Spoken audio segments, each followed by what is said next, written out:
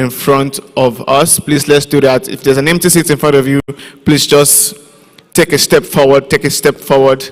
Come forward, come forward, come forward. If you're sitting behind and there's an empty seat in front of you, please just come forward so that we can enhance the ambience and give those doing the coverage and photographers a very good look. Yeah, thank you so much. Thank you so much. So, like I said, yesterday was the first day of this conference, and at the Outsource Factory here, it began with a very, very beautiful introduction by Mr. Debo Omololu, the co-founder and CEO for GFE Technologies, after which we had the keynote address from the founder of ProDev, Mr. William Nwogbo. We also, wait, how many of us were here yesterday? If you were here, let me see your hands up. Okay, beautiful. So yesterday we had the panel discussion here, which we talked about empowering the workforce, addressing African tech crisis.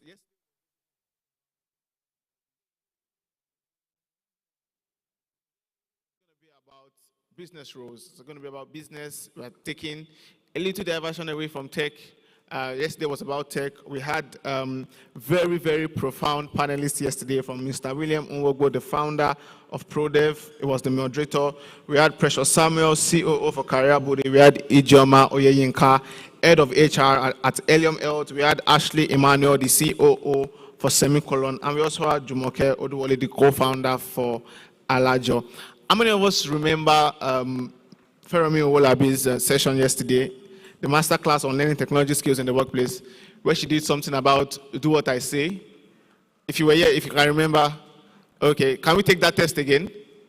Can we take the test again? Okay, so we are going to come back to that. Yeah, so we also had Jobaman. Jobaman were here yesterday. They took a session about recruitment, a presentation, and after we had the hands-on practical experience for those of us that went to the Jobaman booth yesterday. How many of us were at the Jobaman booth yesterday? If you were at the Jobaman booth, okay, beautiful. So Jobaman are still very much around in case you need to see the professionals and everything like that. We also had Mr. Dari Olarewaju, the software and robotics expert, who took us on soft skills on robotics and digital literacy and everything like that. Yeah. So, but today we are actually set out to continue from where we stopped yesterday, but on another level. So today we have a masterclass, and today's masterclass is addressing Africa's talent crisis by Crypta and in the area of business. So yesterday it was about tech and tech roles. Today we are looking at business roles and everything like that. So we need to create a balance here. We need to create a balance. And why are we creating a balance is for us to understand that as an organization or for a company to thrive, there must be a very good balance and synergy between the tech experts, your IT developers, your front-end guys, your back-end guys, your software security guys, your cyber security guys, and other professionals who are not in the tech space, who are not tech-driven. That is, for those in the non-tech roles, like let's say your business development manager, your communications lead, your human resource manager, and everything like that. So there must be a balance like that.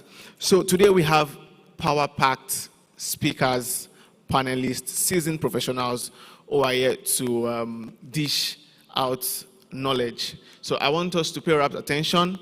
I want us to be here in body, soul, and spirit as we have a lot to talk about and a lot to learn this morning. So to open the floor at the Outsource Factory this morning, we have the co-founder and CCO for GFE Technologies, that is Mr. Tunji Oke, who's going to be taking the opening remarks. Please, with a round of applause, and without further ado, let us make welcome Mr. Tunji Oke for the opening remarks. You're welcome, sir. Give it up. Let's keep clapping, please. Thank you. So good morning, everybody. Part of the rationale behind GTA was not to create another talk shop. We wanted people, especially you guys, to come here and take something away that could help you as regards your careers or business in the future and even in the present. So today I just want to say a couple of things about why we're here, jobs, the opportunities for you, and to hope that the knowledge I am sharing and my colleagues will share as well once I'm done We'll provide you with what can actually help you, substance and something tangible that can help you to take your careers, or if you choose to, businesses forward. So my name is Tunji Oke, as you can see. I run a company called GFE Technologies. I co-founded it with a partner of mine called Debola Omololu about 4 years ago. And where we are now in terms of involvement is that we focus a lot on upskilling programs using technology. The other leg of that model is that we are creating an ecosystem with organizations such as ASF to be able to provide all the support and resources for as many Nigerian youths who want to get jobs or go into business. So this is the outline that we're going to follow. We'll talk about, why are we here? Why was Outsource Factory created? And why is it relevant as of now for everybody here in Nigeria? Okay. Okay, all right, thanks. Opportunities, what you should know and what you should do in terms of action, and then a short conclusion. So why now? Well, when it comes to outsourcing, loosely defined, it's about when companies externally give the responsibilities for various tasks to another company. But for us here, it goes beyond that. It's about how can we create a model or an ecosystem to support young people, youths, job seekers from actually getting opportunities, getting trained, getting certified, and even placing them in jobs. Now, if you can just Google outsourcing, top outsourcing countries globally, you won't find Nigeria, but you find countries like India, Philippines, Malaysia, countries that, in terms of like demographics, they are similar to Nigeria, right? And what they've done is that they have created structured approaches to actually providing support systems for youths to actually get jobs, particularly in the tech space, but even beyond that. We're talking about a structured system where everybody who is willing to work can actually get a job. And part of what we're doing here at GTA is to do our own bit to contribute to this ecosystem in Nigeria. Now, when you look at us as a country, we have to find a way to be able to compete globally, right? For the sake of this conversation, let's say that we have 3 types of assets in Nigeria. We have infrastructure, we have natural resources, and we have people. Now, when it comes to infrastructure, we know where we are as a country, right? Coming in here, we know how the roads are and everything. When it comes to the natural resources, we know where we are coming from and still where we are in Nigeria, right? So to compete favorably, globally, what can we do in the short to medium term? Is to develop our people, most especially our young people.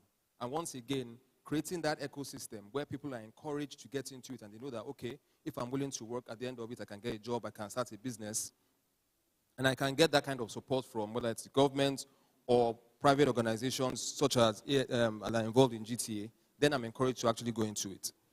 So like I've been talking about GTA trying to promote an ecosystem. So what are the opportunities, right? So yes, there's a lot of talk about technology. But even beyond that, there are other spaces that you can look into. And some are also related to technology. For instance, in the creative sector, at GFE Technologies, we actually identified up to 17 different sectors. And then under those sectors, there are another like 5 or 6 subsectors, right? From graphics to photography, animation, you name it, right? So if you're looking for a job or you're looking for a career, those are the kind of areas that you can look at. Now, and this is a take home for you. There's a research paper that was created by Microsoft. It's called AI and Future of Work in Africa. Right? Once again, you can Google it. And it seems that as a country, people outside notice our potential more than we notice for ourselves. Because they said, according to that research paper, they demonstrated that if we are serious, if we can collaborate, in the next 10 to 20 years, Africa and, of course, Nigeria can become world leaders in terms of exporting technology talent. So once again, this is part of the reason why we're here. This is part of the reason why we need people like you to actually participate in conferences like these, because this kind of knowledge can help you to plan your lives. You know that, okay, if I align my career to a growing sector, right, then you have a good opportunity of creating an institution where you can have a good standard of living, get a good career, and of course, generate income for yourself and for your family. So, what are the opportunities that are available today? Certifications are great. Skills are super, and you have to research like you eat. Getting a job is a job in itself. Getting a job is a job in itself. Getting a better job is a job in itself, right? You have to almost like be an animal when it comes to improving yourself, right? You have to be an animal when it comes to looking for opportunities. You have to be an animal in terms of not giving yourself boundaries, right? And believing that you can do anything beyond what you are doing presently. So what should you do now? Yes, it's good to apply for jobs and all that, but even beyond, the first step is actually even getting that job or preparing yourself. Now, there are lots of upskilling and certification programs. GFE Technologies currently runs a couple of them where you can have different certifications in over 80 different courses online. And there are different programs out there. Just choose the one that you think aligns to your interests, to your strengths, and where you think you can have a career. There's so much information out there. Really, for anybody here, there's no excuse. If you are willing to get into like the tech industry, of course, you must have that certification. It shows your credibility. It shows that you can do what you say you can do. Now, also, getting a job, right, you have to even pass that first step. There's a science behind it, right? And for that, you need to do a lot of research. You need to understand, they call it a game, right? When you go for interviews or when you're applying, you have to research. You have to really be aggressive about this. If not, you might get frustrated. It might be 1 interview, 2 interviews, 10 interviews, 50. And then you start to think, oh, they don't want me. No, it's not like that. It's about it's an exam, right? And since we're all here and I believe that we're all educated, you have passed exams before, right? So an interview is just a similar form of exam. Now, once again, at this early stage in your careers, or even if you are already in a career and you're trying to pivot, you, as much as possible, you have to do something that people say something that you're passionate about. Yeah, I would say it's something that you are good at. Because if you are good at it, then there is no limit to the excellence that you can produce. And that means that, especially in the job place, right, even if you have things that are not good about yourself as regards attitude and other things, but once you are good on the job, you become a reference point. Not just in that particular organization. When you leave, let me give you a small anecdote. I have a friend who is leading technology in a bank, top bank in Nigeria now. How did he get the job? It was through an ex-colleague from about 7 years ago. They didn't have a friendship or any relationship like that, but they worked together professionally. And when the opportunity came up in her company, in the bank where she is now, she asked them to reach out to him, and he got that job. So he was very professional. He was very good at the job. And that's why even 7 years later, he became a reference point for her. And when it comes to being an employee, having a career, having a job, realistically, it's going to apply in the same way for if you're a business owner as well. I was also in the corporate world once upon a time, and I transferred to becoming an entrepreneur. And I can tell you for a fact, the discipline, the attitude, being able to plan yourself, all these things, all these skills, you use them as an employee, and you also use them as well as a business person. So it's about cultivating those good habits, getting the kind of knowledge that you need to excel, whatever the field, whatever the sector you may find yourself. And yeah, you have to read books. You have to read books. There's this saying that if you want to hide something from a black man, who can complete? Hide it in a book. Were they correct? There is information out there. We have no excuse. In 2024, really, there is information out there. So I like this book, How to Be CEO, because it's a very simple read, and it just shows you step by step what you need to do as a guide to excel in a professional career in the workplace.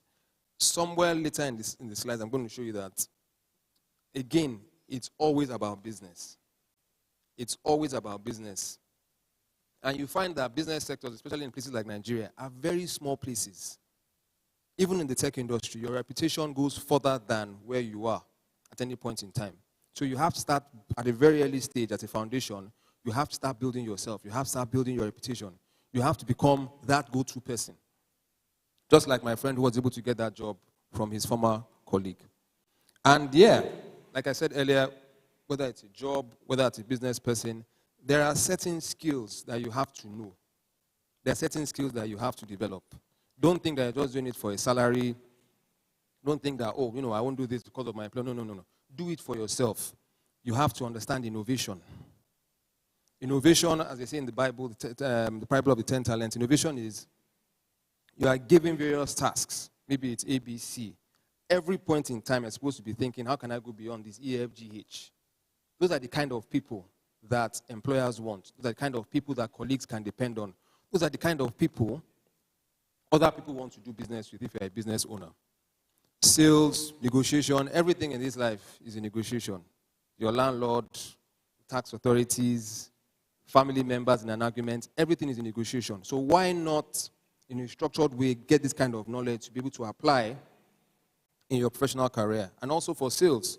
So typically in companies, whether it's small companies or big companies, you see people who say, oh, I am an engineer, or I'm in HR, or I'm in, no. Business is about making money. Business is about making money. So if you understand how to sell to people, it's a skill that once again you can develop. They said that it comes naturally to some people. Yes, but at the same time, it's something that can be developed. When you know how to sell, when you know how to make money, people want to relate with you professionally. Okay, so in conclusion, right, careers are very interesting, and depending at what stage you are, you can always reflect and ask yourself, what could you have done correctly? Now, I have worked for, who can guess my age? Just joking, nobody should guess. What? Let's go outside and run and I'll show you that. Okay, so as a business person now, I am still leveraging relationships from years and years ago. And I want to believe that is because at that particular point in time, I won't say I did well. I didn't do too badly. I had a professional attitude. I showed that I wasn't selfish. And I had the interests of other people, my colleagues, company I was working for, whoever I was relating with outside the company at hand. And that's why I can still make calls. I can still get references. And people can still come to me, even years later. So that is something to think about today. Now, over my professional career, I have had certain types of people that I have admired. And I'm sure you all do as well. People that it's as if they have 48 hours within 24 hours. People that it seems as if, oh, you are playing together and everything, but they seem to be getting ahead in life, or they have what you want, right? I would suggest find somebody much more advanced, maybe in the field or sector that you're targeting. Develop a relationship with this person. Even if it takes asking the person, oh, can I do some things for you for free? Work. Just be around that person. See how that person conducts himself. See how that person utilizes time. See how that person treats other people. Find out how that person thinks of himself professionally. How you think of yourself professionally, right, usually is going to bring out what you have in terms of potential. Last week, I was reading a small article by a basketballer called Michael Cooper. Who likes basketball here? So Michael Cooper used to play for the LA Lakers, and he was talking about how he had a relationship with his teammate called Magic Johnson, right? And when the season ends, the two of them would actually find private gyms and go and practice for hours. They would take hundreds of shots. And those guys today are in the Hall of Fame. They won a lot of championships. That was basketball, right? They were employees for an organization, but they went that extra mile when nobody was looking. You can never go wrong by going the extra mile to develop yourself, right? Yes, I also suggest exercising and learning music. What it does is that it makes you more dexterous. It allows you to understand how to overcome challenges, right, as an individual. And these challenges are going to come. especially in the workplace and when you're trying to get a job, or when you're in the job and you're trying to get a better one. Like I said earlier, understand it is always business. It is always business. Your colleagues are not your friends, right? And when you're working for an organization, you need to know how to be professional, right? You see some people that, for instance, on their social media, they add their colleagues, and then they post pictures of themselves getting drunk somewhere. You know, it might sound like something small, but once again, what are people thinking about you professionally? When you come to mind, what do they think? This person is not dependable. This person doesn't, know how to conduct himself. What are they thinking? You need to ask yourself those kind of questions, because that is going to affect your conduct. And like I said again, beyond a particular level, it's all about your relationships. Relationships that you develop today, even outside, right? When you first walk up to people, they're already creating an impression of you. That's just the way life is. Right? So you have to understand that these relationships, once again, whether you have a job, whether you're a business person, there's a limit to where your talent or your skill can actually get you.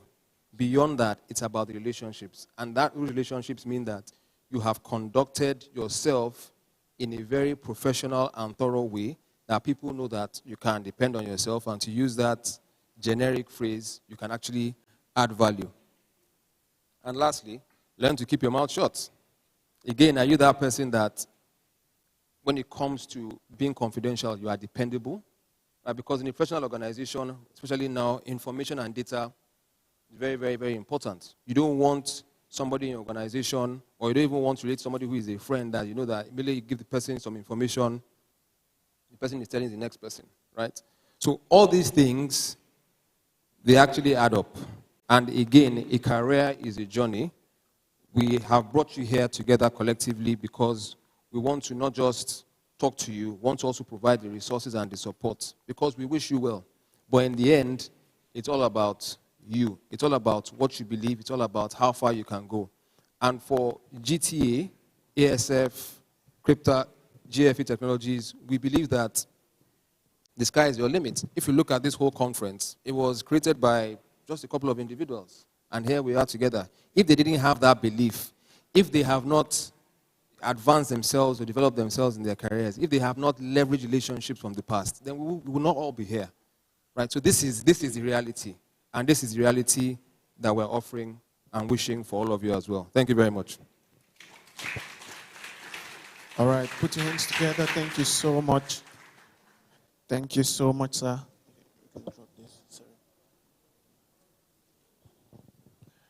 Thank you so much, Mr. Okay, please, if you are still clapping, you can do better. I'm sure we've learned a lot. Yeah. All right. We're going next into the keynote session, but before we do that, I want us to talk. I want us to relate together a little bit. So, when I did my introduction, I was saying something about in a business or an organization, aside the tech roles and the tech guys, we have the non-tech roles. So now my question is, how many of us here are tech guys here, like tech experts? If you're a tech expert, let me see your hands. Okay, 1, 2, 3, 4. Who else? 4. Okay, that's 5. All right. Okay, so let me start with you, sir. What do you do? I'm into cybersecurity. Cybersecurity. Please put your hands together for him. Okay, so what do you do? I was excited. I'm a cybersecurity analyst. Cybersecurity analyst, cybersecurity. Okay, beautiful. What do you do, sir? Also cybersecurity. Also cybersecurity. Okay. Okay, over here, sir. What do you do? Product design and development. Product design development. Okay, sorry, I have a young man over here. There's still somebody aside you. Who else? So what do you do, sir? I'm a data scientist. Data scientist. Okay. Who else? Who else? Tech experts. Let me see your hands up. Okay, I knew there was somebody else. What do you do, sir? Software development. Software development. Okay, we have the ladies. Okay. What do you do, ma'am? She's a network administrator. Okay, what do you do? Data science. She's a data scientist. Okay, so we have the tech guys in the room and the tech ladies. Now, those of us that are not into tech, I'm sure every other person here is not a tech expert. Am I right? Am I right?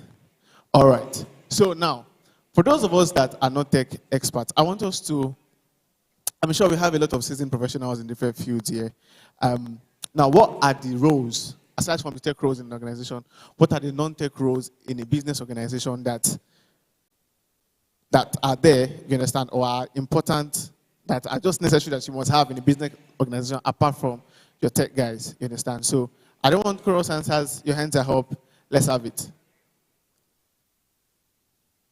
No expose, I'm not going to give heads up. I'm not going to give heads up.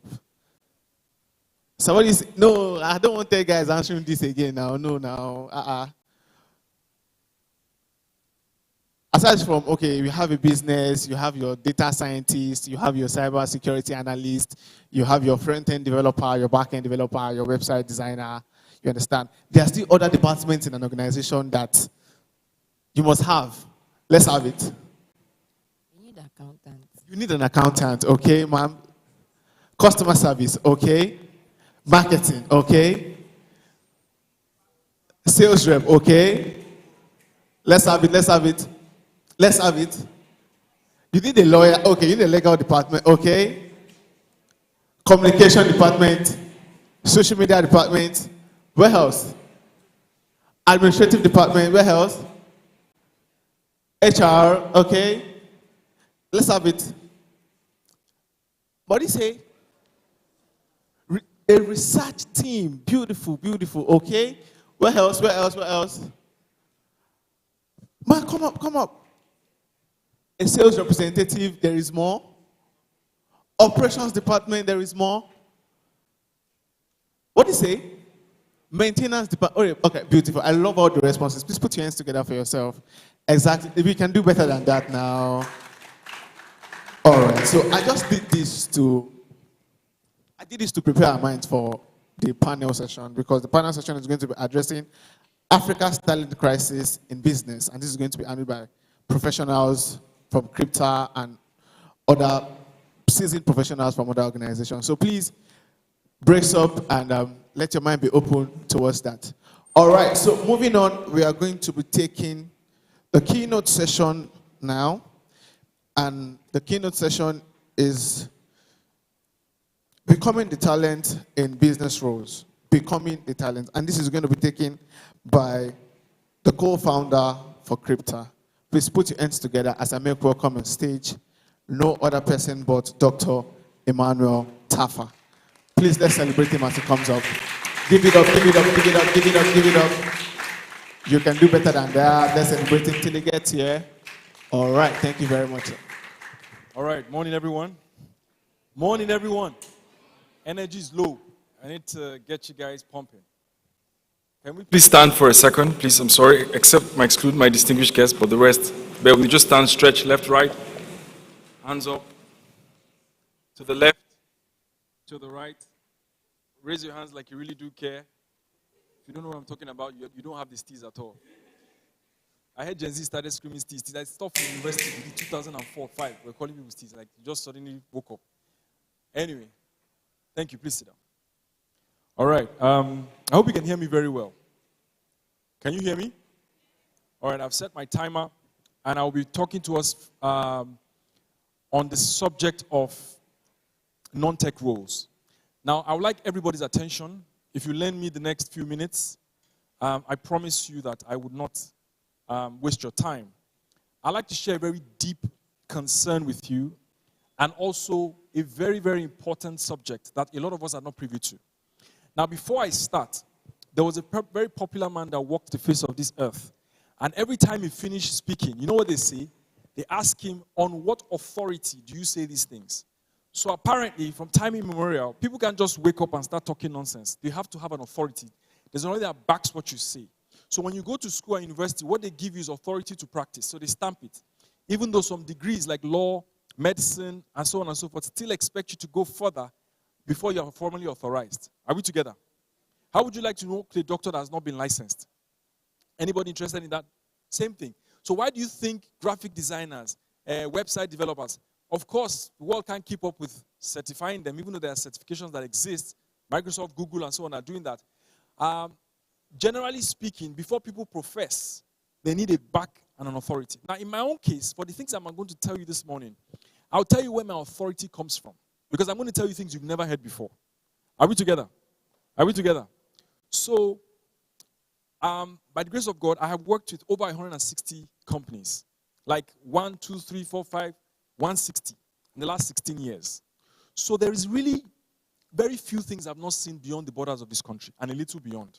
So everything I'm telling you is coming from a deep place of understanding of a very, very obvious problem that is staring us in the face, but we don't seem to understand it because we're inundated and missing in a maze of things.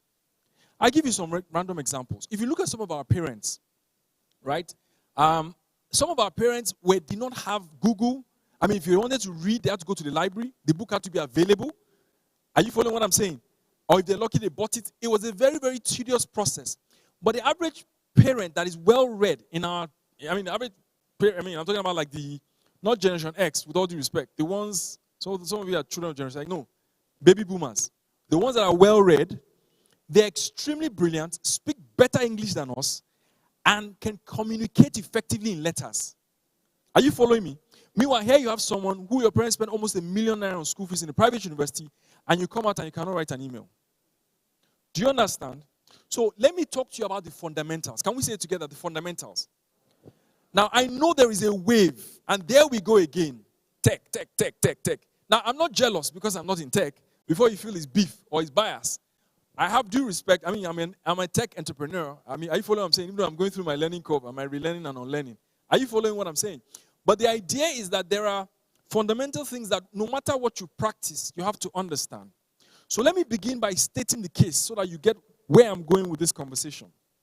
Now, a conference like this size, the people that organize this conference, do you think they're product managers? I'm asking you a question. Are they product managers? Are they cybersecurity experts? Are they business analysts? Answer me now. Good. Now, how many of such events in the world, because the event has objectives, has key indicators, has targets, outcome, and impact. The competence required to put together a program like this is that of a generalist. Can you say to me, say generalist? Now, listen to me. A book was written by the gentleman called David Epstein, because I want to set someone free this morning. All right, so follow me. David Epstein wrote a book indirectly and out of respect for Malcolm Gladwell, right? A parallel thought. Say it together, parallel thought. A parallel thought means this thought is correct, but it's another thought. It didn't necessarily counter the thought, but it provided another perspective to the issue. You know, a coin can have two sides, right? There are some things in this life that have 4, 5, 6 sides. So what he said is that it's not about 10,000 hour rule, doing one thing. And he compared Tiger Woods and Roger Federer. He said that Tiger Woods plays golf, and golf is a direct sport, 18 holes. Yes, the golf course may vary from location to location because no two golf courses are the same, but it is still around those 18 holes and a bit of things around that. I'm not saying Tiger Woods is not skilled, so it's fine.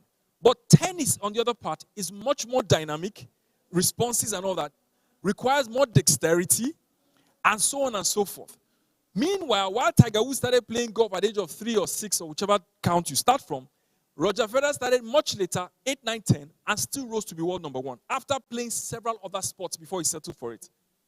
Are you following me?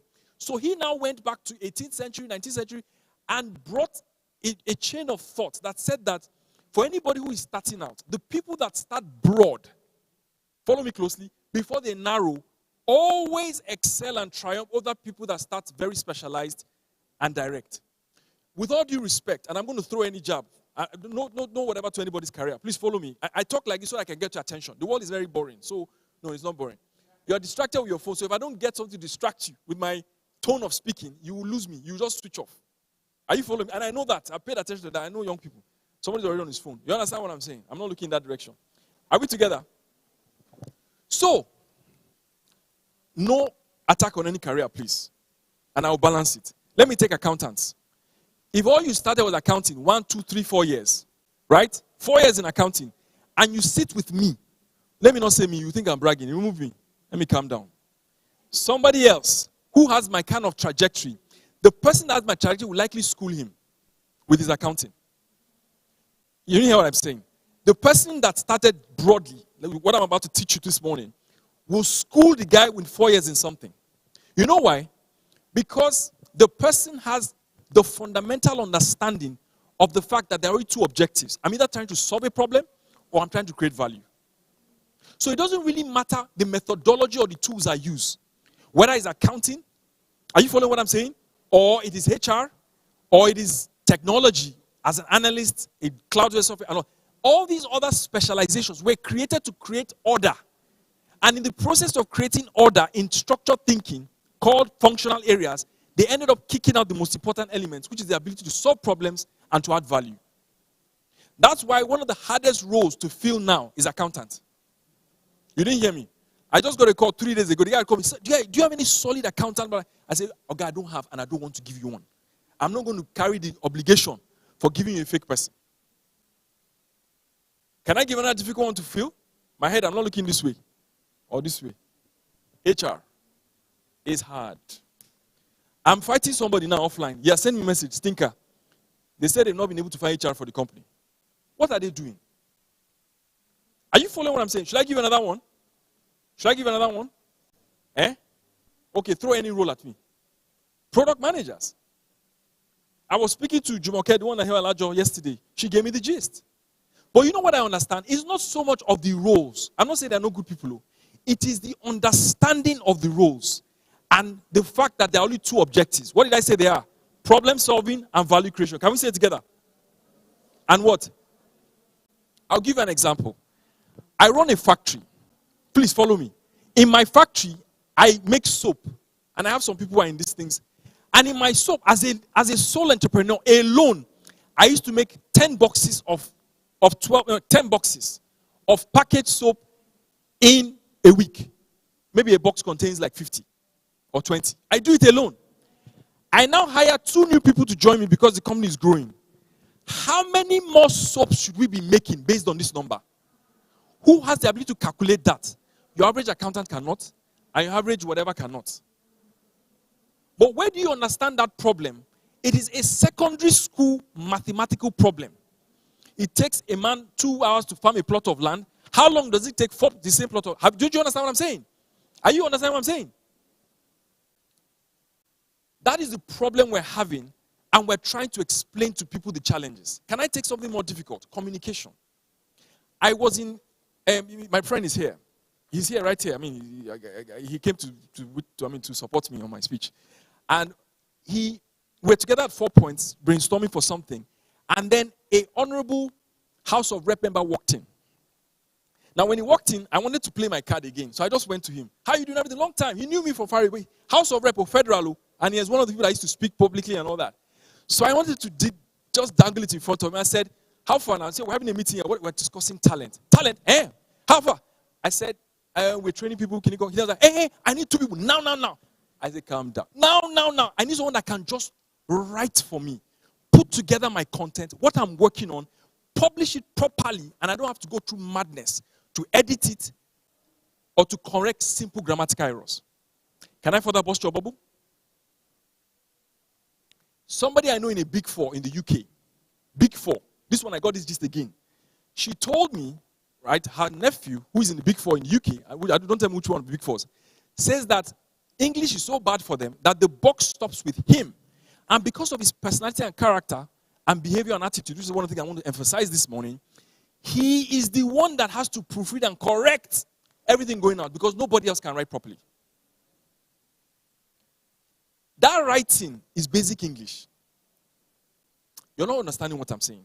Ladies and gentlemen, let me say this. And sometimes I talk and they say I'm angry. You know, and I'm trying to contain myself. All this gray hair is not because I'm too hardworking. I'm actually one of the most laid-back people that people don't know. I actually like my life. I'm not very hardworking. I'm hardworking because the work pulls me. I wake up in the morning and people's career lives, pensions are relying on the decision I have to give them. Mr. Tafa, I worked for this long. This is not one, not too long. And all my investments, I don't have people I can commit these investments to. Do you understand? We don't have young people who are in a position to receive this and to meet up with the requirements. So there's the gap that is widening between the people that know and the people that don't know, and it's widening every day. So sometimes I sit down in a room. I don't even need to open a document. I can just look through the problem, and I can bam, bam, bam. And I get better and better at it, but the next person beside me is miles apart. I mean, not literally now.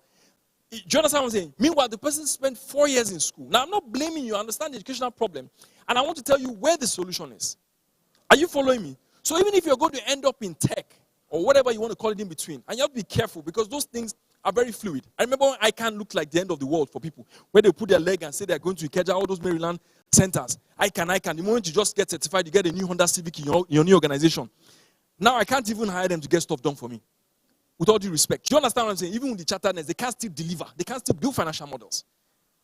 They can't still make a decision on why the company is bleeding and how we need to cut costs. They can't still do simple comparative analysis of the decisions we have to make and connect that to strategy in the business plan. They don't understand what I'm talking about. Now, that doesn't mean they were not taught. But the problem is the way we understand and we're wired and the way we see things. Am I communicating? So let me time my points because my time is almost up. What have I said? All that one I gave you was preamble to explain to you that we have a fundamental problem. And the problem is not complicated. The problem is twofold. The lack of an organized knowledge of the curriculum you require to succeed. Follow me. And number two, the attitude and posture to take in the process of receiving that competence. Because it may come from a horrible boss. It may come from where? It may come from where? You didn't hear me. It may come from where? Say it now. You know one of the things I understand after my 16 years in consulting? The genius people are not nice people. But they are the ones that embody most of them, more the knowledge, competent. But more importantly, listen to this. The ability to help you move mountains. Because it's an extremely competitive world. I don't want to say some things that are, as I'm learning on a public platform to speak very properly. The gatekeepers in society have sorted their children. So their children have jobs. They've taken all the lucrative jobs. The other ones that are available are up for competitiveness. They're up for people who are very competitive. Now, the thing that gives you a competitive edge is not always necessarily your competence, it's your attitude, especially if you're in a posture to learn. Are you following me? So the mistake that young people don't understand is that when you start, I'm talking from experience, when you start learning, I imagine, and I'm sorry I'm going to say this, right? I'm with all due respect. I don't know, should I say this? I imagine, I'm working with a copper. Right? First of all, with all sense of humility, it's a privilege to work at this level of my life. To be a privilege for a copper. Okay, you're working with me. I need something done on a weekend. Just quickly let me fix something. And then you give me that weekend story. I'm honestly going to fire you. I'm seriously going to fire you. Thank you. Have a nice life. I'll see you in future. Because the quality and the education I'm going to give you, even Harvard can't give you. Because Harvard doesn't understand Nigeria. And then you're now giving me that story. When you should be learning, the experienced one, I can let them fly. They're experienced. They've grown up. But the babies, no way. Now, that is my own explanation. And I'm supposed to be a nice boss. At least I'm on the rankings for my Forbes publishing. I'm among the nice bosses. Don't worry, Forbes doesn't have that. Do you know what I'm saying? Are you following me? It's the disposition of the attitude. Are you ready to pay the price? So I said two things. And it's a very funny observation because I've seen this. And I started to plot my chart. And when I plotted the chart, I saw the connection. So let me deal with the first one. The organized curriculum. Can we say it together? I'm still going to land my point. I just wanted to connect with someone this morning so you understand.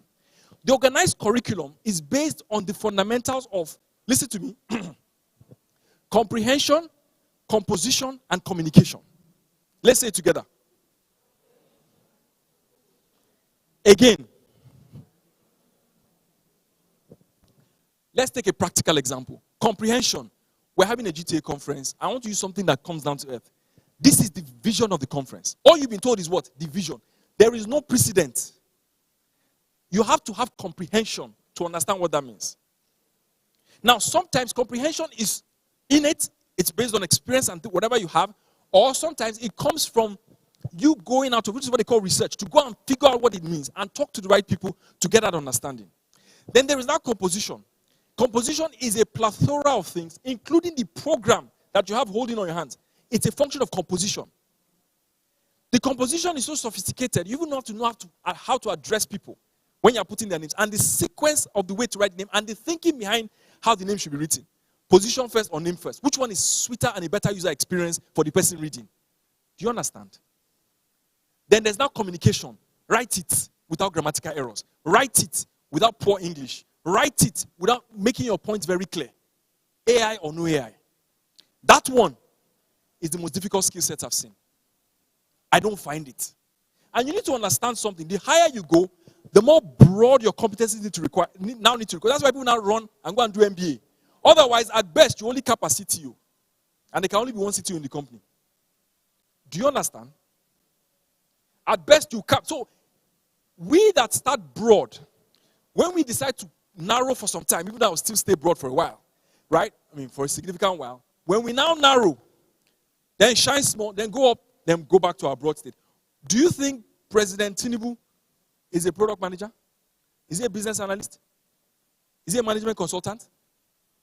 He has to understand the entire pestle, political, economic, social, technical, so that when somebody is reporting something to him, at his level of abstraction, because there are so many things he has to look at, the number of papers he has to approve, listen to me, the number of files that the president of Nigeria has to approve is more than the people in this room.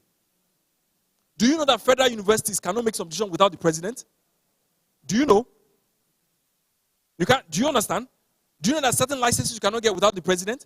Now think about that. Do you know that traditional leaders are coming to lobby? The ones that did. Do you understand the complications? So what kind of competence would you have? Now that's at that level. If I bring you to the average CEO, that's why they look as if their brain is touching, because there is pressure.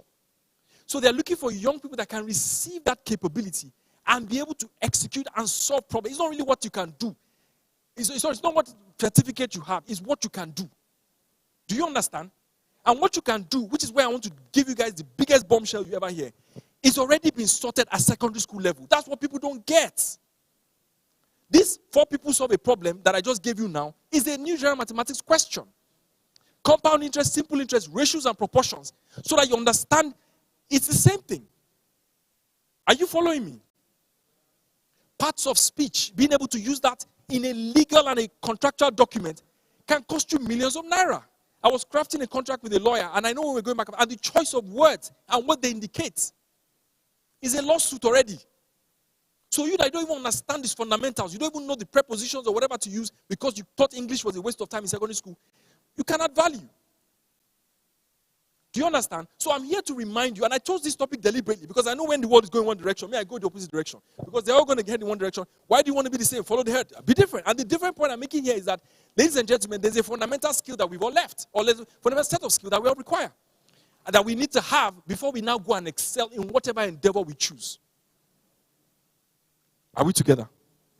Do I have your attention? Am I wasting your time? Have you heard this kind of thing before? Number 2. So, let me see. You know what I've been saying? I've been crying I feel like I'm getting lonely on this path. And I'm frustrated with all due words. I'm picking my words because I have a lot of clients that I can open my message every morning or every other morning. I'm waking up with a request for talent. I can promise you. And you can't tell me that it's a problem of recruitment. It's already saturated. We're not competing with the global markets for the same talent. But you know what is distinguished the ones that are good and not good? It's not their competence, their training or experience. It's their attitude. That's what I'm realizing. Is their what? Is their attitude. Is their what? And how they perceive problems. The moment human beings decide they want to apply themselves, I begin to see magic happen. How do I know? I'll give you 2 examples. I'm from the Northeast. Yes, somebody's already laughing. He has gone there again. They already know my lines. I'm sorry. You can go and listen to another audience. I didn't ask you to come. Are you together? I'm from the Northeast. That's the capital of Boko Haram. Yes, don't worry. I'm harmless. You know the problem? How can Boko Haram give Nigerian army a run for their money?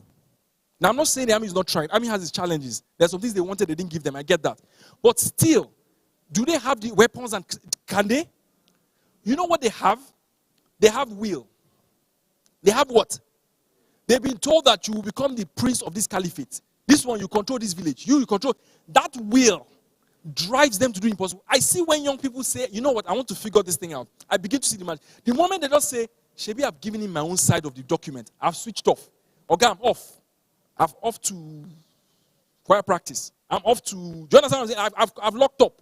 Okay? No, sorry, God respect. You understand what I'm saying? I've locked up. Meanwhile, we have a burning world that are looking for people to solve problems. My time is up. I close in 5 minutes. Are we together? Am I communicating? What am I saying? I know 500,000, 600,000 people graduate every year. And we don't have enough jobs to absorb them. That's a different conversation. But even the ones that are now coming out, there are open roles. I wish I could show you my phone. There's this other one. He asked me, I didn't even answer him. I'm now ignoring people. Can you imagine? Disrespectful. Where is my executive assistant? I'm not answering him. I've ignored him because I don't want to send him a clown.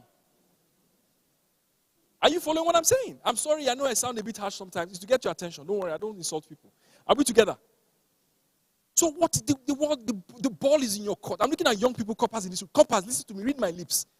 There are jobs. And you don't even need much certification. Between you, YouTube, and your secondary school education that is solid. If you failed maths, go and do it again and get A1. If you failed English, go and do it again. If you get those two together, English and math, and you understand it for what it is, you will school your boss. You heard me. You what? There's a guy in MIT. When he heard me speak, he said when he finishes his degree, he's coming back to Nigeria to teach mathematics. Because he understands that people cannot think. Mathematics is the bane of problem solving. Is the what? Is at the core of problem solving. That is it. I know there's another specific angle of elevation, depression. No, those ones are for architects and interior design, even though they have application.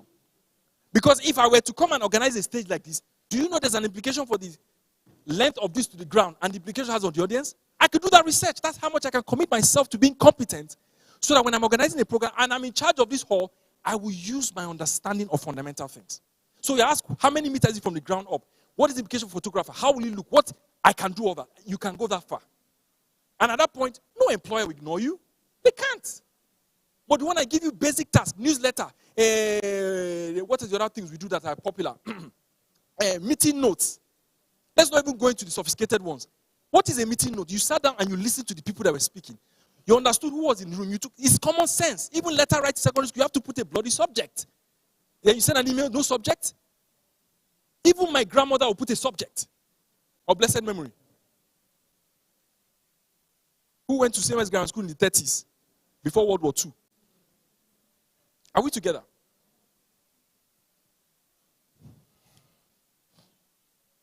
So what's the way forward? This is my recommendation. First of all, sign up on Crypta, you get the rest. But anyway, on a serious note, your approach to your personal development should be broad-based. What is the problem in front of me now? How far am I from the ability to solve the solution? Now, there's what we call a learning curve. Your boss can present a problem to you that you have to have a fair assessment of your ability to solve it. Now, let's even say you have a boss. Now, if you don't have a boss, how do you get into... Unfortunately, my presentation does not cover the scope of how to put your leg through the door. Because sometimes getting your foot through the door can mean you volunteering, where you serve, and so on and so forth. But this sometimes is the ability to recognize that companies typically have problems. Because it's what we tell founders of companies for startups. That you look for a problem, and so every company has problems. If you're able to solve the problem without being a distraction, you will get a job. You what? You get the job. Now, if you want to learn more, you can follow me online because I keep talking. I can't say this in 20 minutes. You can sign up on Crypta. You can see what we're doing. That's where we keep the conversation going. But more importantly, your personal development plan has to focus on those two things I said. And I'll add a third one. English, math, and what? And general knowledge. And general what? There's a gentleman in that room, came in from London. He's going to give a very important keynote. And he's talking about AI and all that. When we're getting the conversation, at some point, he just wants to go and bring a Times newspaper for me. And he showed me some article. I've always told people that followed me that the context is inside news. Why is news important? Political, economic, social, legal, environmental, and what? Technical. all of that knowledge and is context. So that if you're in a room and they're talking something political, you understand the implication of that on the economy. When they say a law has been passed, you have understand. So when you're processing a problem, you're looking at it more broadly and not through your narrow lens. So between those three, you show up your foundation. Then you can go and build your product management. You can go and build your cybersecurity. You can't say, I don't understand legal requirements. I'm cybersecurity. You don't have any clue of what the legal implications. So that when you say, is there a contract between basic things and then the political implications and so on and so forth. Thank you for listening.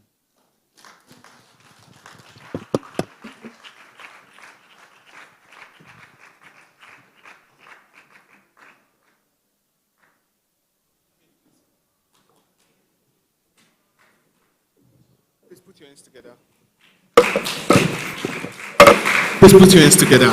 You can keep clapping, please. I mean,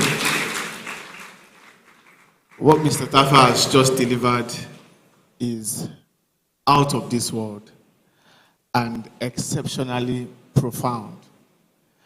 I mean, how many of us want Mr. Tafa to come back? If you want Mr. Tafa to come back, let me see your hands up. He'll come tomorrow. So if you are here tomorrow, you'll get more of Mr. Tafa. I mean, Mr. Tafa has delved into, I mean, I just can't find the words to qualify his delivery. I mean, once again, please let's put our hands together for him. All right. Thank you so much. So we are moving on. We have our panel session coming up next. We have our panelists here already with us. And this panel session is addressing Africa's talent crisis by Crypta. So I'll be bringing on stage now our panelists, and I want you to celebrate them as they come on stage. Oh, beautiful. Oh, Mr. You see, Mr. Tafa is going to come back again, so it's on this panel session. So, yeah, I want to have more of Mr. Tafa, I mean. All right, so the first on the list I have here is the co-founder for Crypta, Ayomide Onosoya. Please, let's put hands together for her as she comes up. Thank you so much. Also, we have Ijeoma Oyeyinka, head of HR, Elium Health. Let's put hands together for her. Oh, she was with us yesterday. Yeah, you're welcome, ma. Also, we have Damilola Ogutunde, COO at Business School. You're welcome, sir. You're welcome. And we have Samantha Ife Zuluke. Am I correct? Thank you. That's the head of People and Culture for Jobberman. All right, put your hands together for our please celebrate her. Thank you, guys. And to moderate this session, we have our one and only Emmanuel Tafa, co-founder for Crypta, is the moderator for this panel session. Let's put hands together for him. It's coming.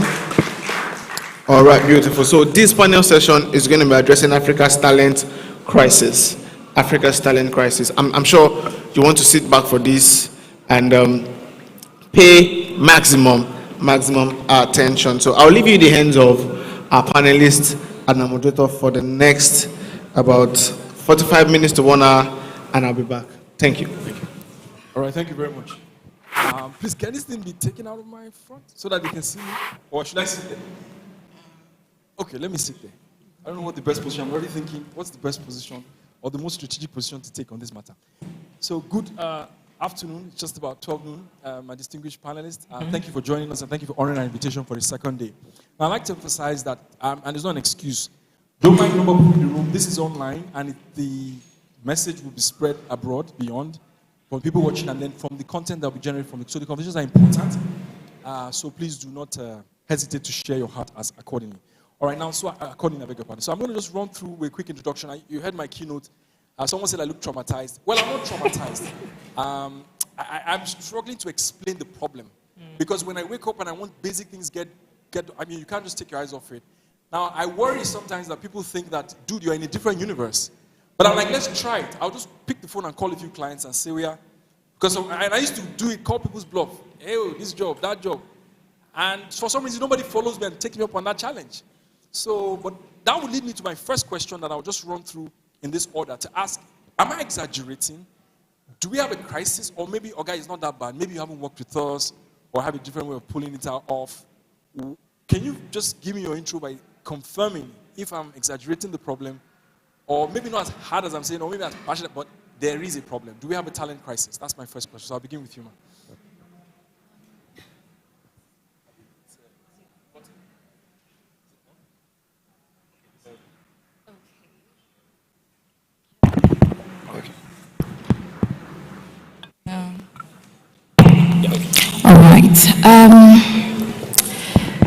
So I would say that there is a major talent crisis.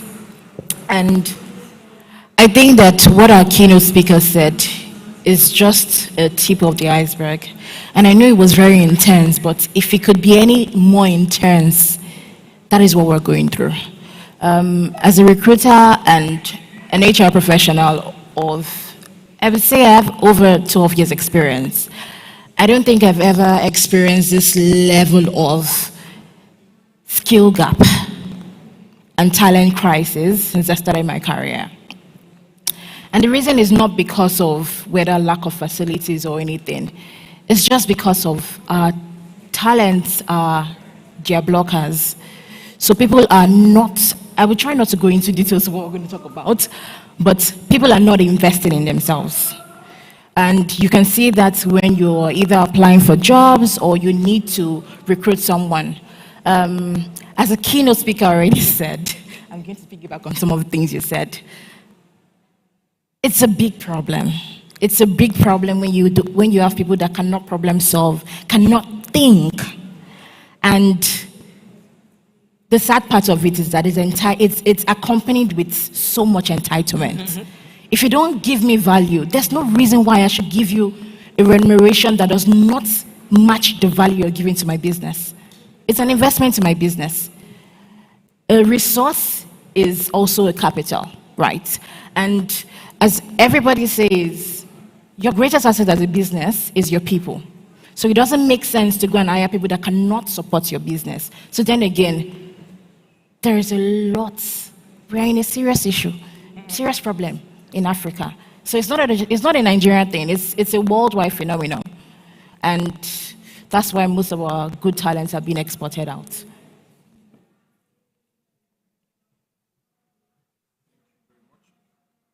Thank you very much. Please let's put hands together for that. Put your hands together. That's the warm-up song. I was worried. I mean, she's from Jobberman, so that's everybody. So thank God, because at some point people look at me like, and I'm happy she's saying that I just gave you a tip of the iceberg. Mr. Ogutude, is it the same story? And can you give us another side of the coin? Good morning, everyone. Really good to be here and seeing some of the high points that was highlighted. Absolutely, there is a major talent crisis in Nigeria and by extension in Africa. And I believe one of the major contributors to that is the disconnect between what is taught in the universities and the realities of the industry. So there's hardly ever a handshake that goes on between these two institutions. Whereas the university system is supposed to be a place like a cocoon to refine people for the industry, but there is a massive gap. You'll be shocked how many professors and lecturers may not even survive the industry, and they are the ones teaching, everyone else in the university system. And so clearly there is no clear, should I say, definition of the problem statement that universities are designed to solve. So most university systems just eventually become a place for theoretical regurgitation. So you hear something from your lecturer, you regurgitate it, and that is what is consistently rewarded for 4 years. So you are rewarded for your ability to replicate what you have been told without necessarily improving on the information that you're shared. And so you get to the industry, and there are real problems that you did not read from any particular material that you studied on campus. And you're lagging behind because you were never really equipped for the kind of problems you're facing in the industry. So that is one of the major contributors to the challenge that I see. And yes, absolutely, there is a major talent crisis in Africa as a whole. So yeah, let me stop there. Now, they run the largest job platform in probably West Africa or North Africa. They run a business school, more into an online university. She is in practice. She is HR and works for one of Nigeria's finest places to work, right? And that's Helium Health in terms of, they're funded, so payroll is not their problem. They're focused on solving problems. Ijoma, you are the one feeling the heat. Tell us more about it. And you don't have to bite my anger and my passion. You can just claim and say, guys, not that bad, calm down. Come to Helium Health. Tell me, is it true? So, we've had this discussion many times, and you already know my sentiments. We definitely have a problem. I think there's a way people go through stuff, and they might not have hard facts to say the pain of the problem we are going through is 100 decibels and things like that. But there are indicators that always tell you that there's a problem. One of the biggest indicators is time to hire. I was having a conversation with her, and when you mentioned the EA thing, I was just laughing that it's taking me 2 months to recruit an EA for one of my executives. So yes, we definitely have a problem. Like it's a definite problem. We've also had conversations where I've said the thing with us shouting about Africa having a large workforce is we have the quantity, but not necessarily the quality. And so it's showing like in organizations, just check it. You see that most companies, and a good way to check, there are some roles that are advertised on platforms like LinkedIn, Indeed. They will tell you how long these roles have been open, right? And you would think that, this role has been open for 3 months. Why haven't they closed it? It's because they've not found what they are looking for. So from an org point of view, those are some of the indicators that tell you that from a global perspective, the truth of the matter is that, yes, there are those category of people that are being poached, that can relocate and things like that. But when you really look at it, can we really compete on the global stage? And this is across all levels. Can your average primary school person from a public school go for an international competition and make first 100? Can a secondary school student do the same? Can a university student do the same? I remember something that happened to me personally was I think I was in SS2 or so. And there was this international Olympiad, and I think I was the best in maths in SS2. And they sent, traumatic experience. So they sent the case study, and I was to do for physics and maths. I think for maths, I made some progress, but guess what I got in the physics one? 2/60. That was my first shocker to knowing that you are a local champion, girl. You can't compete on the global stage. And most of the questions they were asking, if you're a science student, how many of you remember PRISM? All those things. So they gave us a box, and they sent a prism in the box. They put some things, and then they gave us a questions. And they said, using this prism, using this pin, calculate I can't remember the angle of something. I was looking at the box, I was looking at the prism. I got 2/60. And that was how, and I was like, and it was an international science context called something Olympiad or something like that. I got 2/60. Of course, I didn't go anywhere. So another indicator is that on average, most of our people can't compete on the world stage. Like, you can't close your eyes, pick top 10, top 100, and put them on the world stage and say they should compete. And this is across businesses, sports, everything.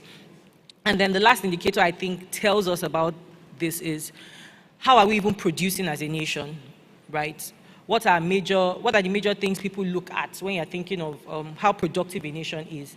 Are we exporting more than we are importing? What's our GDP? On average, how much do people make, right? How are we producing? What are we known for? So you can tell from some of these indicators that we definitely have a talent crisis on our hand across different industries, across different strata, across different educational levels.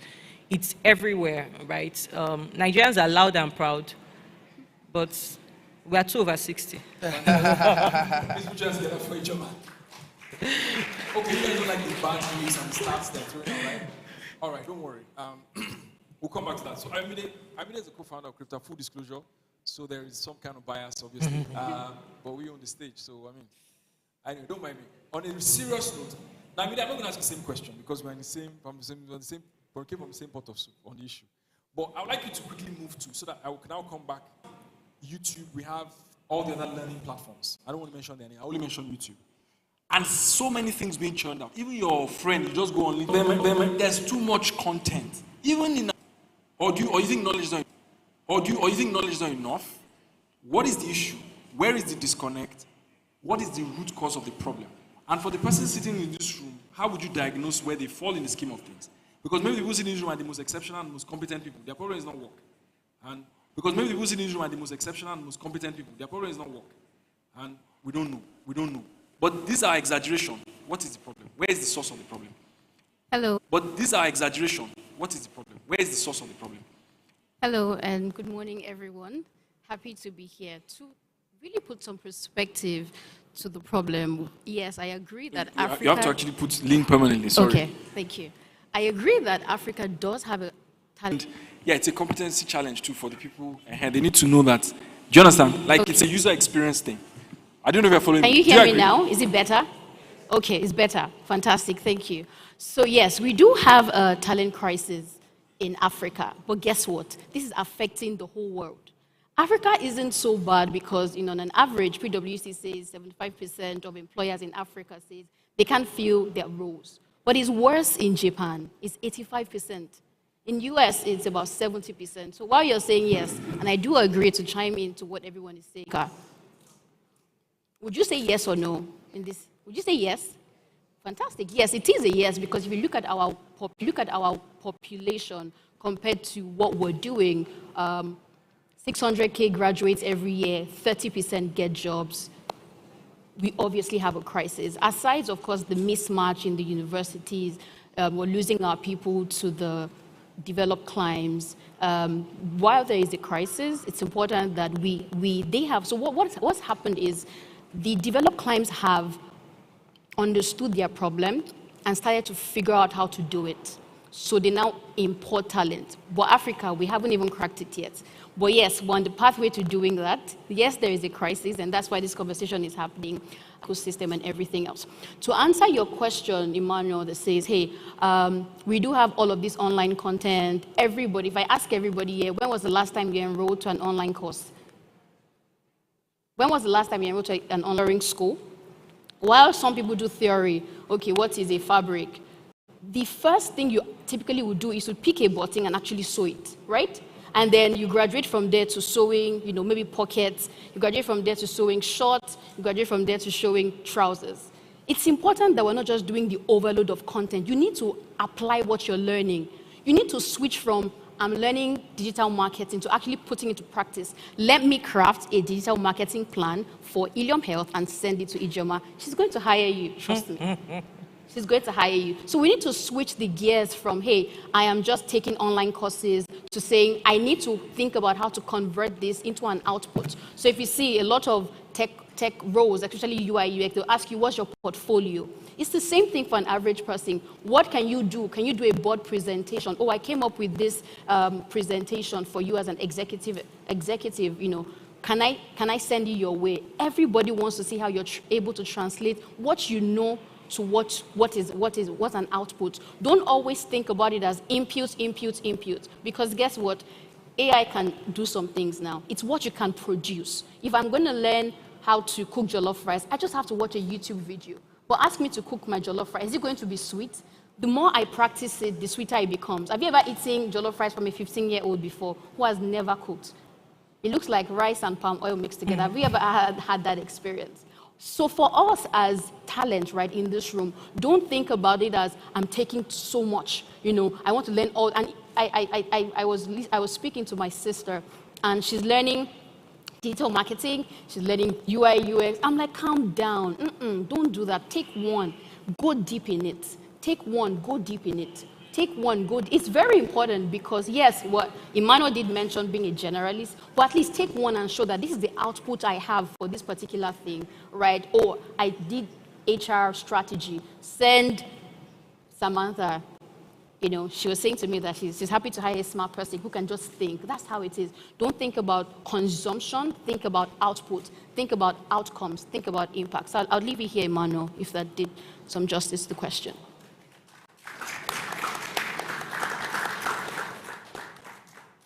Fantastic. Thank you very much. She said go deep, not wide. All right? Take a thing, complete it. Focus on the ability to deliver. The ability to what? Deliver. To deliver. Now, I wish we had time to talk about the opportunities that are thrown at us every day.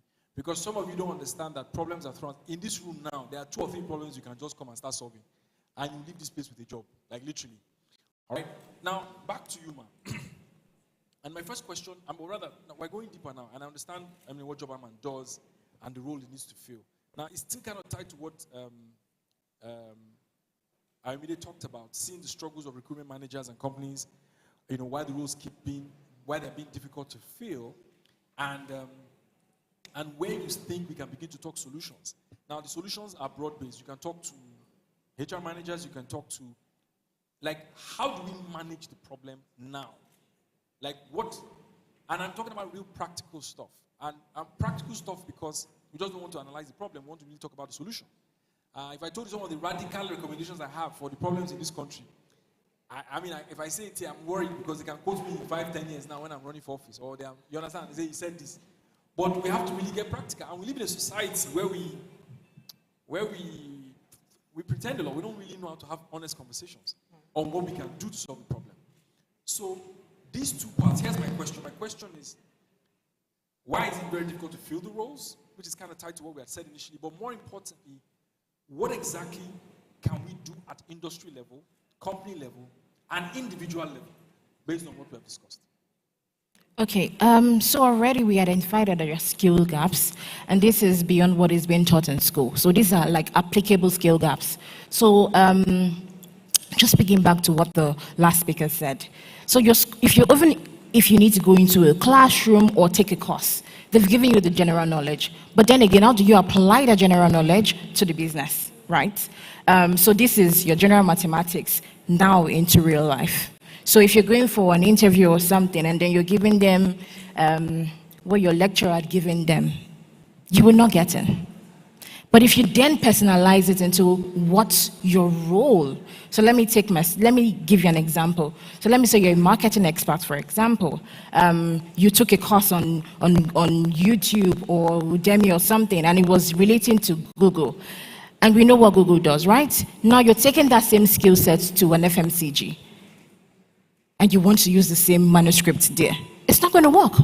Because these are different things. So you need to go back, I would say localize it or internalize it. So whatever thing you've learned, take it back and then personalize it into where you're going to, right? That is for yourself. So as businesses, the fair thing is to hire people that are smart. And I know I've said this severally. So smart can be in different forms. Your ability to problem solve is a skill that would never go out of vogue, right? Because you are getting either simple problems, complex problems, but the moment you sit back and say, I've gotten this challenge, as human beings, you will either just roll back to our shelf and say, you know what, I cannot do it. But I'll tell you for a fact, if you go to it and say that I would address this problem, one after the other, you're building yourself up for something great. So that is what businesses are looking for. So you see when you're going for either a graduate trainee program or you're taking this bank assessment or you're trying to get into the Big Four, they are looking at people that can solve problems. So you see that recruitment processes are now telling you what they require. So now it's time for you to either tailor your skill to that. So businesses are doing their own part, right? And when you get into an employment, sometimes your employer can give you training. So as businesses, they give training. And when you get into an employment again, I feel like on-the-job learning is something that is very, very fundamental. So if you're one person that is quite not receptive to feedback, you will fail. I'm giving you you will fail. You will fail at entry level, mid-level, you will fail. When you get to, in fact, you won't even get to manager level. If you get to manager level, it's because you're pushing papers, not because you are really solving problems. So you see businesses are either stimulating you to use your brain. But if you're someone who does not want to think, then you find your path to the business that would not give you that. So as Nigeria as a whole, it is challenging because you need to now look at policies, which is a different conversation entirely. You now need to go back to the schools and say, how are your curriculum structured, right? Are they giving people the skills that they need to do? But if we wait for the government and schools, you will not get a job. You will not move forward. So as much as we want our economy to be better, we want our country to be better, we want government to support us, we can only win this race if you take it upon yourself to do better. I think I've actually answered that to a large extent. Thank you very much. Now, she made some very important points about how you approach problem. And if I take maybe a minute to explain how I really appreciate that point. And I'm saying it because he doesn't really know. I can't think of a better example. And if you don't know, you can Google the story. David and Goliath, right? He didn't go out there to fight Goliath. He just went out. It's a story that happened sometime in history. So check it out online, Google it. And when he went there, he like, Goliath, hey. And he risked his life. But he now explained all the things he did in the past. He fought lion, he fought bear. The point is, and I know some people understand what I'm saying. Some people don't understand. Because now you have to check. Google it like I said. But here's the point. This is important.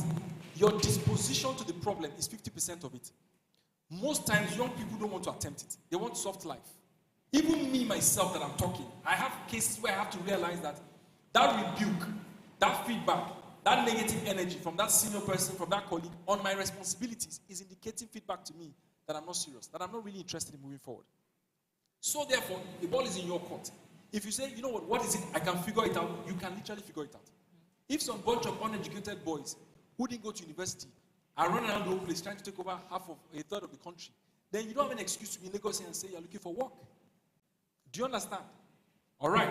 That's the point I picked from her and my own understanding. Now, Mr. Abutude, there's an argument because you are in the business of online. Hey, it's not immersive enough. This one, because that's where the universe of these people live. Is there any trick to immersive learning? And how would, because the people here interacting with online courses and all that, what is the strategy for immersive learning? Because how would they get the experience? Or what part of the value chain does immersive learning, where does it stop or start? And what is your recommendation based on the solutions you have at Hardy Business School? All right, thank you for the question.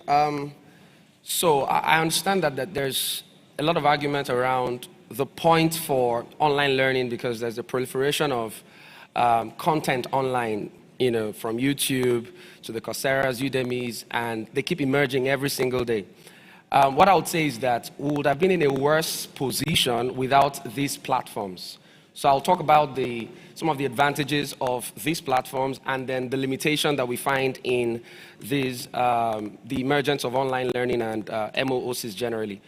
Now, like I said, we'll be in a worse position without these platforms that are augmenting for the gap that we find between what we are learning in the traditional systems and the requirements of the industry. And it is through these online learning platforms that people are able to just get on-demand skills and learn whilst they are practicing in their respective job opportunities. One of the biggest advantages that I see in MOOCs is the ability to crash the cost of education. Now, by crashing the cost of education, I'm not really talking about the fee that you pay for that course exclusively. I'm referring to the dynamic of the opportunity cost. For example, whilst you're going to a traditional university, there is the fact that you're not able to effectively engage industry while you are learning for 4 years within the 4 walls of a university. So apart from the actual fee that is significantly or relatively higher than the organic online learning sort of approach, there is also the opportunity cost that you are losing from your absolute quote-unquote confinement into a physical location. Because whilst you're doing your online, there is the opportunity to still, keep working. And whilst you're working, you are also getting the opportunity to apply the things you are learning in an agile, iterative way. One of the challenges, like I earlier mentioned, is the fact that people have learned something theoretically for 4 years. And then 4 years later, they are then having the opportunity to practice for the very first time what they had spent 4 years to learn. It's the difference between the guy that goes to a mechanic workshop and gets the practical hands-on training, and in 9 months, he can fix a car. Unlike the mechanical engineer who goes through a 5-year training but still cannot fix it after 5 years of the theoretical training. And so that iterative ability to immediately begin to apply the things you're learning online is a major factor. And LinkedIn made a report recently that indicated that those who invest significantly in online learning have a 48% chance, much more than their counterparts who do not, to land a job and a 58% chance to get promoted on the job. So that tells you clearly there is a significant role that online learning plays in helping professionals upskill, and get better at what they're doing. Now, there are limitations, there are clear limitations. One of the major limitations is the fact that online learning significantly depends now on the motivation of the learner. Unlike the traditional system where you are pretty much commanded to be, at the hall, and there are punitive measures if you are late or if you do not show up or whatever it is. And so clearly there are incentives to show up and finish with your cohort. And of course, there's the shame of not finishing with your cohort. There's the extra year. So there are several reasons why people typically will just follow through what they went through the traditional system to get, unlike the online learning where you pay a certain amount, you do the first few rounds of lessons and you just lose interest and you may never come back for another 2 years and you may never even finish the course eventually.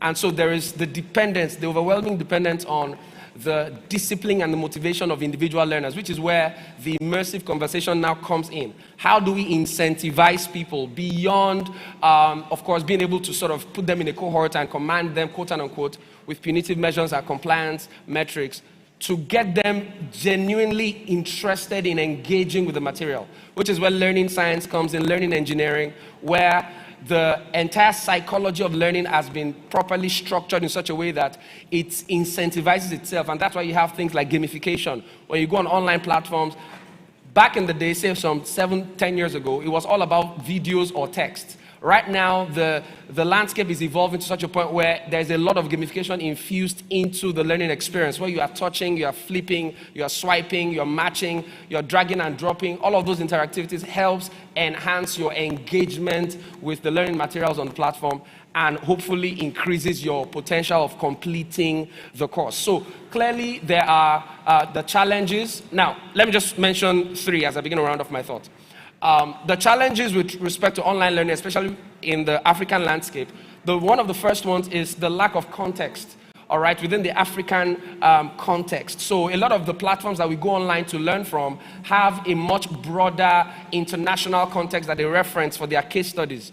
But there are very few ones that actively deconstruct African stories, African business startup stories, to help you understand how to really apply the things you are learning within a Nigerian, sub-Saharan African context. So that's a challenge right there. The fact that we learn theoretical abstract ideas, but we are not really seeing applications or pathways to apply the things that we're learning within our own real context. And we are only learning those things for the context that we are in, really. So that gap is still significantly there. And then finally, I learned something yesterday at one of the sessions where the speaker said that, there's a lot of breakthroughs in the medical science space where someone in Rome literally operated another person in Germany without being there physically. So and that's massive. That means medical sciences is now, there's a possibility for quote unquote effectively transferring knowledge without necessarily being in the same space with that person like you'd need for engineering or medical sciences.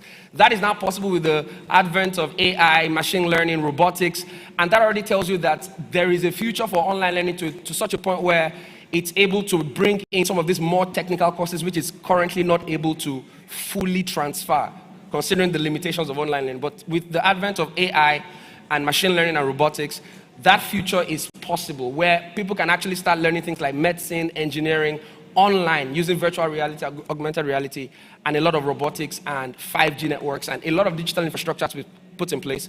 But the future looks very, very feasible in the light of the current technologies that are emerging. So there are limitations clearly, but we'll be far worse off without these online platforms. Fantastic. Thank you. In English language, you know what he just did? It's a part of composition called argumentative essay, where he provided the flip side. So he's saying organic matter. This is the other side of it. You are looking at the glass half empty. Let me show you that it's half full. Please let's put us together again for that point. And I also learned some things from that.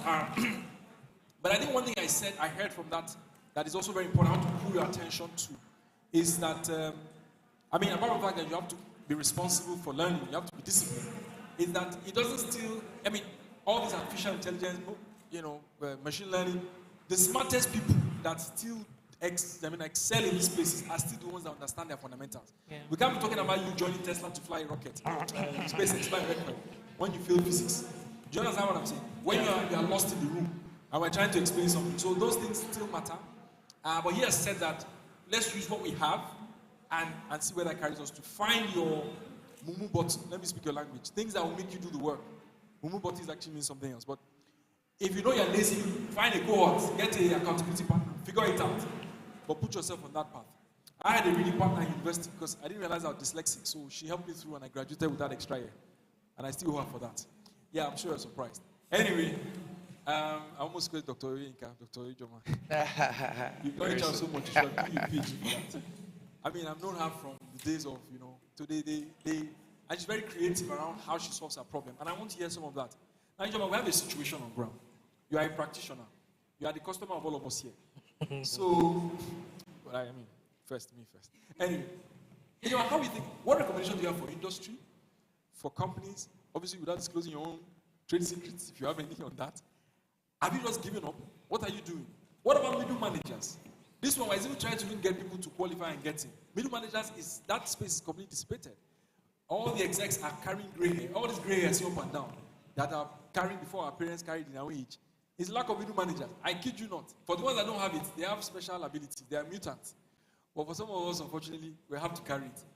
Middle managers is an empty space. There are not many middle managers, number one. Number two, how are you thinking about the solution? What kind of recommendation can you give us here? Because we are all service providers and also the people in the room that need to either move to middle management or even get their foot through the door. And then, of course, your industry players. Thank you. Or industry, the ecosystem, HR, and so on. Yes, ma'am. Okay, so middle managers, the wide gap in middle managers. I think, firstly, we need to understand how we got here, right? So, to put more context, while we're talking about why we're talking about middle managers is, okay, we've said there's the broad problem. We are solving the broad problem. A lot of things have been done about the broad problem, but there's now this subset where we are seeing that there's an absence of middle managers. Middle managers really are that in between leadership and executive and the majority of the workforce who are able to translate strategy, who are able to coach, who are able to delegate, give all that solid leadership to people. And I like what Mide said about this being a global problem, because it is a global problem. Middle managers, so some of the things I'm going to be saying will be quoting Gartner. Gartner is an international S&P 500 research and management consulting company, and they've done a lot of work on this, especially last year. Going into this year, they have some papers about middle management, but they are really suffering. It's something that we're seeing around. How did we get here? Of all the many things that got us to this position, to me, the one that is most interesting to me is what I'll call job hopping, which kind of ties to your point on not being able to dive deep. So on average, where you see people who have 5-10 years of experience, they've worked in 3-4 places, which means that they've spent on average 2.5 years in each.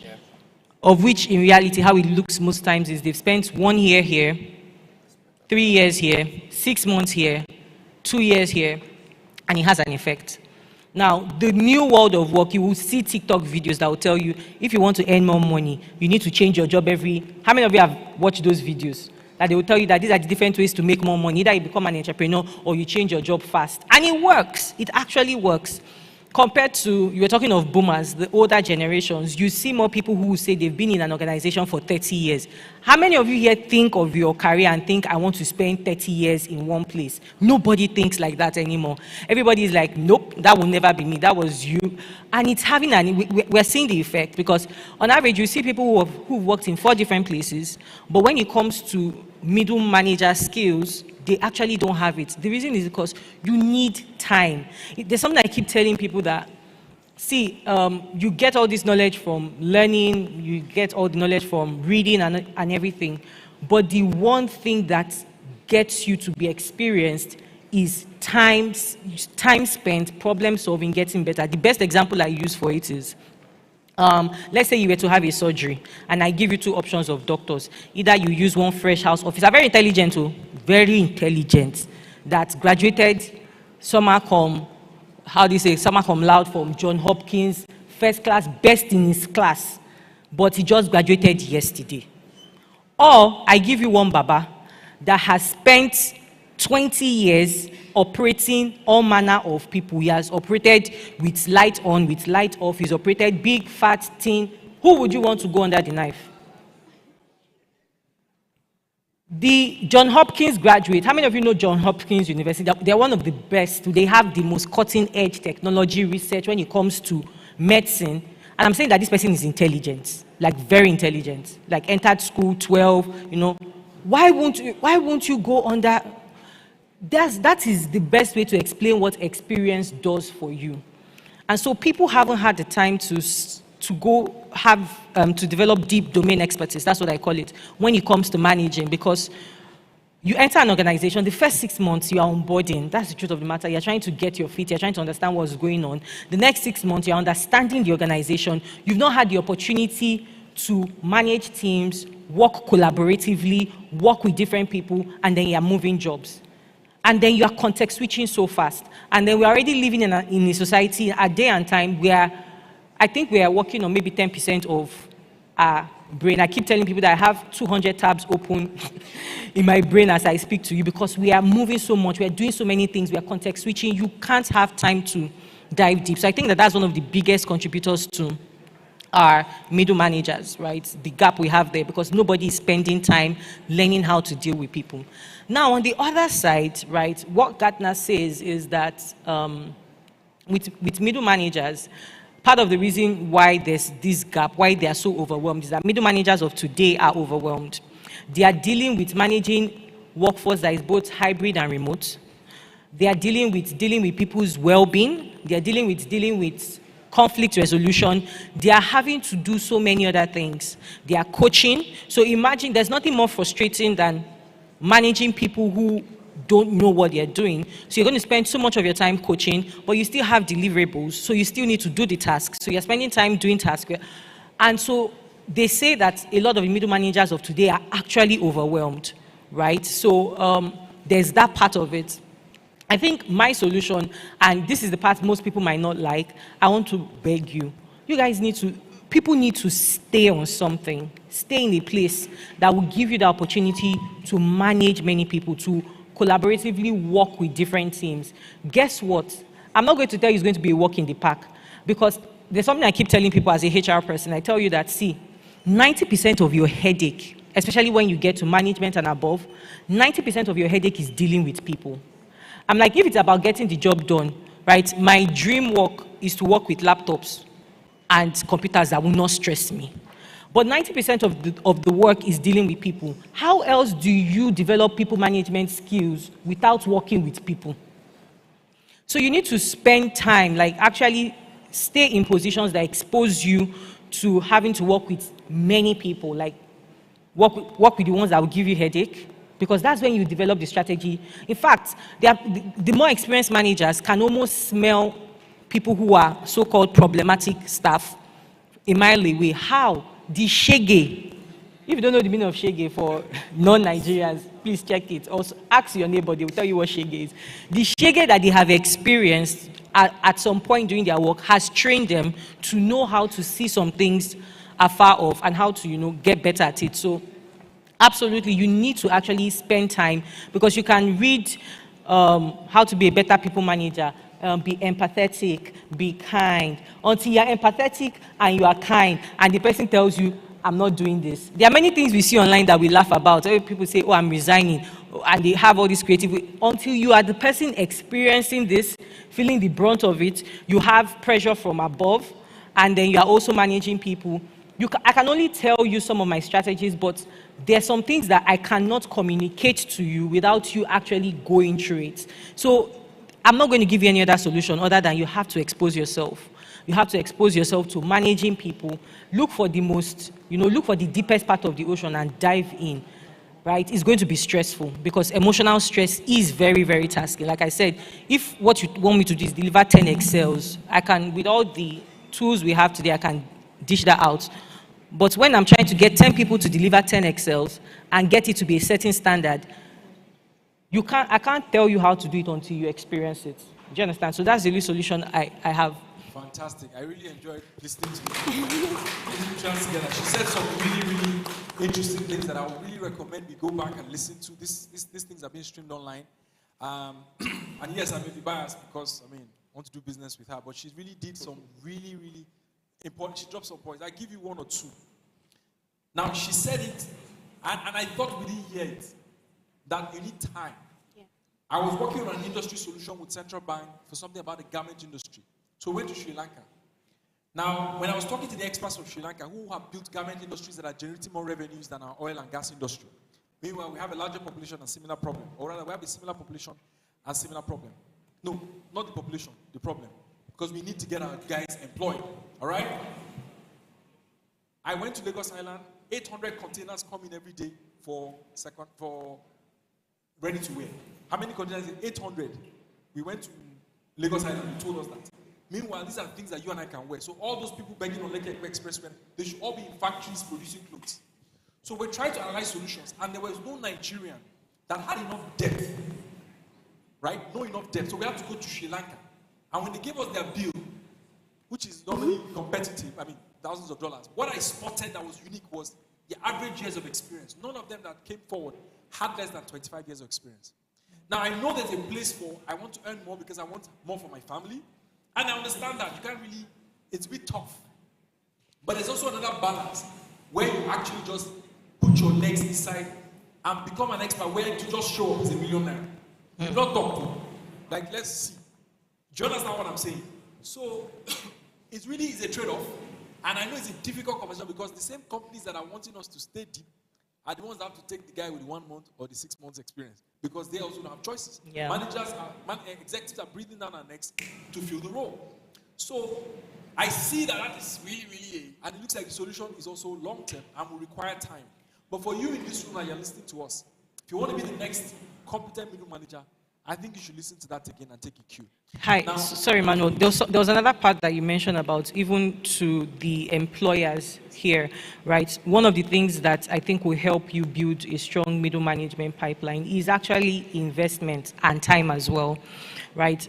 If you truly understand the way human beings behave, it's very difficult for you to tell people not to go to the next opportunity. So even at the middle manager band, you have to make the package attractive enough for people to want to stay. See, part of the problem I think that we are even facing with talent and everything in Africa is the fact that Nigerians are too hungry. So we are going to, like, I have an example of someone who works in a restaurant, right? And why she's working there is because she gets accommodation and she's able to get money, at least to eat. Now, we've had this discussion before, and we know that what she's doing there, she's not developing any skills per se because she's just serving food. It's time that she's not maximizing the opportunity to learn one skill or something, but she needs to eat. So with a lot of people, what they are going through is they need to eat first and foremost. So what the employers can do is take away that, Maslow's hierarchy of need. Take away that need to eat first and foremost. Trust you. See, if I tell any of these people here that I'm going to give you a grant of $20,000 per year to sit down and learn data science, don't have any other remote job, don't do anything else, sit down and learn data science, I'm going to give you $20,000 and I'll give you another $20,000 if at the end of 1 year I test you on this thing and you can do this. How many people will take it, right? So I think what employers can also do is have it in mind that you need to spend money, not just in training people, but in, at least giving people enough so that they are not too distracted and then they can focus on one thing, right? And they are not doing, because another problem with the context switching is people are having multiple jobs. And so you don't have brain energy to do your actual work. You are coming to work tired, right? But if I can get you to stay and focus, you get better. Wow. As she's saying it, I'm enjoying our recommendations, but I'm also calculating the issues with the recommendations, because I'm not thinking, when I say issues, I mean like the challenges that is ahead of us. And it's not looking really good for the employers, I'll tell you. Because a lot of businesses could have been able to do more in this country if they really had these middle managers. Most employers or most execs spend time doing mundane things because the average, the first one, they don't have an executive assistant, so they're living a very chaotic experience. And then the next thing, because they can't find, and then they're not struggling with the lack of middle managers, and ideally one, with all due respect, Gen Z copper that is showing them pepper. I mean, it's just a mix. And if they do anyhow, they're on Twitter. Do you get what I'm saying? So, and I'm sorry, don't be angry with me. So, but really fast, please put us together again for each other. Now, I'm in your next, and you're going to start talking solution and rounding up. I'm going to take 1 or 2 questions from the auditorium. If you have questions, raise your hand. Or you write it down if you're too shy, send it through one of the ushers. So I will take it after Ayomide. If you have any questions for them, So I mean, let's talk early career professionals. Obviously, you know my bias. I'm not ashamed of it. Yes, that's what we are focused on at Crypta. I mean, you've heard everybody talking. What's your recommendation, early career professionals? And what are you going to, because a lot of them are supposed to be in the room. How many of us are early career professionals? 0 to 2 years experience. Either no experience or up to 2 years. Let me see your hand. Like, your experience is 0 to 2. 0 to 2 years. Let me see your hand. Okay, maybe well, so I can do a proper sense on here. Okay, that's great. So we have many managers and we have employers in the room also. So I think you should go and listen to Ijoma again. You know, buy the tape.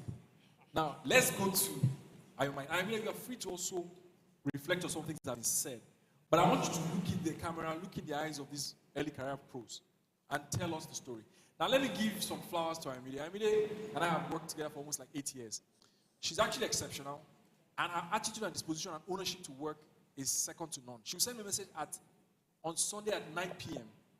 to say, okay, Mr. Stafford, what's the plan for the week? Like, what are we prioritizing this week?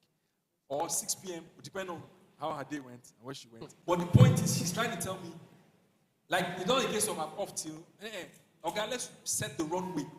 So very, very distinguished ability to just, once it's sold, it's gone. And I think it's a very ambitious school. I want to make her a masterclass call Ayomide. But beyond that, Ayomide, I'm giving you your flowers now. Tell them what early career pros, I think almost 30 or 40, no, almost 50% of the room. What's your recommendation and what do we do? And if you have any ideas for employers to just speak your mind, and we'll take 2 questions and we'll round up from our panelists. I hope this has been very helpful. I am also feeling you guys. All right. Your attention, you're not sleeping, you're not using your phone. All right, Ayomide. Thank you. I take my flowers with my full chest.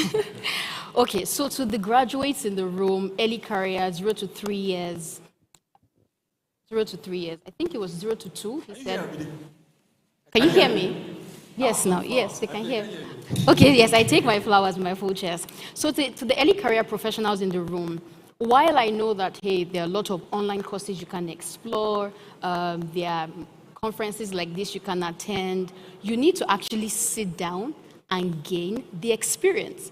Employers need people that can do the job, not people that say, I can do the job, or I have gone online to do the job. So if you notice in recent times, and I think that everybody sort of have seen it, banks, well, before now, banks have been running graduate training programs, and they are a perfect strategy. Well, maybe not perfect, because it does have its pros and cons, but it's obviously a very key recruitment strategy to building pipelines. Yes, middle managers crisis, people are leaving, but we do have unemployed people in the society, right? So let's get them into the pool through the graduate training program. So if you look at it, the banks have sustained their business growth year on year because they do have their people. Yes, some people go, some people leave, but they are constantly churning out early career professionals who are able to solve their problem. So to say this to any early career person here, if there's an opportunity for a graduate training program, for an internship, for an apprenticeship opportunity, jump on it.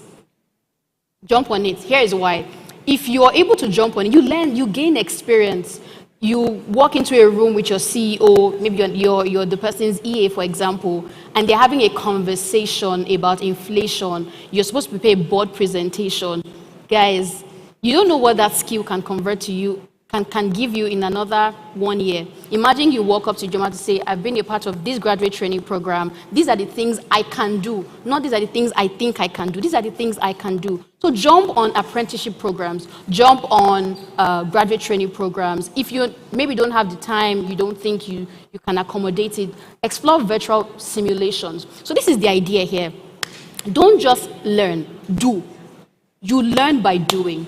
You learn by doing. If there's anything you're going to take out from this, learn by doing. So virtual simulations are an alternative, and that's why we do in Crypta. So for example, you've been asked to write an email to maybe the governor, no, maybe not the governor in this context, maybe you've been asked to write an email to the executive assistant to the governor. How do you write that?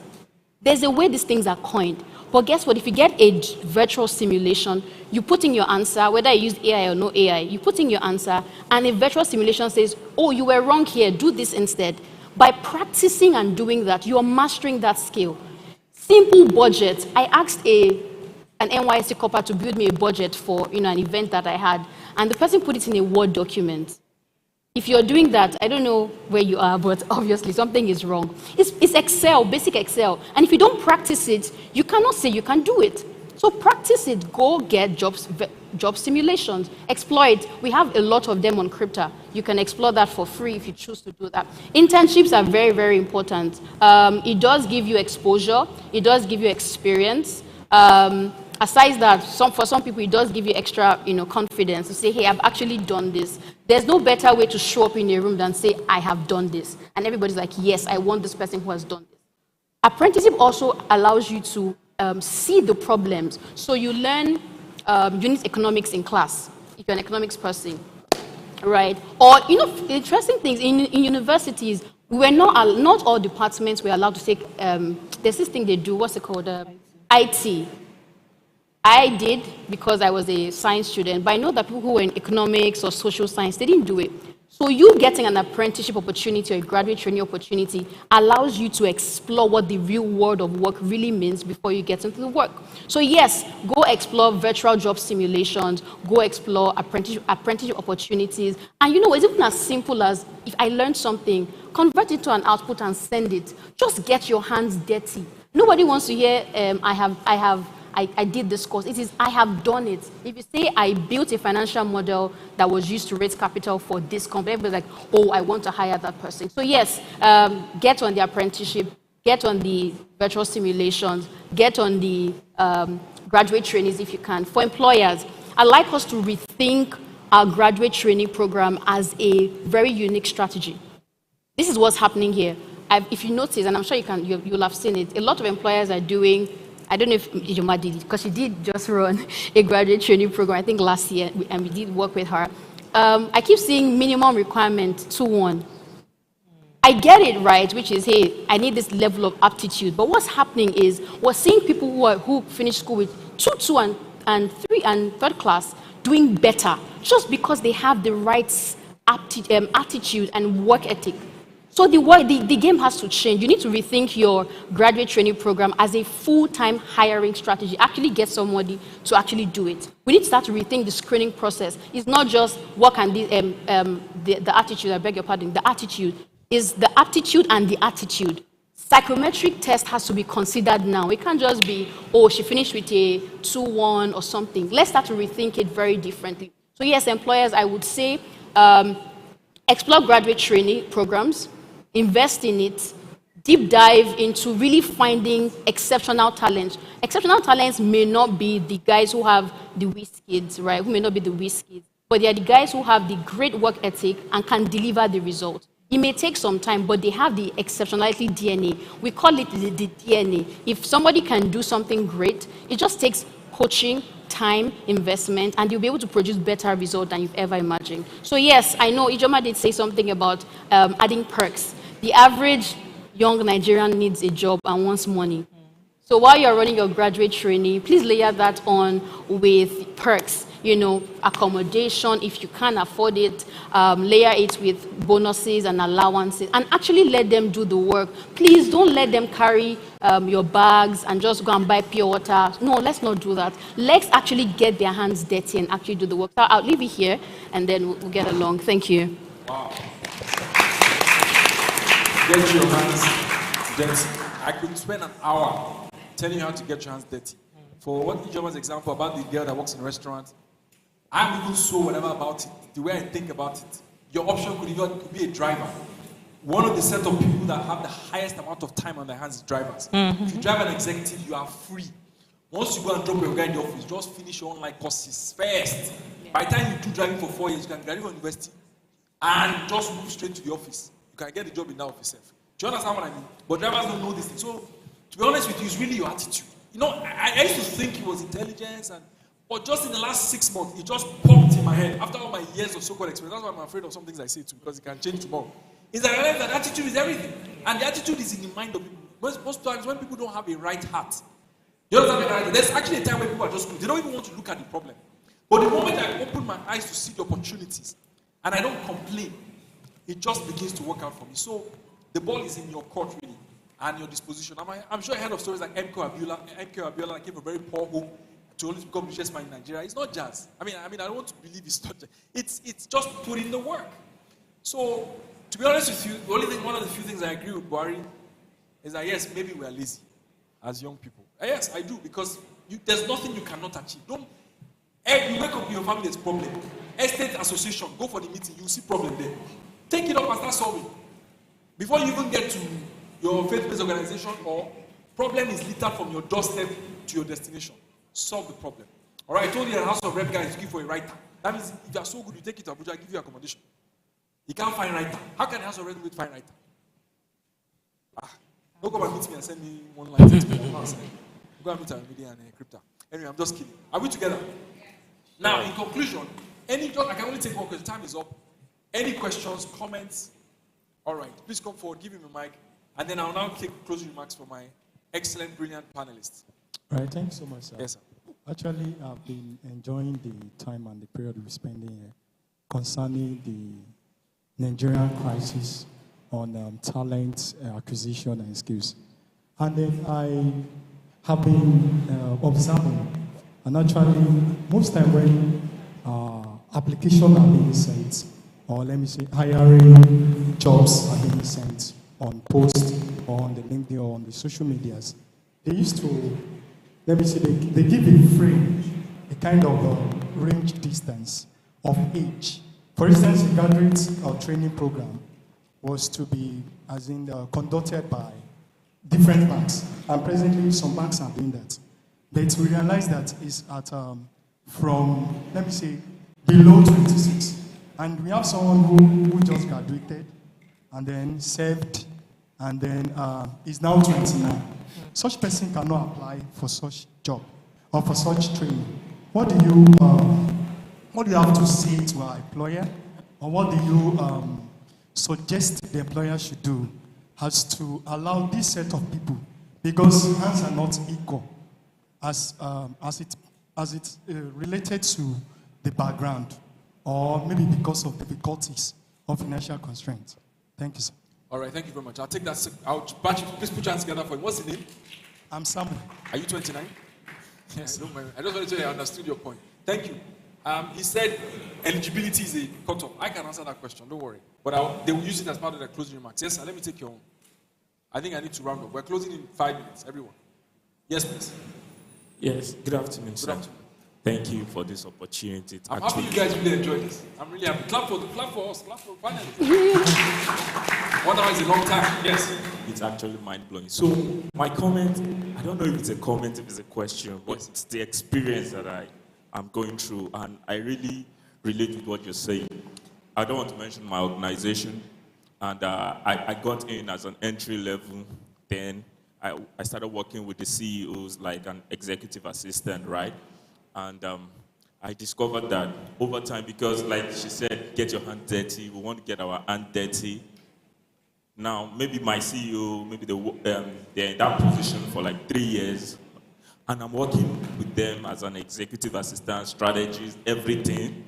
And I discovered that in the whole organization, 5% is doing the job of 100%. And I'm having headache, I'm tired, I want to bail out, I want to even leave the country because of this. And remuneration is not even like that, of course it's there. And another exec, I've worked with like 3 CEOs now. Another person is coming on board and they are saying, please, I want you to work with us. And I'm tired. So how can you just, maybe it's in my head. How old are you, sorry, if you don't mind? I'm 35. Okay, you should be tired. You're not a youngie, all right, no problem. You need a break. I get that, right? He needs a break. So you can attend to his mental health on this panel before we close. But thank you for that. Please clap for him. I like his point. So any other question? Just start going and go. Yes, please. That she's raising her hand there. Please let's give her the mic. No, she's there. Okay. Oh, all right. All right. Just very quickly, I'll just take the questions because I'm really happy. I mean, I didn't know that you guys were going to thought I was crying wolf. Crisis. Because every time I go to rooms and I'm saying there's a crisis, they're looking at me like, where is this guy from? So I'm happy that, yeah. Thank you very much. Thank you. So my question is, sorry, Ma, I may not be able to recall your name. Yes, That's you talked about experiences, trying to gain experience, the world of work currently, talents are just jumping from one job to another within a short space of time. So my observation is, back then, a lot of companies are structured. They have job security, so you see the talent, they want to stay, they have a future with our organization. But currently, most organizations in quote and unquote in Nigeria are self-owned, and you have very few ones that are really structured. So I feel that's the more reason why a lot of them are just jumping. I don't have job security. The next minute, the manager is firing the employee because of something very minute, and the person feels, I'm not safe here, I need to go somewhere else, and they're just jumping from one place or the other. So how do we put both together? How do we balance both? Very interesting question. Please put hands together for her. And I'll take his point, and then I would like you to engage them after the panel because of time. Our other facilitators are here. So I'll take the gentleman at the back, and that will be my last question. Then my panelists will conclude. Any questions you remember you can answer, I can answer all. But that will be my closing remarks. And we'll just run from you, down to the end. Just 1 minute so that we don't take too much. We've actually spent 1 hour. Yes, sir. Hi, good afternoon. Good afternoon. I'm talking to you as an employer. Fantastic. And we have a struggle internally that we're trying to grapple with, which is how far do we invest in training talent, which is new or existing, with the fear that this talent we know is going to jump out in Nigeria. Okay? Secondly, as much as we can give them security and training and online training with multinationals, this will always lie as a dagger on our neck, which prevents us from investing further in these in this talent pool. And we're in a catch-22. How do we address this? Wow. Please put your hands together for the employer in the room. I'm really happy that the employer joined us in this conversation. And he asked a very important question. And I'm sorry, it's my stage. That's what Crypta is trying to solve. Provide the training as a service, so you don't have to invest in that. And we'll talk about that. Crypta, please, let's strong him and deal with him. But beyond that, let me answer very quickly, or let me allow my panel to quickly respond in a minute, give their closing remarks, any question you choose to take on, and then your closing remarks. Then I'll conclude and we're off the stage. If you want to still engage them after the program, please see them at the back. They'll be there to hang around and talk. So I'll begin with you, ma'am. All closing remarks and any questions you want to take a stab at. Okay, I think I would link my closing remark to two, you and then also the lady who asked about moving jobs. Because we are in a very dynamic work environment and system, we've moved from the phase whereby it was an employer's world, and now we're in the employee's world. However, an employee's world when you have value, right?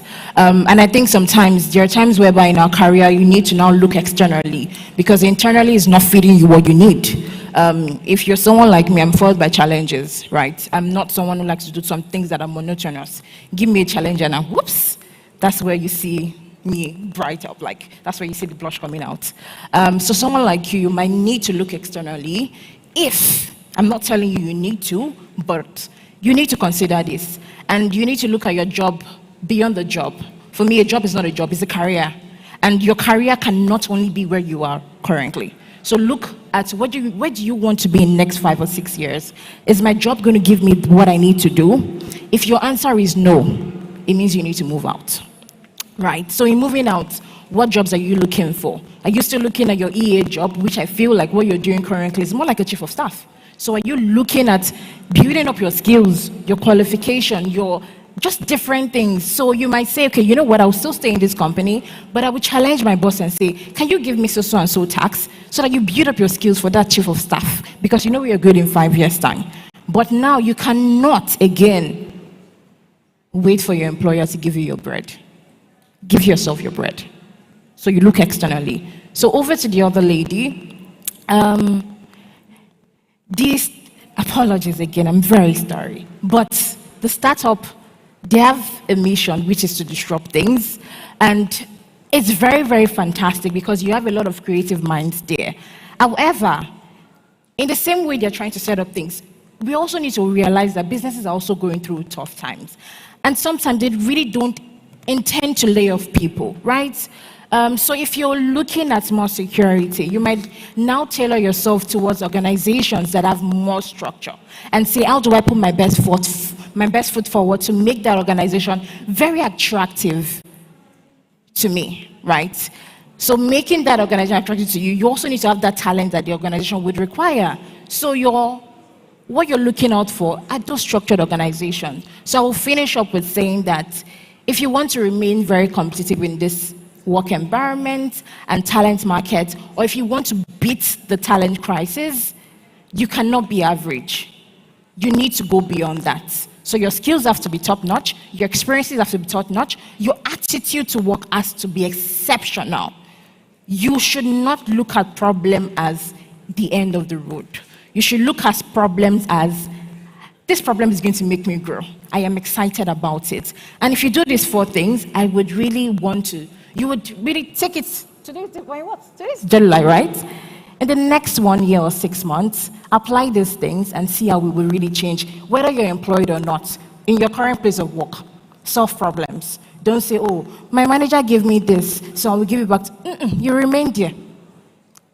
So the same way you were researching to get that fancy car or shoe, or researching on the new Samsung or Apple phone, make that thing your career and research and then have a trajectory. So that was where I ended. Fantastic. I didn't know we share so much in common. I tell you what she's saying, and I could spend an hour just opening on what you've said. Mr. Gutude, sir. All right, I'll take Sam's question.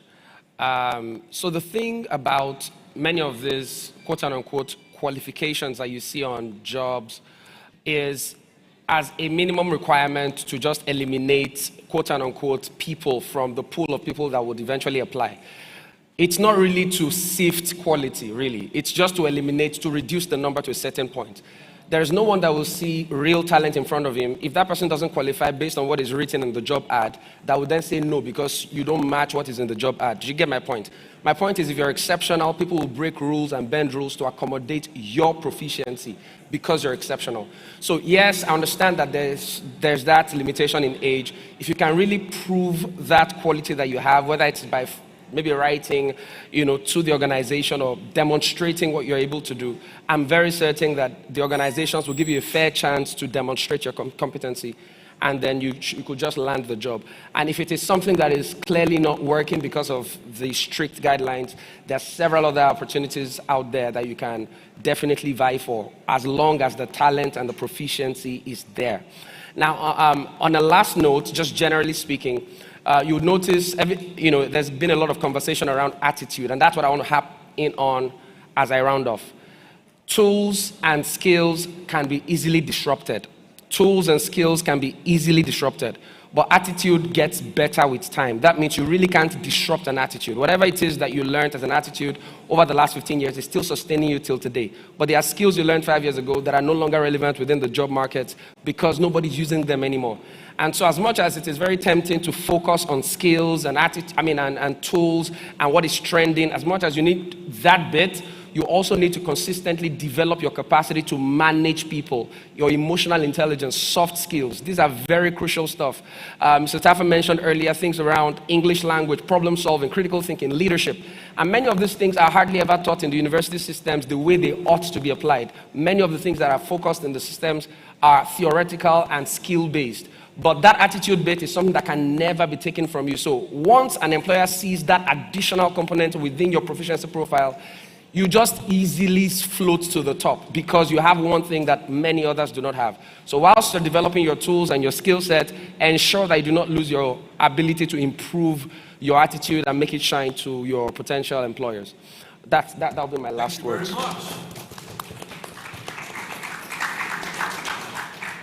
we gain understanding. Next. Okay, so to quickly answer the question first on job hopping. I do acknowledge that, yes, there are times where you might be in some types of environments that would warrant you having to move. But I would say still try and make sure that you get to the place where you have the time to develop skills. And my closing remark would help this a bit. See, there's no easy answer to this question. The example I used of a doctor with years of experience and who came out with fantastic skills still remains. People who went through university, some types of university, people who went through medical school. At some point in medical school, right, and I'm not condoning how terrible it was, different experiences, medical doctors who are trained in Nigeria and even who are trained in the US will tell you that some point in their medical school, they went through some sort of toxic things, but they had the end goal in mind. If the environment you currently are going through is, there's pressure there, I don't want to use the word toxic, because if you're in a toxic place and you have the opportunity to leave, please do, because it's going to damage your brain long term. But there are times where you might still expose yourself to some types of pressure because of the end goal you have in mind. There is no skill that you're going to develop, and you're going to develop deep core skill in it without spending time. Maybe you cannot relate to doctor example. Let me use pilot. Oh, fantastic one. You want to enter a plane with a pilot who has 10 hours flight time versus a pilot who has 10,000 hours flight time. Which one do you want? And they actually measure their skills in flight time. Do you understand? So whether you like it or not, you have to find a way to expose yourself over time to skills. You have to. So yes, I know that there will be toxic places, and I understand people moving. But even if you move, make sure that what you're looking out for is that place that you can spend time. And guess what? There is no organization that is perfect. What's your best place to work?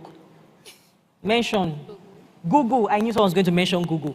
Good. Please go and check what some employees have said about the toxic environment in Google, and people who've left to go and do therapy because of. So there is no place that you think, oh, that place is fantastic. If only I can get there. I pray you get there, right? And then to the question on ROI, I love the question because it's a realistic question, right? It's the reason why a lot of organizations, if you were to look at their budgets, some form of training and development with the kind of magnitude that we need to do it to bridge this gap is always the last thing. And if it's the last thing, what that means is where there is an economic crunch and you're trying to cut costs, guess the first thing you're going to? You're taking out your training and development budget like very quickly because you want to hone into the things that matter. And so this question on ROI is an age-long question in L&D circles. That's within like industry L&D circles. How do you show ROI? How do you ensure people stay? How do you show retention? Because the L&D experts will go to executives and tell them, hey, guess what, executive? If you invest $10 million in employee development, you will see this you see this and you see this, people will be better. And then you invest it, and then after investing it, people just come and pick. So there are so many strategies that companies have done. I like the example on management, graduate trainee schools. Funny thing about banks and graduate training schools, there are some certain banks that just wait for some other banks to put people through graduate training schools, and they just go and pick them up. They add 50K to the salary and just pick. Now, so because of that, there have been different HR strategies around retention, some that are quite controversial, but to be honest, I understand it. Because if you're going to invest in people, you want to see a return on your investment. My closing statement will also address this.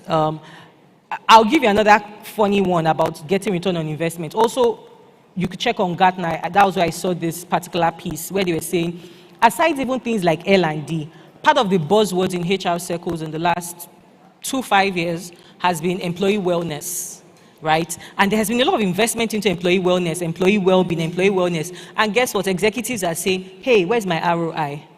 Because at the end of the day, you having a productive business is what keeps you going, is what makes sure that you are making enough money to pay salary tomorrow. So I might have just elaborated on the question without really giving you an answer, but there are strategies, and the strategies are in a spectrum from very nice strategies to what some people will term as controversial, which includes, let's say, bonding people or things like that till you get your return on investment. But there are strategies to try and retain and get your return on investment. Other strategies are you being flexible, right? So you've invested in this person, and then the person wants to jackpot or anything. You've seen your investment. So if the job will afford being flexible, then have the person do the job from wherever they are, right? Now, my closing statement, very quickly. Most of what we do in life comes from your philosophy. And I think one thing that has helped me, and one thing I've realized that a lot of people helps people suffering is the fact that when you don't expect suffering, it makes suffering worse. Let me explain it this way. And you see it so much with fresh graduates, they go into the job market with so much gusto, with so much energy, passion. and then the job market slaps them. You know what they give it, what they call a backhand slap. Now, everything that has been said here, the kinds of challenges that we have in Nigeria, you have to have a philosophy that it's not necessarily going to be a walk in the park.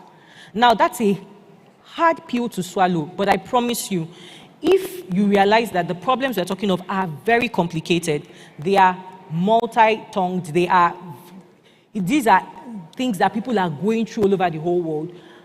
In approaching those kinds of problems, it already makes part of the suffering relieved, because you know that I'm not going there expecting that it's just going to be a 1 + 1 equation. I'm going to go and solve x squared plus y squared minus b squared equals to c squared. So you know that already makes you have some kind of fuel for the journey ahead. So whether you're an employer, the problem is not a 1 + 1 equals to 2. These are complex problems. So be ready to bring complex solutions, whether you are in the job market, whether you are looking to switch, whatever it is that you're doing.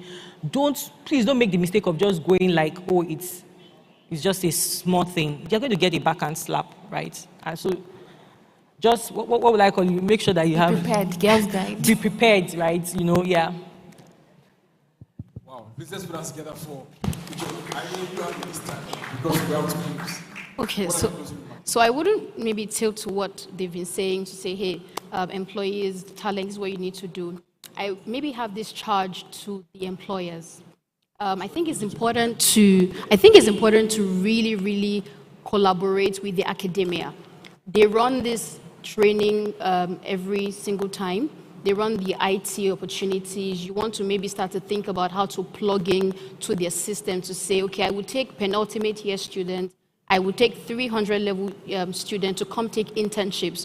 While they're on holiday, you can start to leverage their presence to actually do some work in the company, shadow your middle managers who may be on his way out, so that way when the person leaves, the impact isn't so bad if you really think about it. Of course, it does require some investment and time, like Ijoma has said, but it's important that we start to think about this, because we do need to actually work together, both the academia, the employers, the talents, because these guys literally come home during holiday doing TikToking, when they could have as well just maybe spent 3 weeks just doing one task for one manager, and they practice, they continue to do it, they get better at it, you keep them. We currently run that system in our company. We have an undergrad, she's been working with us since 200 level. And right now, she's one of the guys who actually planned this conference, 200 level guys. So every holiday, our parents sent her to us to say, go and work with them. She works with us for 3 months, and 300 level, 400 level. If I give her to Ijoma right now as an EA, I can assure you she's going to take her. So we need to then start to think about this collaboration with academia. I think it's really, really important. For the talents, the instruction is clear. Get your hands dirty and start investing in yourself. So I'll leave it there because of time. Wow, let's put us together for our exceptional panelists. Ladies and gentlemen, this was really amazing. I will only in 30 seconds answer the employer's question for my personal biases. And this is the answer. The solution is not training alone. It's an integrated solution. An integrated solution means the people that come in, your practices for retainership, and more importantly, I'd like you to check a book called Working Backwards. It was written about Jeff Bezos and Amazon. They used a very comprehensive way to manage their system and their people. Ray Dalio did the same thing in Principles. So Principles, I'm working backwards. Amazon and Ray Dalio's company. Ray Dalio is one of the richest hedge fund managers. But the summary is that it's a comprehensive solution where that training is just a component of it. And what it means is you have to pay attention to middle managers, the kinds of environment they live and they walk by. Yes, people say they want to leave and go somewhere else, but there's a strategy for every scenario. For the big four, they pay you small, but they know that when you leave after 4 or 5 years, you go and earn 3, 4, 4 quadruple times. So they play on the brand. But for a small company that doesn't have a brand, you have to look for other incentives to keep people. For instance, your strategy could be like, I hire women that just leave very intensive jobs, maybe like banking or investment banking, and want to start having families. Those are the women I employ. Why? Because they want freedom, respect, and they're very committed, they're intelligent, but they just need time for their kids. Now that may be one strategy for 30% of your workforce for the back office. For another person, you'll be like, you know what, leave all these Lagos people that I have open. I'll go to Benue, I'll go to Jos, I'll go to Oshogo, and pick smart people, give them accommodation in Lagos, and run cycles. You have to think that wild and that far, just like those two guys in Amazon, and to get your solution. Ladies and gentlemen, it's been a pleasure. Thank you for listening, and I'll see you online. Thank you.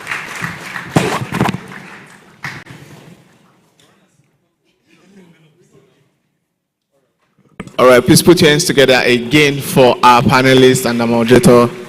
I'm sure we've really learned a lot from this session. So please, if you still have questions for them, you can catch them around before they finally take their leave of the premises. Mr. Tafa is very much around, and every one of our panelists, if you still have personal questions, or better still, you can catch up with them online, send them a mail, send them a message, and you can get attended to. Moving on, we have a masterclass session next, and that is Introduction to Machine Learning. She's Narmist. Okay, are we done?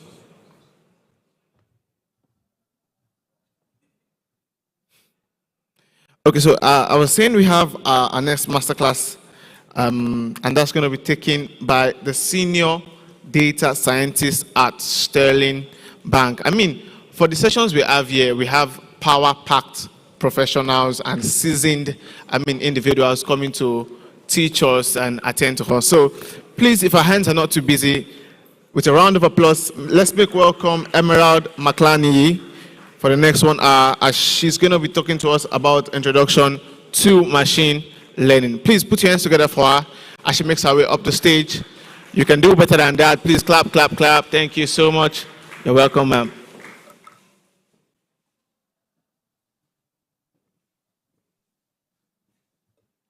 Hi, good afternoon, everyone.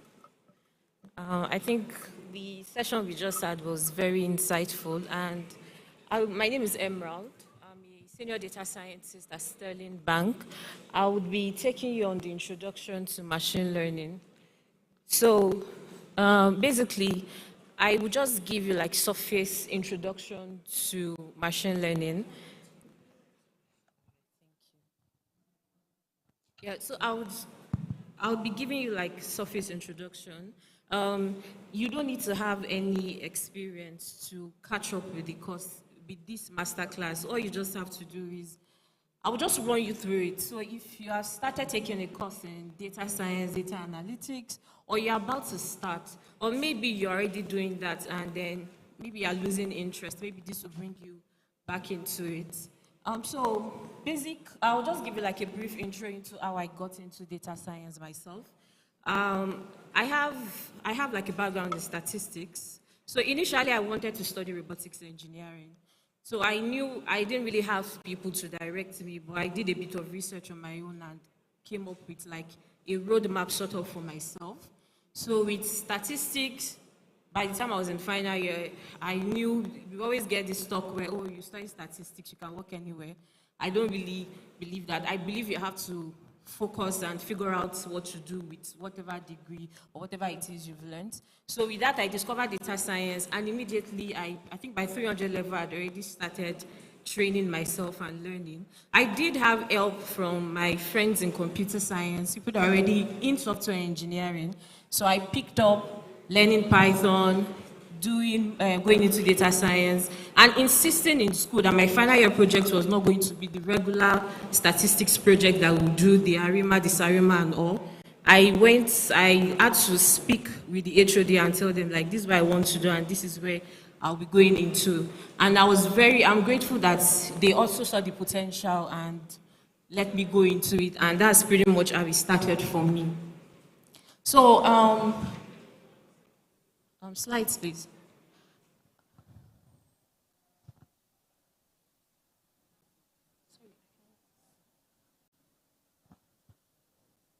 Okay, all right, thank you.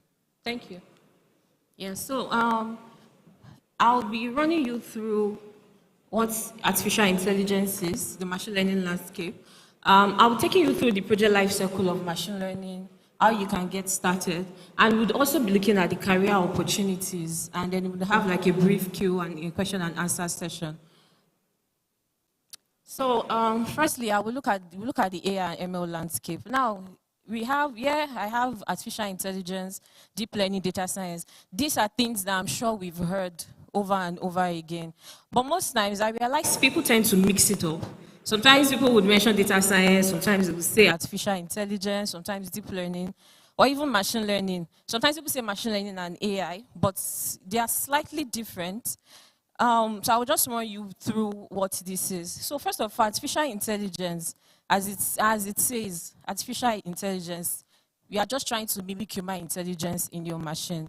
And artificial intelligence is like that big circle, I would call it, where these other things now fall into it.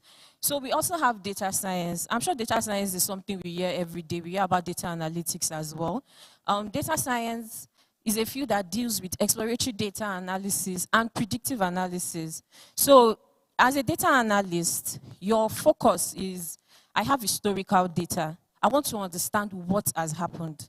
But in data science, I'm trying to understand what has happened, and I want to see if I can make decisions for the future.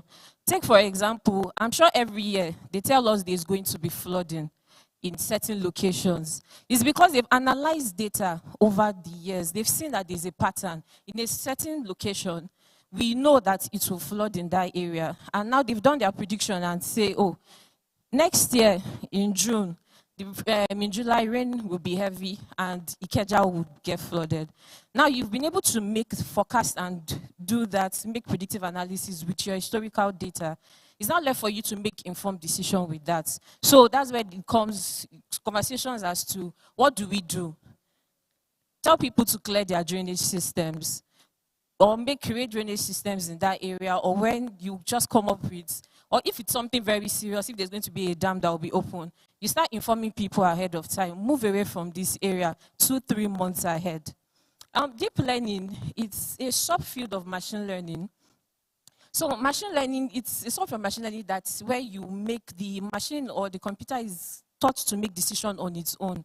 In machine learning, it's guided. But with deep learning, we really don't even know what's going there. There are algorithms that would use quite all right, but you can't really tell yourself or understand exactly what this machine, what this algorithm is doing. You don't need to guide it. It's able to look at patterns on its own and figure out what your prediction should be.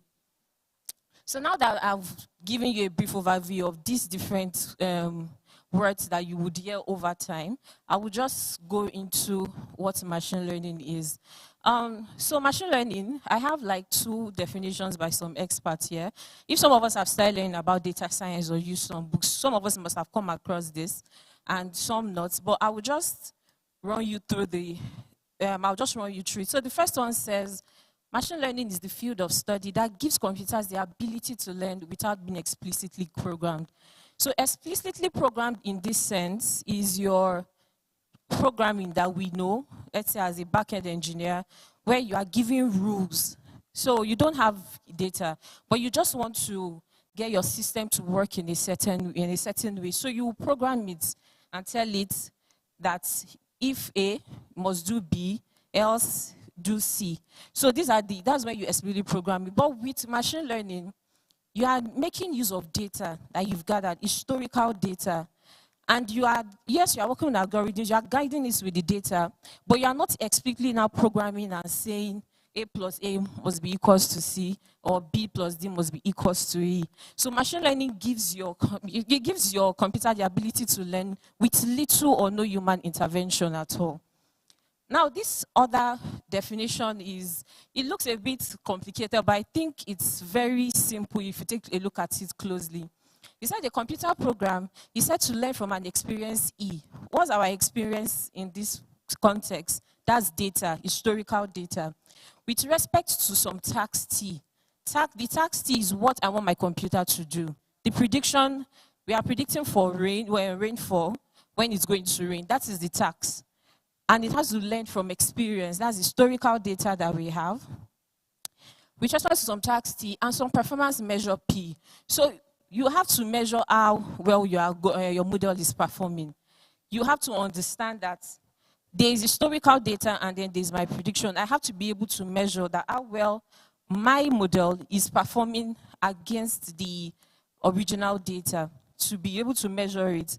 And it says if its performance on T as measured by P improves with experience E. So in most cases, it may not perform well at the initial point. What you now have to do is give it more experience. In our situation, give it more data, and you improve on it. And that's the way you can get a program that would be able to perform with little or no human intervention. But basically, I would give you a very general definition of machine learning. And I would say, yeah, machine learning is the science or art of programming computers so they can learn from data. So if you notice everything I've been saying over and over again, I've been mentioning data. So data is very, very important. And the only way your computer can learn from experience, can learn to do any form of task for you, is it needs data to do that. And it has to learn from that data. So now that we have a brief understanding of what machine learning is, I would go into YML. So remember earlier I explained a bit about computers being programmed. Now the difference between your classical programming and machine learning is just the mode of operation. You can see in this image here, the first one, in classical programming, you have data, you have the rules, and then you have answers.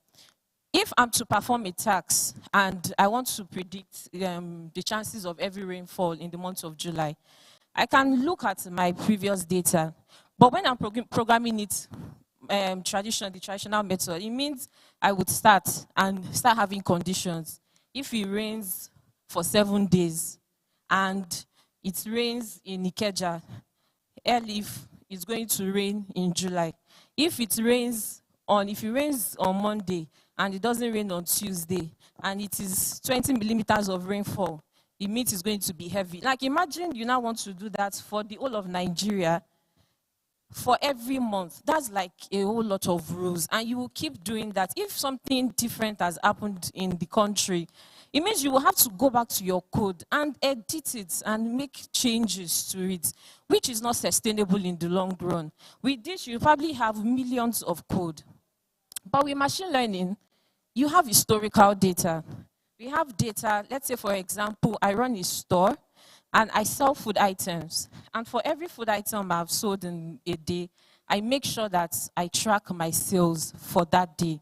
So I would have different items every day. I may have item A to E and the total sales made that month. So item A could be rice, beans, I could have rice, beans, salt, sugar, and at the end of the day, I made 10,000 naira. Now, I can have that data, I could have been gathering that data for years. So imagine that wealth of knowledge that I have. Now, that data already has answers as to what I can make on different days, different months, even different years, or if it's a public holiday or festive period. So now I take that data and my answer, which is my total sales, pass it into a machine learning algorithm. And then the algorithm would now, on its own, find out the patterns. So you may discover the patterns that on public holidays, I tend to make more money because people are home. Festive period, I'm making more money. On certain days, people are not buying, maybe during the cold weather, people are not buying cold water as much. Or when it's hot, a lot of people are coming for cold drinks. It will understand those patterns. So if I want to have an idea of how much I will make next week Monday, I can put in that previous data through the algorithm, and it will predict, give you an idea that, okay, based on this pattern we've found that for different days of the month, I would make, let's say, 15,000 naira for that day. And that's basically how machine learning works. So now looking at the way bots would work, obviously, we can now make a decision as to why we would want to pick ML over our traditional programming, over classical programming. Because now with this, I can do my prediction with very little code.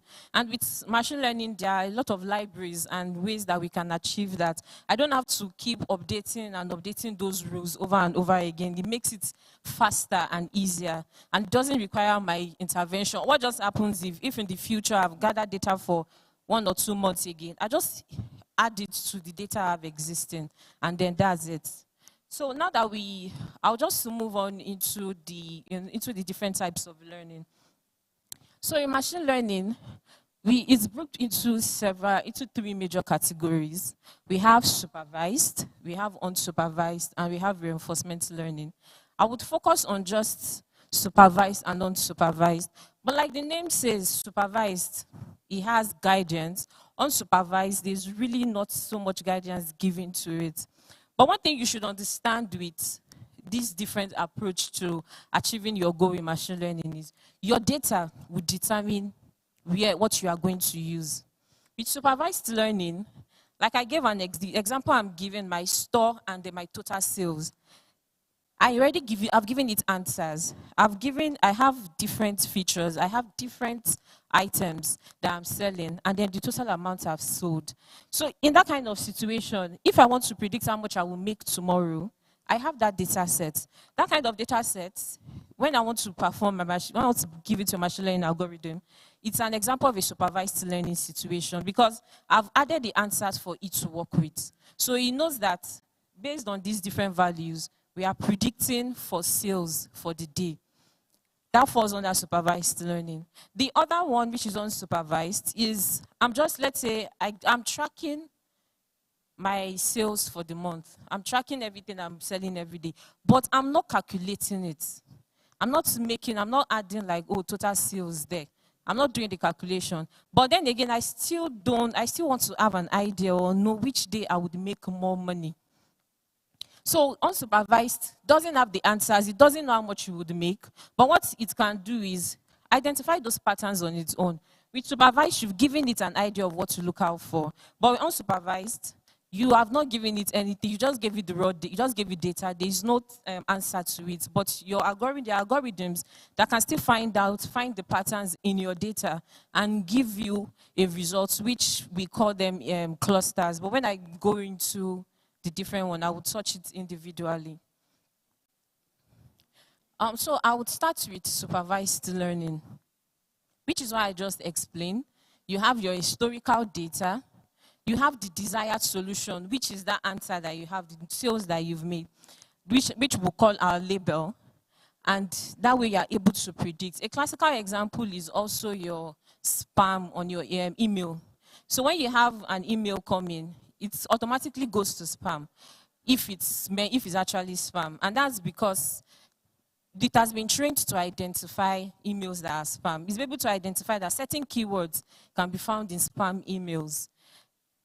Another thing is that another popular example we have online is predicting house prices. So we have the different attributes of the house, and then we have the price of the house.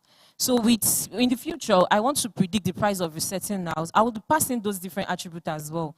Maybe the number of rooms in the house, the size of the living room, if it has a bathroom and suite, if it has a balcony or it has a basement. Those are some of the things that could actually affect the price of my house.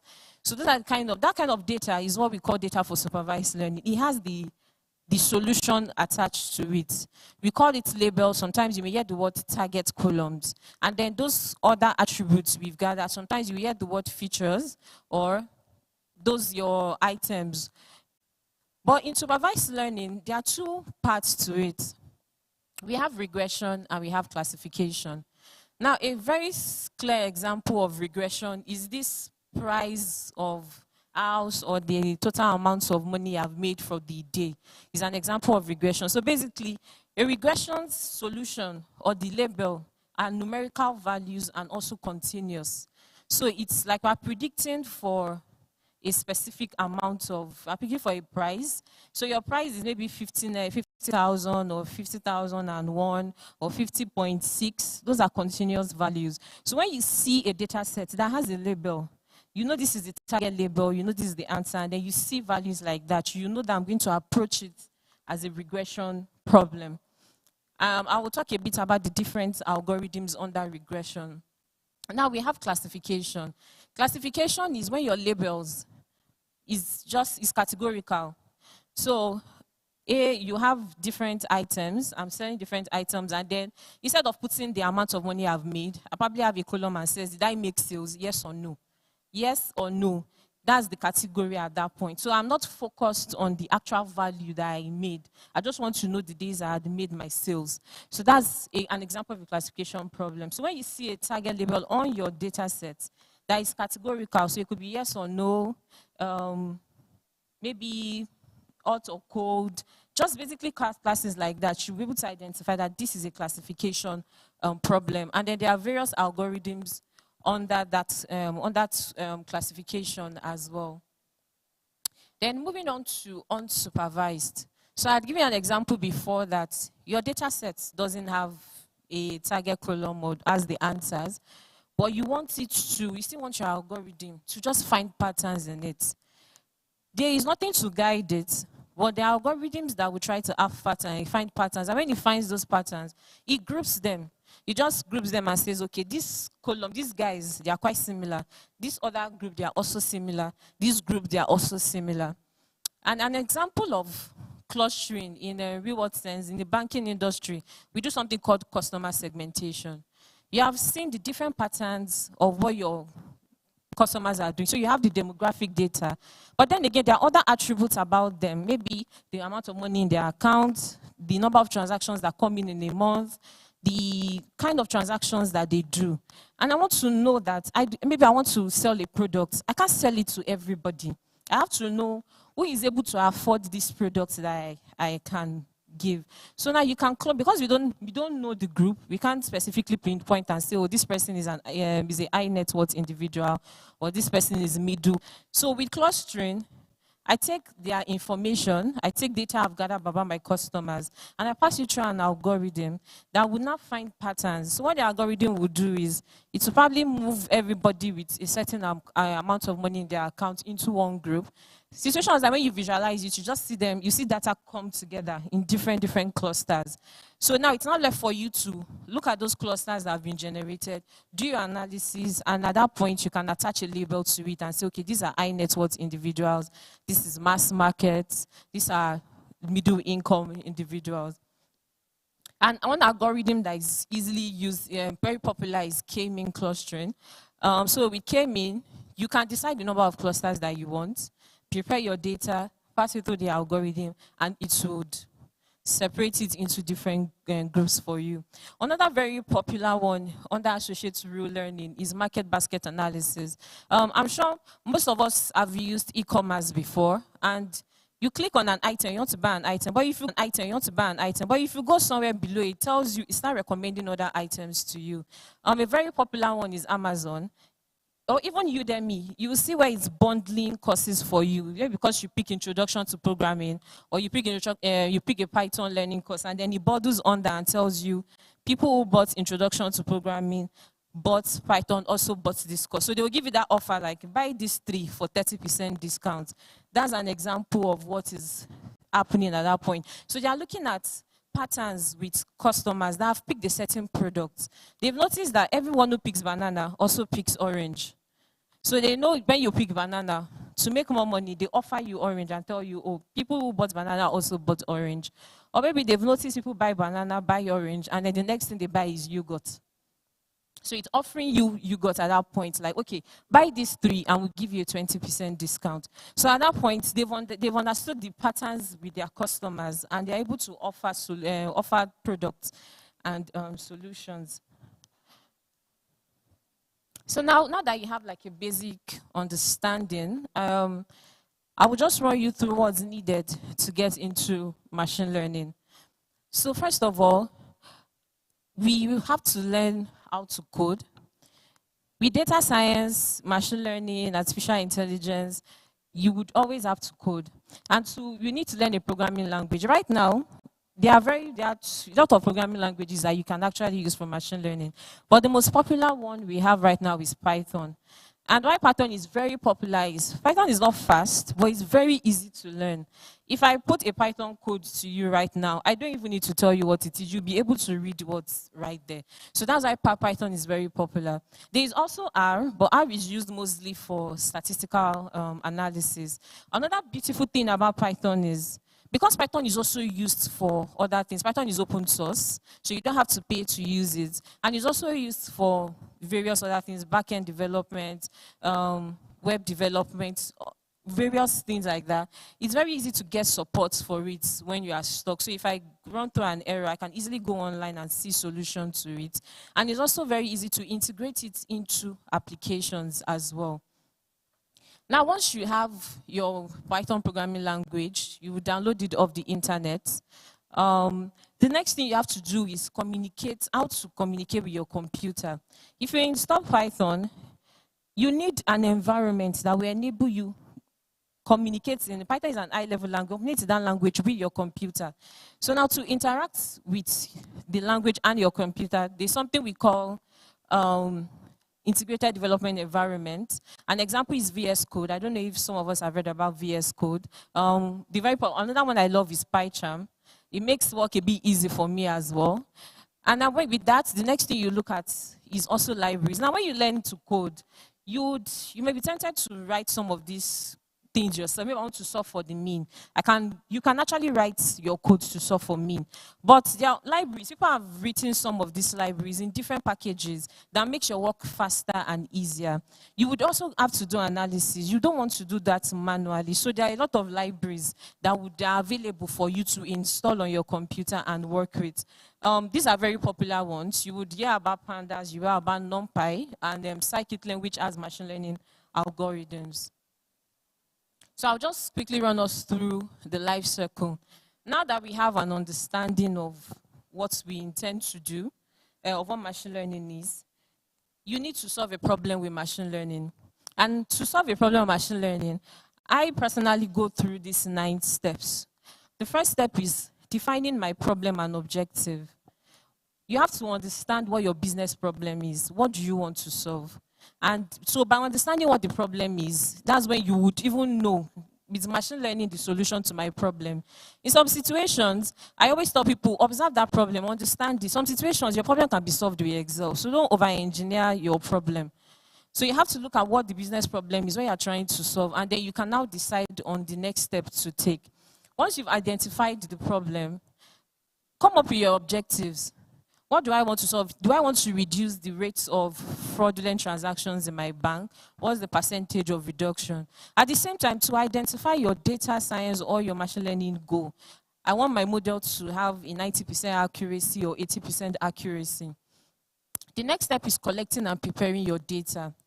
Now, when you are starting out, you probably find data on the internet, maybe in CSV format. It's already cleaned, safe. It's in CSV format, Excel. But in real life, your data would not come in as CSV or Excel. Data would probably be in the database. And trust me, it is very, very messy. Data, real life, and data tutorials is very, very different. It's even very easy to get overwhelmed. But you have to also understand the source of this data. Where is it coming from? Is it from a web application? Is it from the website? Is it a questionnaire that people are filling? You have to identify those things. And then preparing your data means you have to clean it. There's something we call data cleaning and wrangling. You have to clean that data. You'd have missing values. You have null values. You probably have a column that has 100, let's say you have 100 rows, and 80% of the rows in that column is just one value. You need to start asking yourself. Then you need domain knowledge, very important.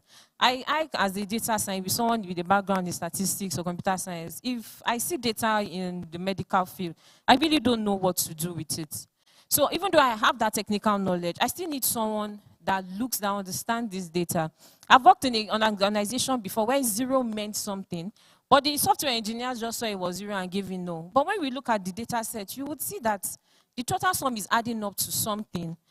But why is that value not on the column? And then at that point, we're able to tell them, like, 0 on a scale actually means something. So please don't take it out, leave it in there, because it will be useful later. So those are the steps you have to take when it comes to collecting, preparing, and understanding your data set. The next thing you have to do is explore that data set. Exploring data set is you are doing analysis. You are looking at the proportion of maybe male to female. You are looking at the proportion of missing values. You are trying to identify if you have outliers. Let's say in your house data set, you are now seeing a mansion. Everything there is maybe 2 rooms, 3 bedrooms, 4 bedrooms. And then for some reason, there is one data set with a mansion that has 20 rooms.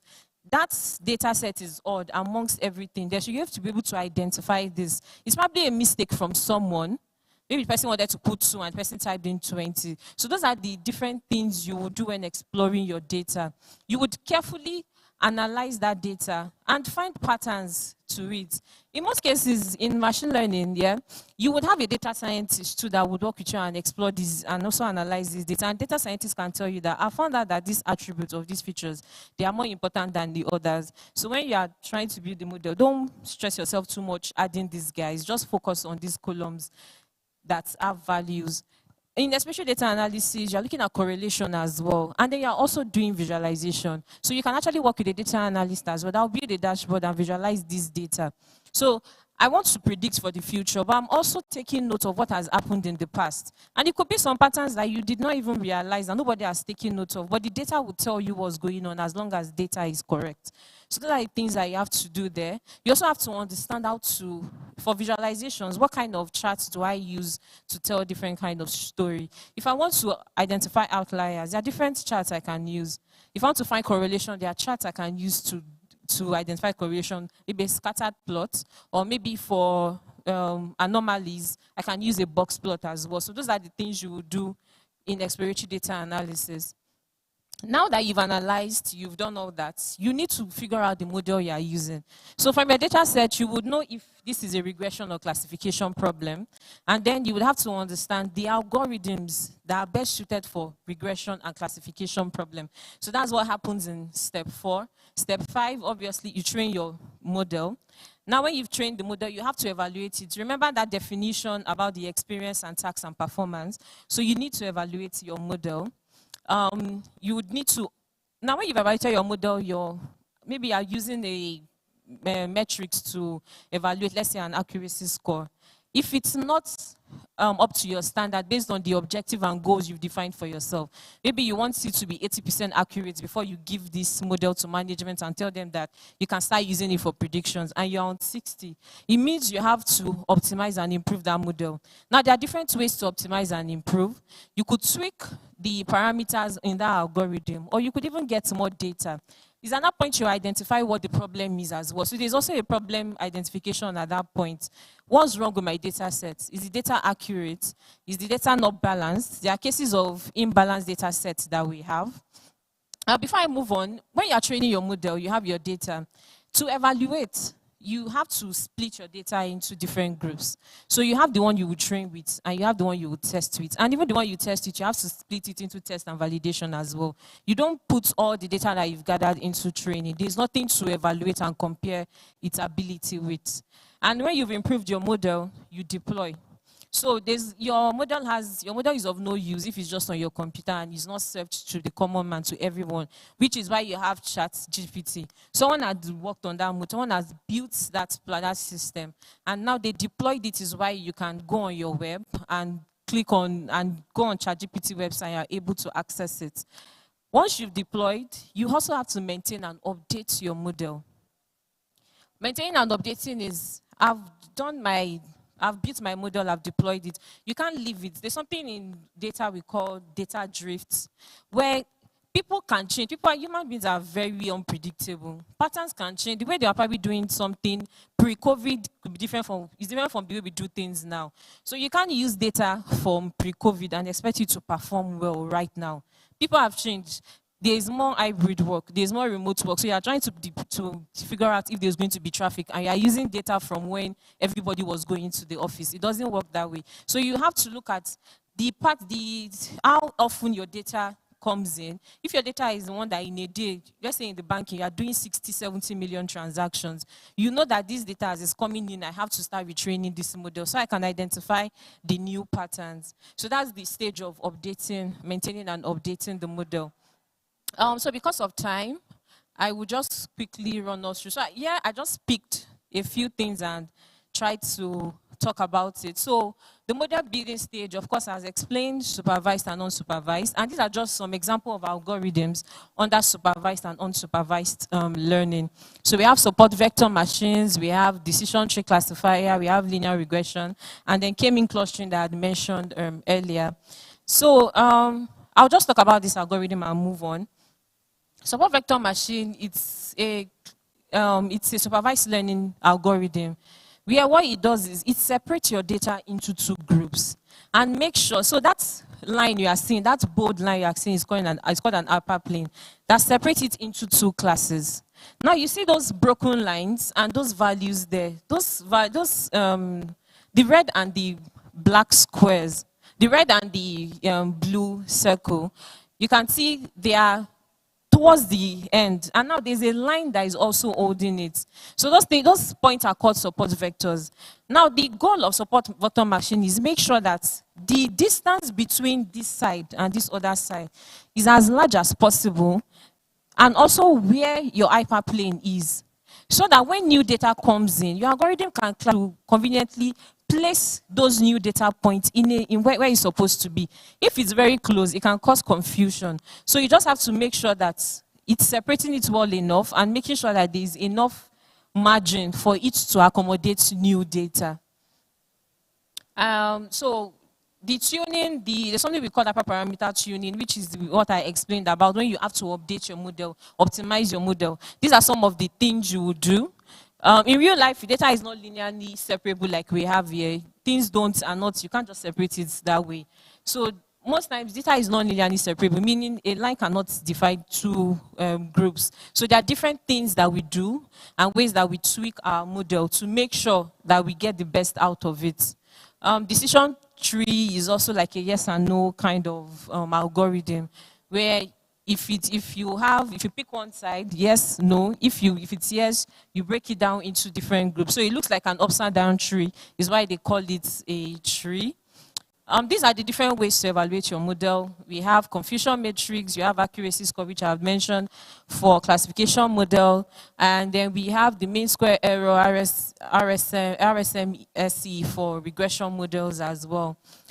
So I will just take this and then round up. Career opportunities in machine learning. First of all, we have a data scientist, like I've explained. You have data engineers. The data that we work with, the format is coming in is not something that even I myself would want to work with. So we have people that clean that data. We have people who clean the data, who process it, and make sure it's in a format that I can work with. We have machine learning engineers. So the last three parts to the steps I had listed out, I mentioned optimizing your model, deploying it. A machine learning engineer is kind of a software engineer, but for machine learning. So they have the skill to deploy a model, they can write APIs, basically. So they have software engineering skills, but also have machine learning skills as well. Another interesting one is AI product managers. So right now, product managers they focus on building, designing and collaborating with design product. But one thing they don't do is, data we are working with right now is just data we've gathered. Nobody kind of specifically, when they were designing that app, had in mind that, we want to build the AI model in the future or build a machine learning model in the future. They didn't put that in mind. So right now with AI product managers, they can collaborate with the product managers as well and tell them that this data, you're probably not intending to collect this. You have to collect this data, or this is important, this isn't important as well. Or make sure that the app is designed in a way that in the future when we have enough data to build a model that we integrate, we don't have to now be concerned about the whole application breaking. So, I don't know. I think we'll just take quick question and answer, and then I round up. Okay.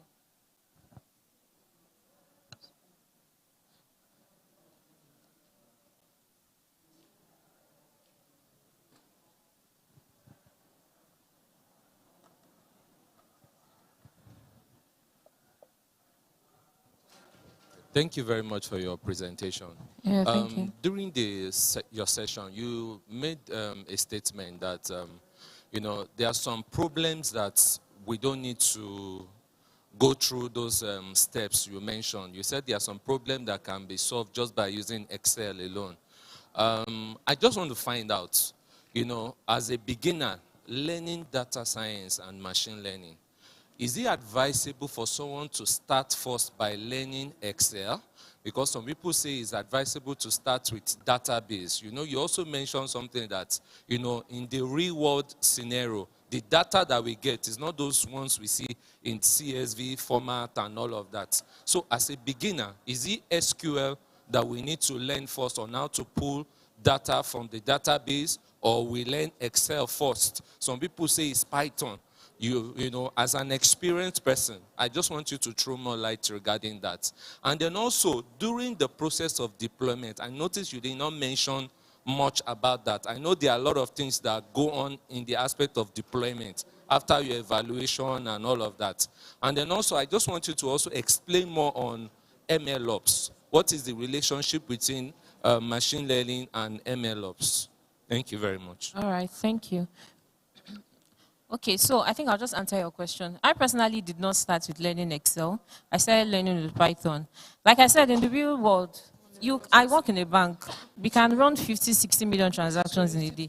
No one is going to export that data and give it to you as Excel to work with or CSV. In fact, Excel can't show you more than, I think, 2 million rows, and then I have 50 million. So yeah, it starts with SQL. There are a lot of lightweight databases that you can set up on your computer, and you can gather data in CSV format and push into those databases.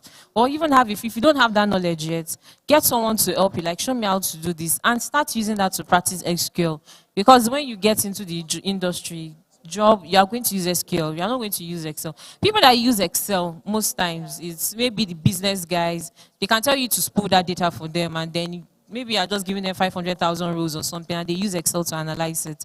But at some point too, it's still advisable, maybe you want to do your visualization. You can now use tools like Power BI or Tableau to do that. So start with SQL, start with Python. I won't advise anyone to start with Excel. Well, not like, I know there are places where they'll tell you to start with Excel, but then I think it depends on what they are trying to teach you or tell you to do.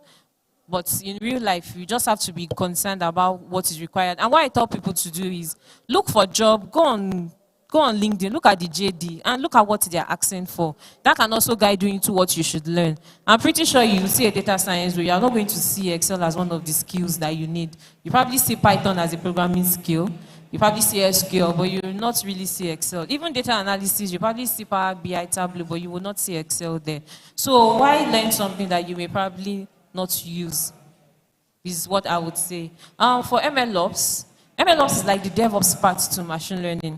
The way you would monitor or do your deployment in the general software engineering point is different from the way you would undo machine learning. So as someone who has MLOps skill, they also have skills in machine learning, but they understand the things that are required. They understand that if you build an app and you deploy it, you're not going to monitor what's going. But if I build a model and I deploy that model as an API, I have to monitor it. I have to know at what point it starts failing, at what point it starts misclassifying. So it's under your evaluation, your model evaluation skill, where you are looking at ways you can see how well your model is performing. You could have had like an 80% accuracy and realize that it's not misclassifying as much. And then after 3 months, you realize you start seeing errors in that this is not properly predicting or classifying those new data inputs. So in MLOps, you have to monitor all those things and know when it's time to redeploy, you retrain and redeploy. So it's basically, I'll just call MLOps the DevOps of machine learning in general. There's someone in front. There's someone in front.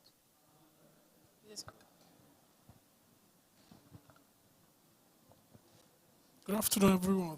While you were talking about your machine language analysis, coming up with models and all that, I know you are talking about designs when you talk about models. Like if you look at Python, if you look at Python is an object-based programming language.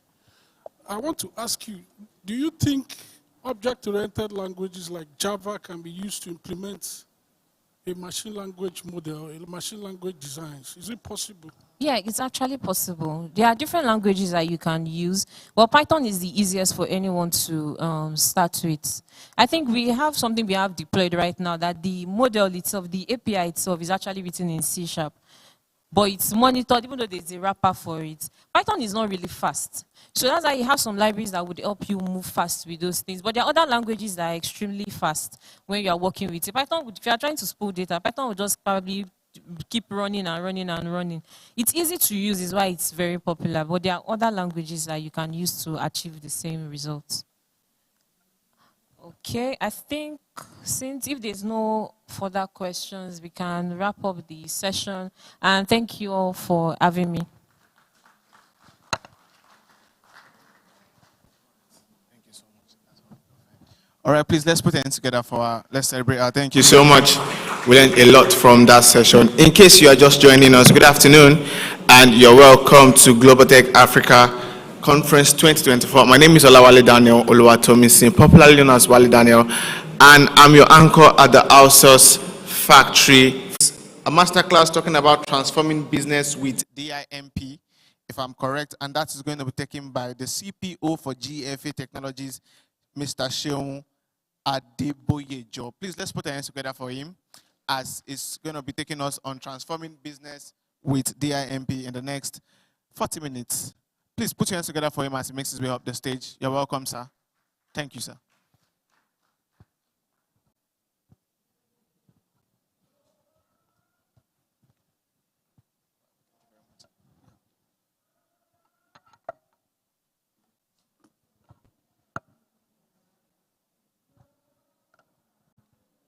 Good afternoon.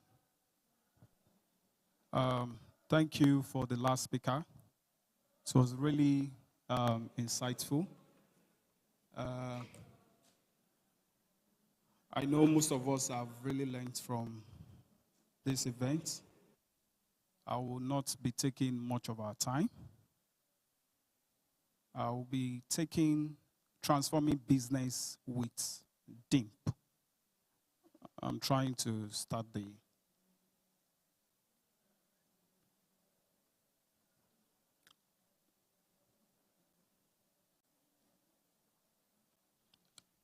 just to confirm, is the slide up? Okay, good. Thank you. All right. So first, let me start with what is DIMP. It's a fancy name, so most people will be inquisitive about the name. We call it, it's a software, it's an application. We call it Digital Innovation Management Platform. So we call it, acronym is DIMP. So the whole idea of this application is to easily onboard offline businesses online. Let me explain further what we're trying to do with that. Okay, so my objective today is to provide a comprehensive overview of DIMP, is to discuss the features and the benefits and how DIMP can transform business.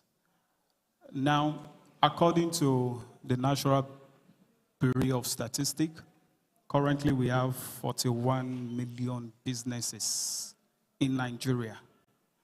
Let me just give a context to that.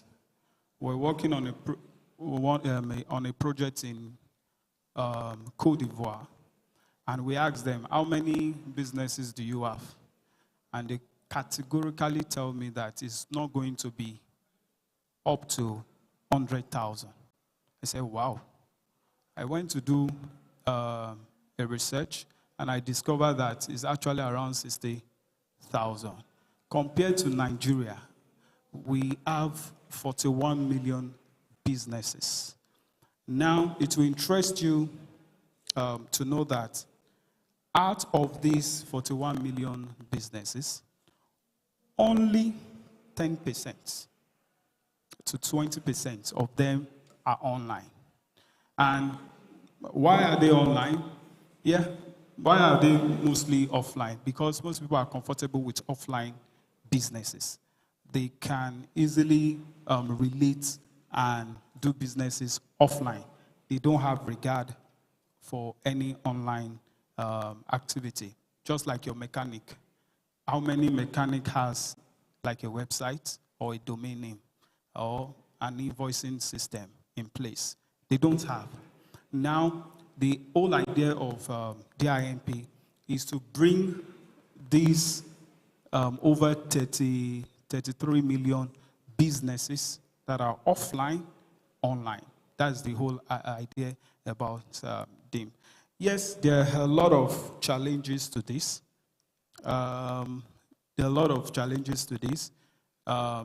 For like 10 years ago, one of the challenges is that we have very little internet penetration in Nigeria. But right now, we have almost 60% internet penetration in Nigeria. So we have less excuse for our businesses to come online. So since one of the major problems is slightly resolved, yeah, we still have a lot of things to do concerning internet penetration. Since that has been done, we can leverage on this and encourage as many businesses to come online. Now, one of the challenges Several factors contribute to the predominant offline businesses, and we've explained that most of them, we have other issues like economic factors, and most businesses being comfortable with offline businesses.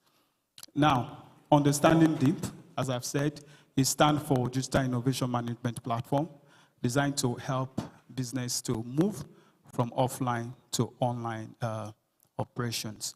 We're envisioning that this is going to be all over the world, but Nigeria, we want to start basically with Nigeria. Now, who is DIMP? Who can use DIMP?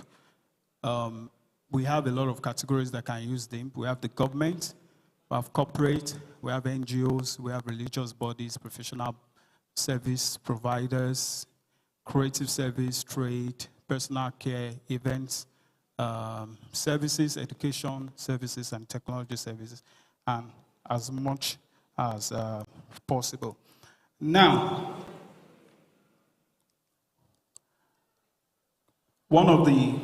let me just give an example of how a corporate can use DIMP.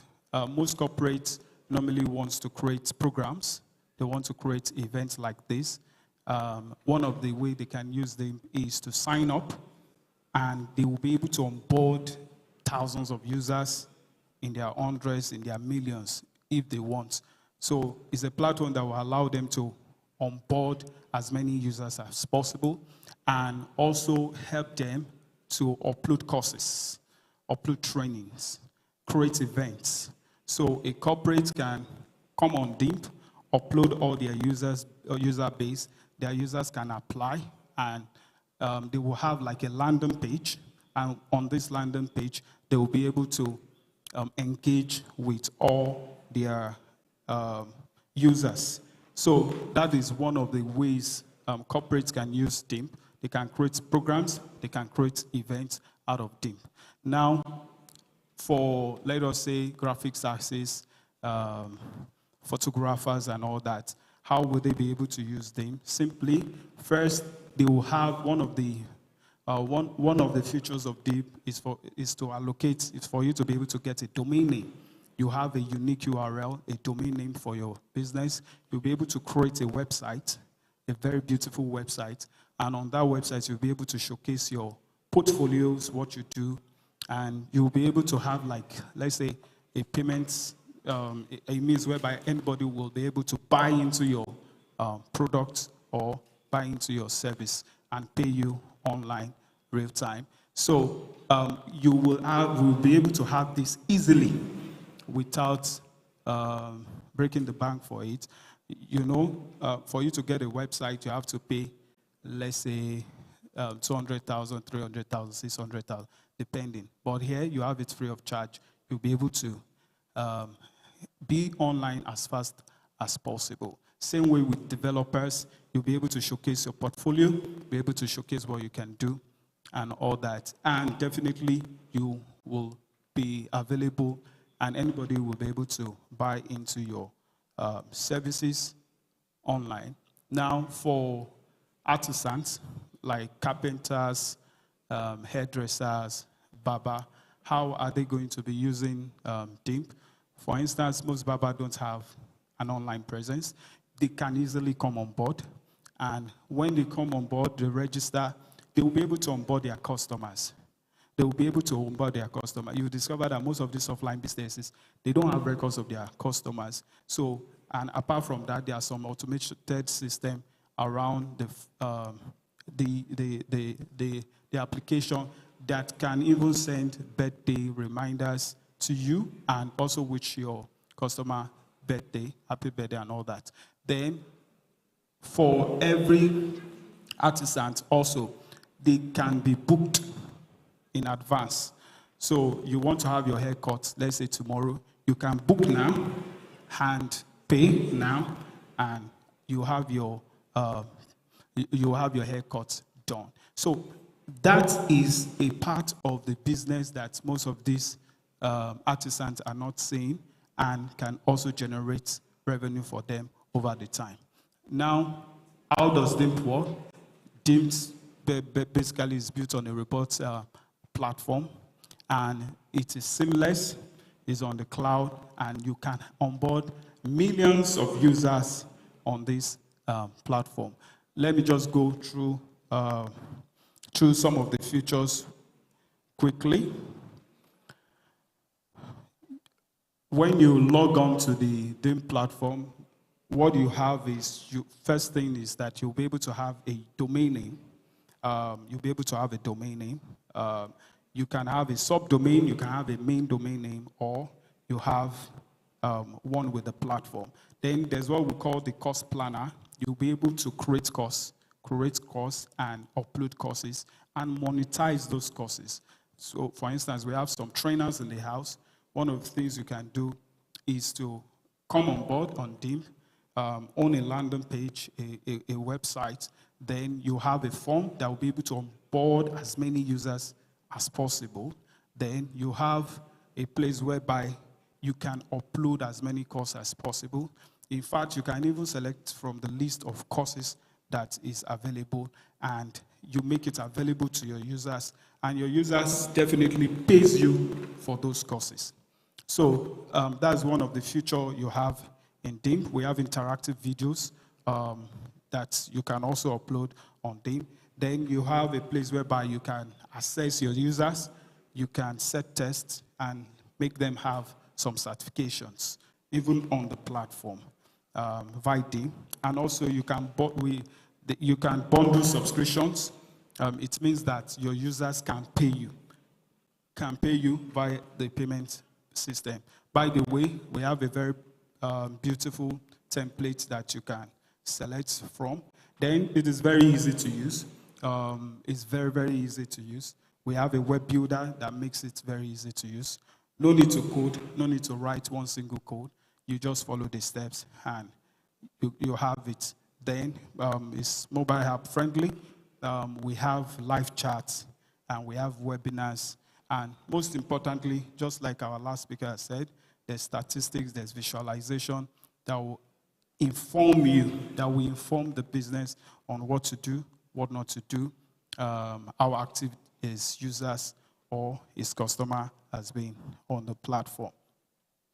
So let me just quickly go through the core features as I round up. I've explained some of them. The ability to own a web page easily by just signing up and following the step, and the ability to also have an onboarding form.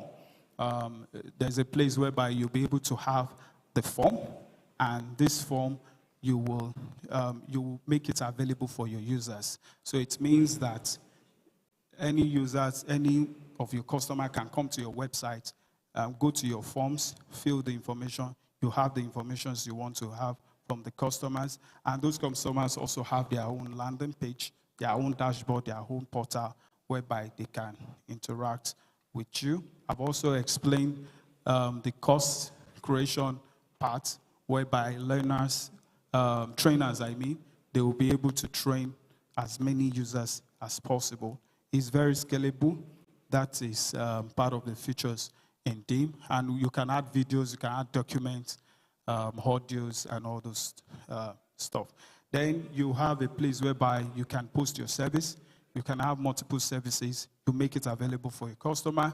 You can post as many services as possible, depending on what you do, like graphics designers and so on.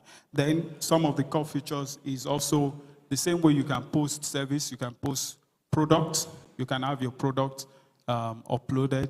Then you have some invoicing. You'll be able to generate invoicing. So imagine a petty artisan like a barber able to generate an invoice and keep track of payments over time. So he will be able to go to any bank and say, see my record on DIM, see the transactions on DIM, and use that to even get a loan from the bank. Because there is a record, there is something that can be easily verified. So this is part of the backend, the ecosystem backend for DIM. And additional features we have is there's a community. You'll be able to build your community. I mentioned the other time that one of the things that small businesses, those that are offline, have is that they don't have record of their customers, but this time you have a community. In fact, that community will be active because there's like a little social media whereby you can engage all your customer on that platform. Even your customer can see other customer. They can link to themselves. They can see their profile and engage on your platform. So there's a community. Let's say you have like 500 customers and you have their details, and those customers can even interact and post things and get support from you if you want. Then we have a booking system. I've mentioned that, whereby you can book in advance. You give your customer the ability to book your business or their services, book in advance and even pay. Give them the options to even pay in advance. And that definitely will increase your revenue. Then also we have analysis. Yes, we also have affiliate. When you have, if you finish creating your ecosystem, you have an affiliate link. This affiliate link, you can use it to promote. And anybody can take up that link and promote and earn something from promoting your, let's say, your business or your service or your products or your courses, as the case may be. So there's an earning potential there. So what values does DIMS offer? I've mentioned some of these. No coding, and you have a lot of templates you can select for. You get your own personal website and your own link, which you can make available and share. Ability to sell courses, products, services, payments, subscriptions in one platform. Manage your clients, manage your customer. You have a free start. You can use the service for free. There are different payments plan, but the least one is around 1.5, but you can also have it for free. Then you have support from the platform also. Then some of the real life case scenarios, I've mentioned some of them earlier on.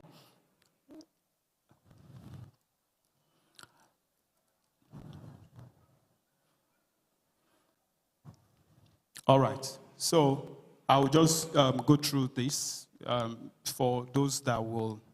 The website is dimnify.com. When you get there, when you sign up, you'll be able to go through the steps. These are the steps I was talking about. It will ask you some basic information. Then you will fill it. It takes you to the next where you select template. It takes you to the next where you select your form. It takes you to the next where you add your service, add your course, add your product, as the case may be. It takes you to the next where you have integration. It takes you to the next where you have payment plan. You select a payment plan. We'll have the free plan there. Then it takes you to the next where you have a summary of everything that you have input. Then you can go live. Then what it means is that you have a website, you have a link that you can promote, you have your services on that particular website, you have a page where anybody will be able to buy into your service, your products, almost instantly. All right, so in conclusion, DIMP is trying to create an ecosystem platform to empower businesses, to enable them to see the benefits of coming to online, bringing them from where they were and showcasing them to the world and giving them more customers, more visibility around the world, and bring together every tools like invoicing, like accounting softwares and all that, that will help even their business to thrive even in this current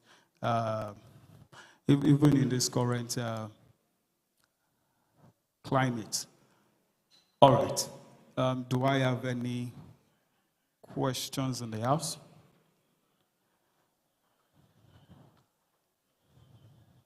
Any question, please?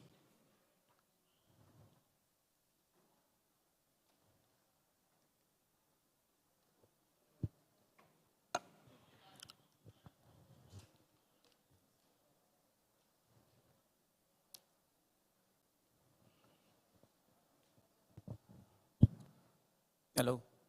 Aye. Yeah. My question is, what is the cost implication? Good. Because Thank you. one thing is not about you joining, clicking, filling and all that. But subsequently, when you are having customers and all that, is there any cost implication concerning that? Okay, thank you very much. That's a very good question. One of the things we saw is that it is expensive for you to have a website. Very expensive to have a professional, functional website with payment and shopping system, your store, your LMS and all that. So one of the goals was to make it available for free. That's one of the first goal. Now, it's free. However, when you start using it, there's transactional fee. So what we just try to do is, let's say you are a barber. We barb hair, let's say 2,000 naira. So let's say you tell your customer that, oh, I have this new system. You can book me online. This is my link. This is my QR code. They scan it. And when next I want to come, I can book. In fact, you can even offer discounts and tell them, if you book in advance, you have like 10% discount. Now, when that will encourage them to book. When they book, what happens is, let's say it's 2,000 naira. There's a transactional fee, let's say around 5% of that 2,000 naira that will be used. So that is the free version, and definitely there are cost implications to this, which means that we have to just get that transactional fee. However, we have the subscription model that you pay, let's say, 1.5 per month. That's the lease plan, depending on the number of users you will have. We have bands of users. We started with 1 to 500. It can change, but we started with 1 to 500. So if you know that your customer base are not up to 500, then you can subscribe for that. So it means that if you exceed that 500 stage, instead of you paying, let's say, 1,005, you pay 2,500 per month. And it's per month. So you won't pay up to that 5% transactional fee again. You rather pay, let's say, like 2.5%. So it will come down. So it depends on what you want to use. In fact, the 1,005 is $1. That is where we got the 1,005. So we're trying to make it as affordable as possible to encourage business to come on board. Thank you for that question. Any other? I hope I've answered your question. Okay, thank you. Any other question, please?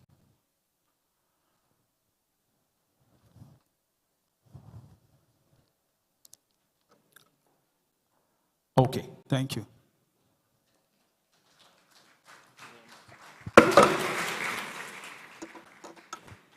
Mic check. I think if you're clapping, you can do better than that. Thank you so much, sir. Thank you so much. So we are moving on. This is still GTA 2024. The next masterclass we are having is one of the most highly anticipated masterclasses of... Okay, so I'm going to move it forward. Should we move it? Should we move it? They don't want to move. Okay, so if we don't want to move it, so we have to move. So I want us to move forward to occupy the seats in front of us. If you have empty seats in front of us, please let's occupy those seats so that we can enhance our guys doing the coverage. You understand? We don't want to have too many. See, what will pay me about this class, this next master class, is that people are going to start coming in. The moment I announce it, people are going to start coming in. And I don't want to say whereby people that have not been here since Monday will now come, and you that you have been here, you will not sit in front. So please, let's step forward. Let's move. Yes, yes. Yeah, bring it on, bring it on, bring it on. Okay, sir, so this is to, yes, there's a lot of seriousness that has to do with this next class. Okay, okay. Oh, you see, they're already coming in. You can see them, they are coming in. I told you, a lot of people are going to come in for this class. Thank you so much. No, it's fine, it's fine. All right. Announcing the next master class, which is about introduction to mobile app development. If you're excited, please put your hands together for that. All right, that's why we are here.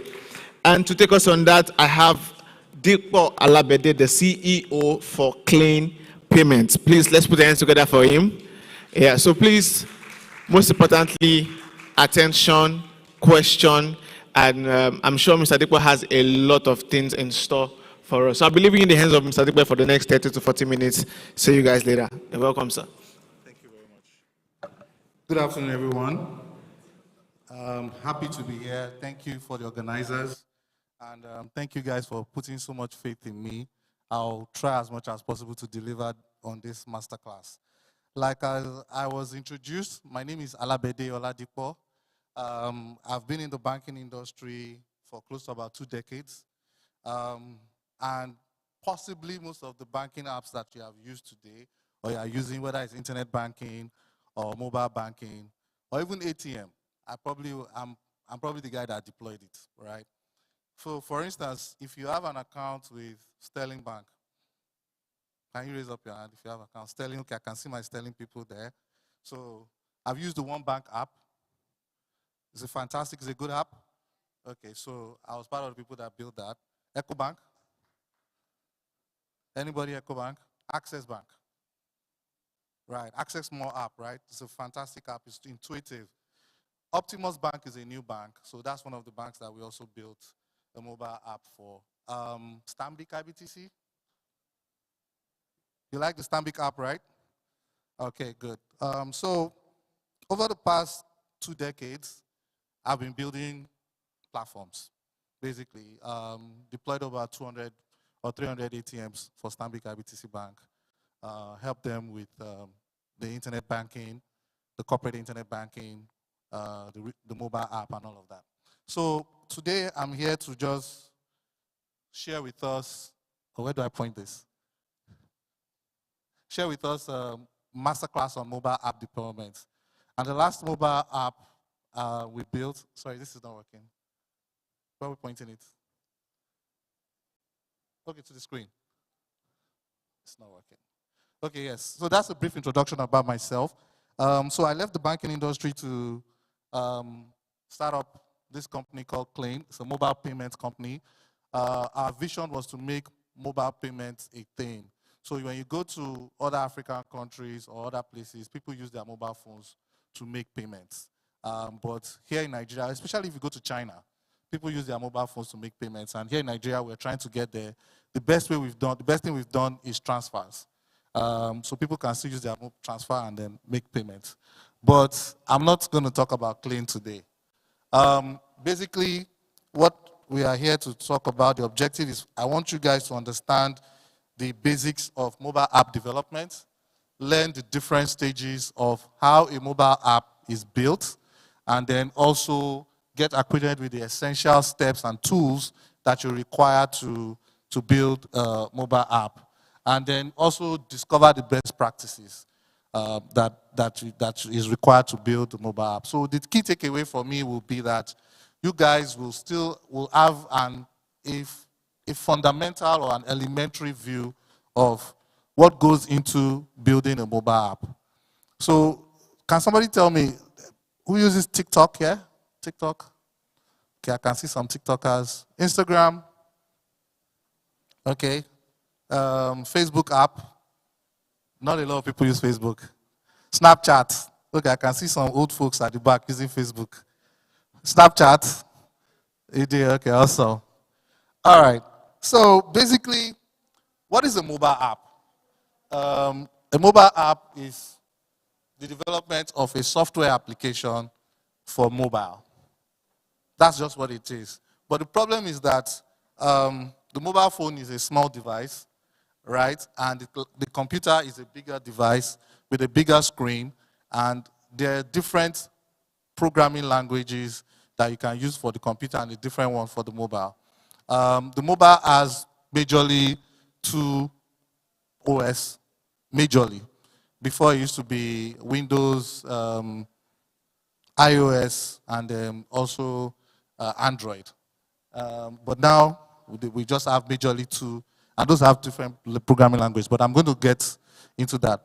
So what kind of apps do we have? We have native apps. These are native apps developed specifically for the phone type or the phone OS. So we have a native app for iOS and we have a native app for Android. We also have web apps. And where web apps come in place, we call them PWA, that's Progressive Web App. So it means that if you ordinarily don't need to have a mobile app, but it still looks like a mobile app, and it feels and works like a mobile app. So that's a web app. And then we have hybrid apps. They kind of work like, they combine the elements of both native and the web apps, basically. So in my company, for instance, we built an agency banking platform. So we're also into agency banking. So we built an agency banking platform, and we first built a mobile app so that the agents can log into the mobile app and then they can start using it. But we quickly found out that the agents don't really want to log into a mobile app. They rather log in on the web. And so we built a progressive web app, and that's an approach. And you continue to learn from the customer as you do this. And this leads me to this question. Do you really need a mobile app? A lot of businesses or a lot of people want to build an app for everything. Right? Just like this guy that wants to build an app that is like Uber, but it's for suya. I mean, it can work, really. Maybe he's going to aggregate all suya sellers, and then he's also going to give everybody an opportunity to be able to order suya online and have it delivered to them. I don't know. But the question is, do you really need an app for it?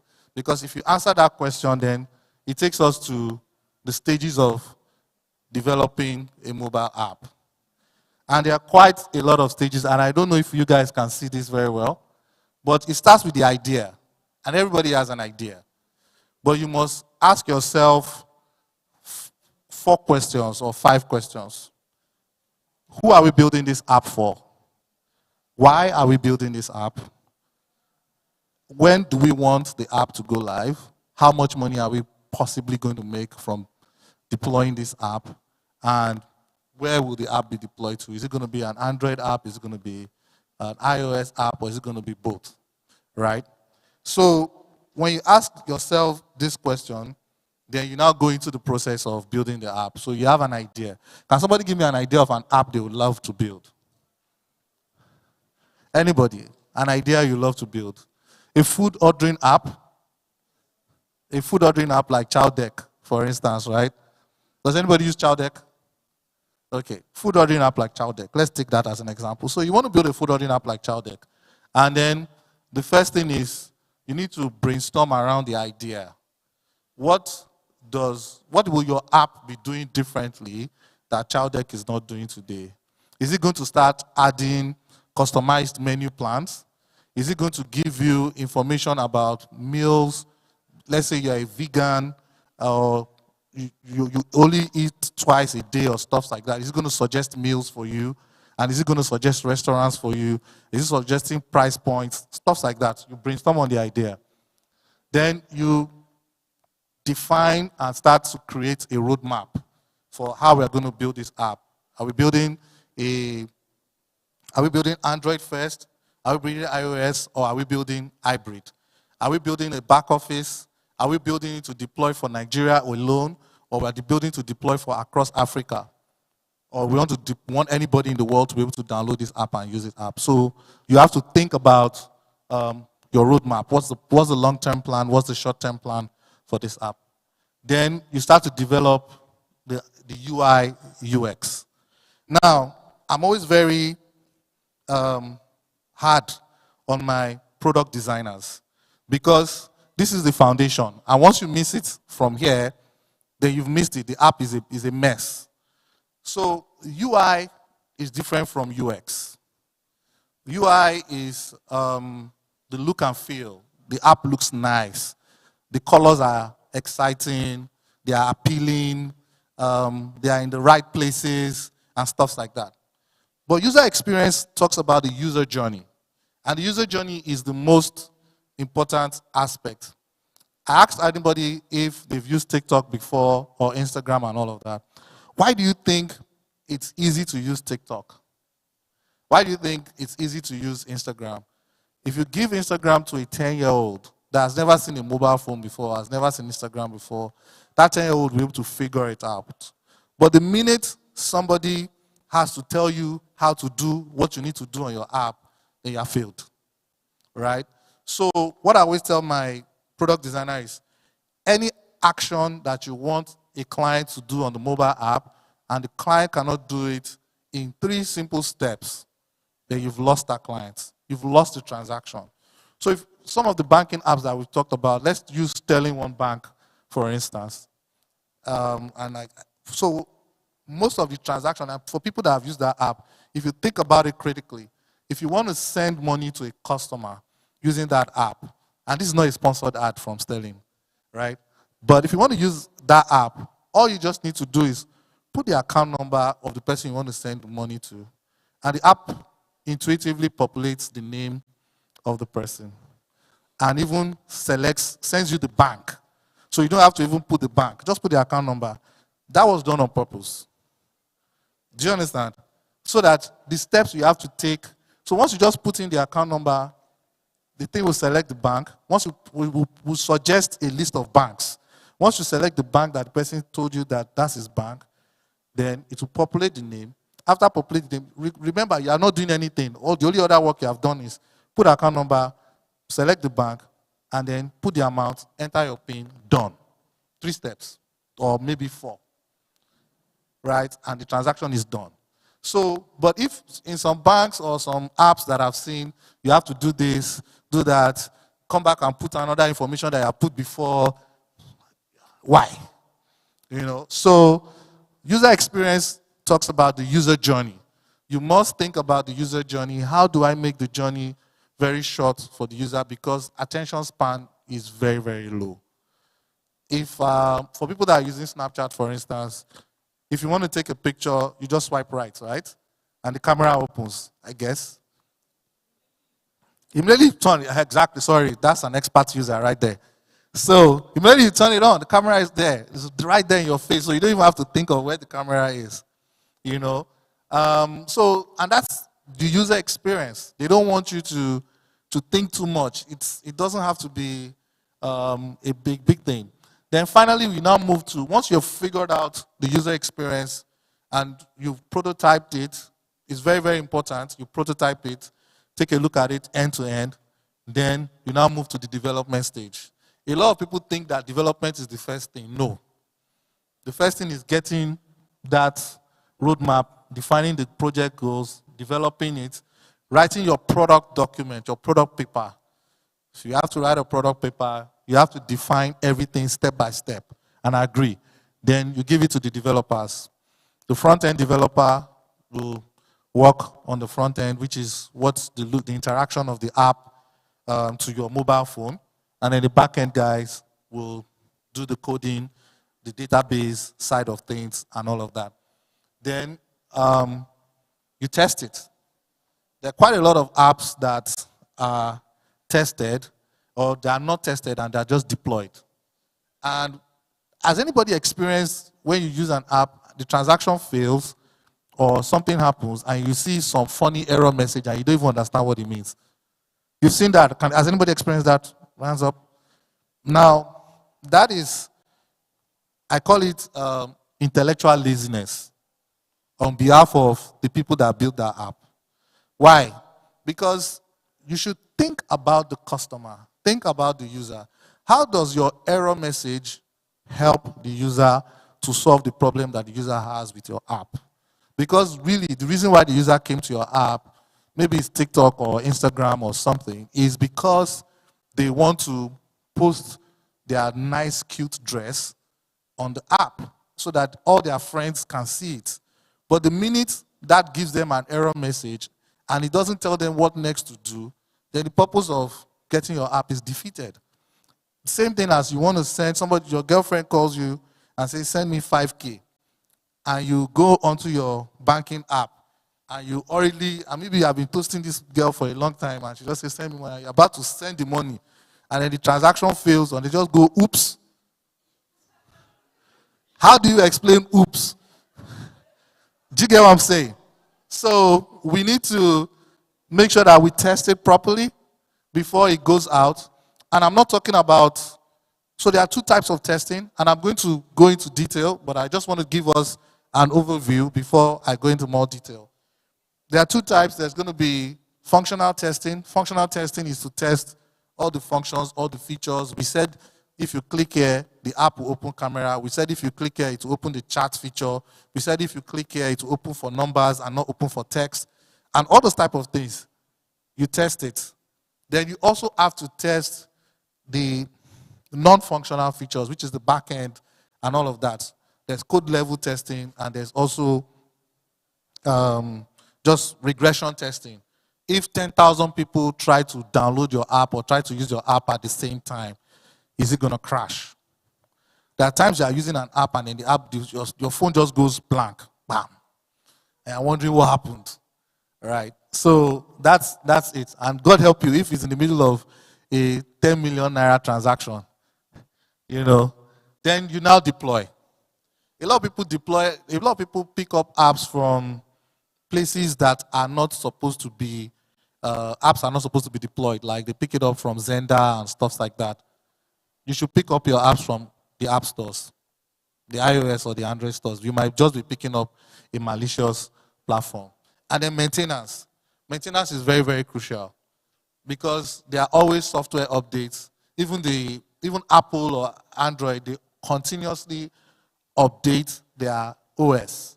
So if there's a change to the OS, it obviously may affect your app. There are also feedback that you also get from your customers, which will mandate you to change certain things on the app. So basically, I'm now going to the details of what I said earlier, because what I said earlier was just to give you guys an overview of how to build this app. But now, we already have an idea of how we're going to build a child deck kind of app, right? So that's what we're going to do in this masterclass. We'll build our own delivery or food delivery app. And we'll walk through this process one by one, right? I think we still have time. We do, right? Awesome. Okay, so we're going to identify the gaps. First, finding the idea. So we found the idea. We're building a food delivery app to rival Child Deck. Cool. The next thing is we need to identify the gaps in the market and the potential user needs. Can anybody tell me maybe something that you think Child Deck should be doing that they're not doing? Right? Let me say, for instance, and I don't know because I don't use Child Deck, but for instance, let's imagine that they don't give you a meal plan. Right? Maybe if you open Child Deck and it suggests what you should eat on Monday, Tuesday, Wednesday, Thursday, Friday, and suggest the meals. Would that be cool? Awesome. So let's put that as one of the things that we're going to do to differentiate the app, right? Then you now analyze who are all the other competitors in that space. There's Jumia Foods, there's Child Deck, there's Glovo, those guys riding bicycle, very innovative guys. But I'm always thinking maybe I should apply because I want to lose weight, but maybe we'll figure that out later. Then you identify the user's needs and conduct surveys to really gather feedback. Just don't go ahead and build, because you might build and find out that it's only you, your brother, and your mommy that downloaded the app, right? So you have to be sure that you are meeting users' needs and you have feedback. Then focus on solving a specific problem. One of the things that I've also come to realize myself is you don't build an app to solve many problems. They are not going to win, right? Because you are supposed to build an app to focus on something. What does Apple Music app do? Or Spotify? Music, right? What does Child Deck do? Food. What does Instagram do? Pictures or memories, right? So basically, build an app to solve Uber, transportation. You can now, after building that app, start to add and layer other things along the value chain of what that app delivers. But don't build an app to do many things at the same time. You're going to fail. Then planning, defining the goals, set clear, achievable objectives for your app, like you want 10,000 downloads in month 1 or year 1, 20,000 downloads, stuff like that. Determine the key features and functionalities. So our Child Deck app, we have all agreed that we are going to add a meal plan. In the meal plan, we're going to ask you whether you're a vegan or you eat normal food. We're going to ask you your age so that we'll suggest the kind of food that you're supposed to be eating. We're going to ask you if your goal is to lose weight. If your goal is to lose weight, we'll not suggest eba and amala for you, right? We'll suggest all this salad and all those kind of things. So we're good. Then the next thing is you now create a project plan. So in the mobile app building process, the most important person is the product manager. The product manager is the CEO of that app, of that product, right? And the product manager is the one that orchestrates between the project manager, who is a different person entirely, the IT guy, front end, back end, or head of engineering, the product designers, and everybody, finance as well. So the product manager is the most important person. So you create a plan, outline the development timeline and milestones to develop this app, and then assign tasks and responsibilities. This is the job for the product manager. Now, after that, I've already explained that user experience is different from user interface. And like I said before, user interface, which is called UI, is the look and feel. When you look at Instagram, it's beautiful, right? You just look at it, it's simple, everything is nicely placed, the icons are looking good and all of that, right colors and everything. If you look at your Access Bank app, even though it's blue, but everything is placed nicely. If you look at the Sterling app, everything is Stanbic. I even like the way they used mixed colors, right? It's very, very intuitive. But the user experience means that when you press this button, it does this. So recently I was speaking to a very top person in the payments industry about why QR codes are not being used in Nigeria. And it's a success in China and in other places. And it's as simple as just scanning a QR code, right? You would think that is something that we should get right instead of using our card to make payments. But do you know the answer? The answer why I think QR codes are not being used or adopted in Nigeria is because of the way banks have decided to place QR payments on their different mobile apps. So everybody that has a mobile app here, your app has QR code payments. Do you know that? Right? You know that. But if I ask everybody to show me how to do it, then it becomes a jam question because not everybody knows exactly where it is. So I've come up with the theory that if all the banks decide that once you launch your mobile app and you swipe right, it launches the camera of your phone and you are able to scan that QR code and make the payment, that will solve the problem of QR code payments in Nigeria. But then they've not agreed, and I'm hoping that they agree one day because card payments is killing all of us. But I just digress to let you know how user experience differs and how it matters using that example. So for our child deck example, we're going to build a very good... Sorry, I forgot to ask a question. What name should we call this food app? Chop Now. Thank you very much. I love this one. Chop Now. So we're going to build an app. So the name of our app is Chop Now. And Chop Now, what color? Yellow, blue, green. Okay, we'll use green. So we're going to build Chop Now, yeah, green design.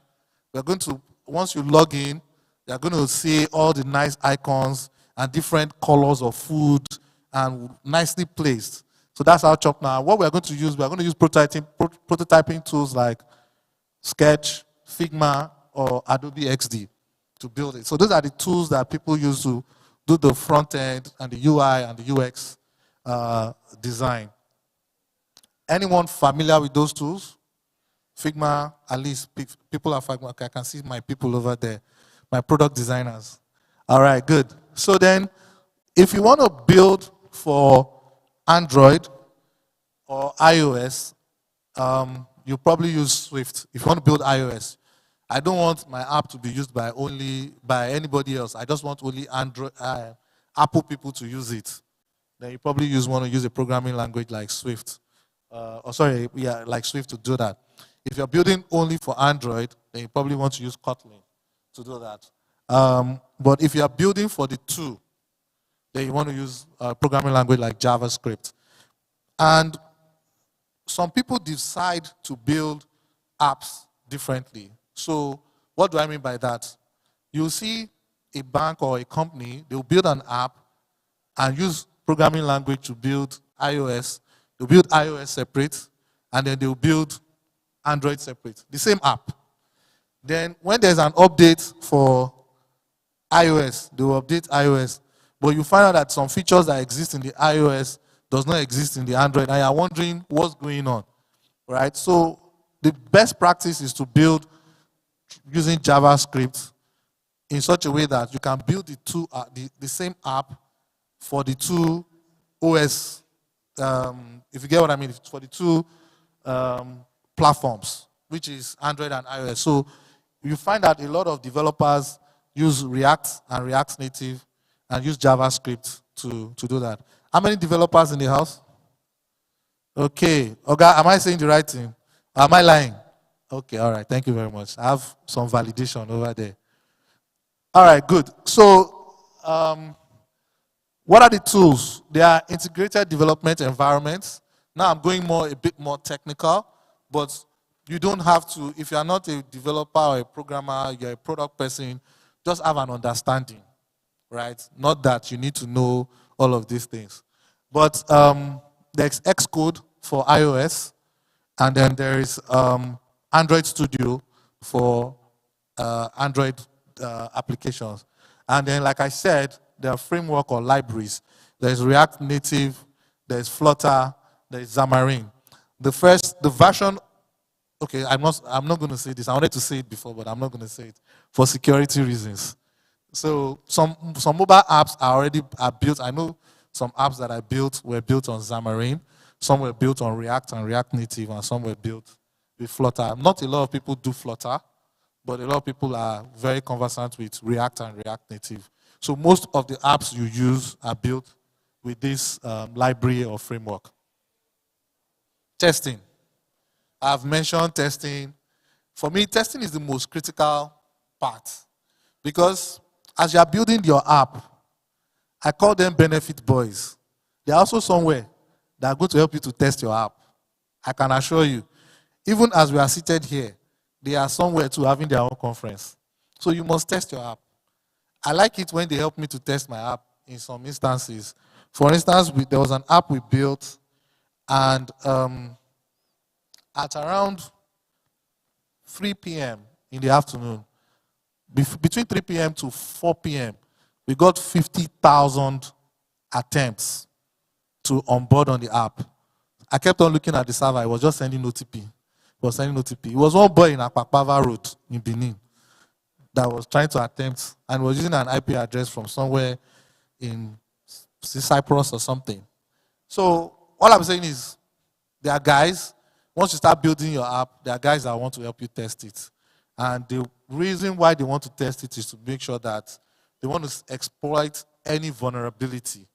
So you must have security testing, you must have unit testing, you must have user acceptance testing.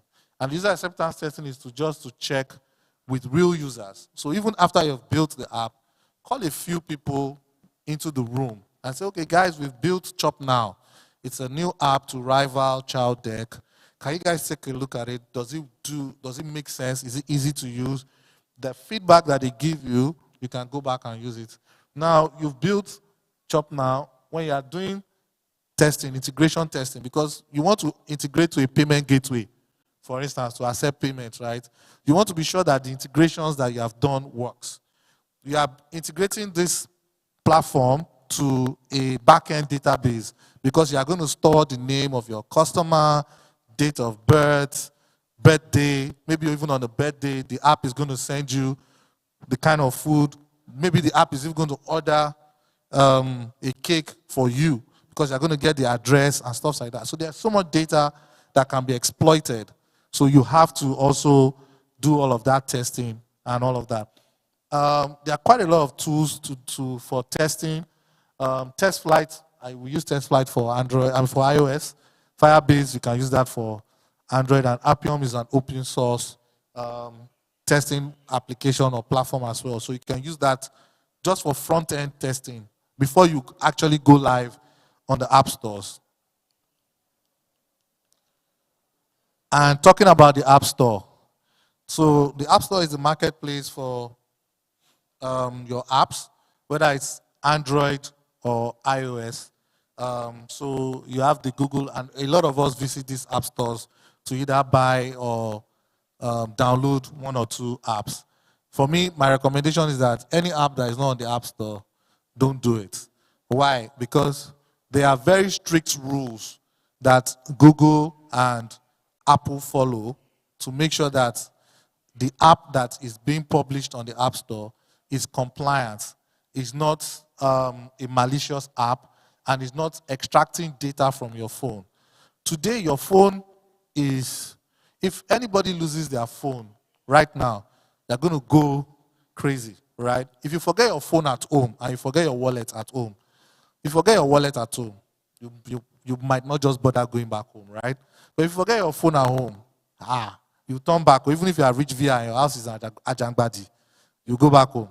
Because the phone is now become an integral part of our lives, right? We make calls with it, we watch movies with it, we do our banking with it, we do so many things with it, and a lot of data is stored on that phone. So imagine if our Chop Now app was designed to actually extract all the information of your contacts, such that at the end of the day, all we are going to do is we are going to start soliciting messages to your contacts to solicit for urgent 2K, right? It's possible. So you have to download your app from the App Store. Ensure the apps meet all technical and content guidelines, and also prepare app assets like icons and screenshots. So this is one of our apps called ClaimPay. It's beautifully designed, you see, and we got a 4.4 rating, so I'm always very proud of that. What else? Okay, so I'm about to round up. I have 10 more minutes. Again, just do regular updates, bug fixes on the app, add new features continuously to this app so that users continuously find new things and exciting things to go to the app for. If not, they get bored. If you notice TikTok, Instagram, they're always updating the app. They're always adding new features. For the ladies, they're always adding new filters, right? Am I right? So that's how that works. And then you have to collect feedback from your users regularly to update the app. Sorry, I'm now rushing. Security consideration. Security is very, very important. So you must save your user data, because users have come on your app with trust. Imagine all your pictures or your videos on Instagram showing up somewhere on the internet. What are you going to do? Delete the app, right? You'll never use it again. So data considerations, data must be stored. Follow best practices for data privacy, performance optimization, implement user engagement strategies as well. And finally, there's something I always ask a lot of people about when they are building a mobile app. What is your back office looking like? The back office is like the admin page where the people that built the app have all your information and can disable your profile and do all of that. Has anybody ever been kicked out of Instagram before? You've been kicked out of Instagram, right? The question is, how did they do that? They just disable. You just try to log in and you find out that they send you a message and say you have been disabled. It's because somebody in Instagram or Facebook sat down, clicked on your profile, looked at all your information, saw a violation, and clicked on delete profile. And the person, and that's why you don't have access. But without this back office, it's very, very essential. Because on the back office, I can tell how many times you've logged in.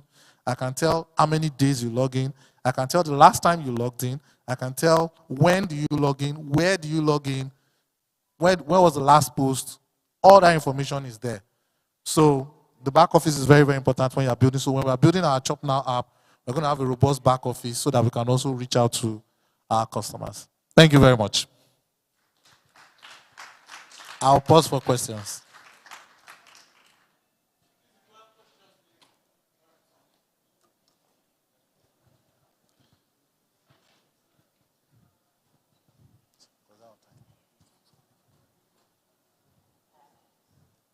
Any questions?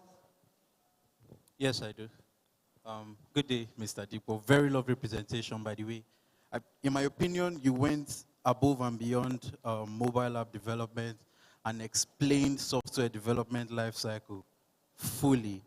Thank you. Now, to be distinct, specifically, I want to know, or can you share with us an experience that you've faced, right?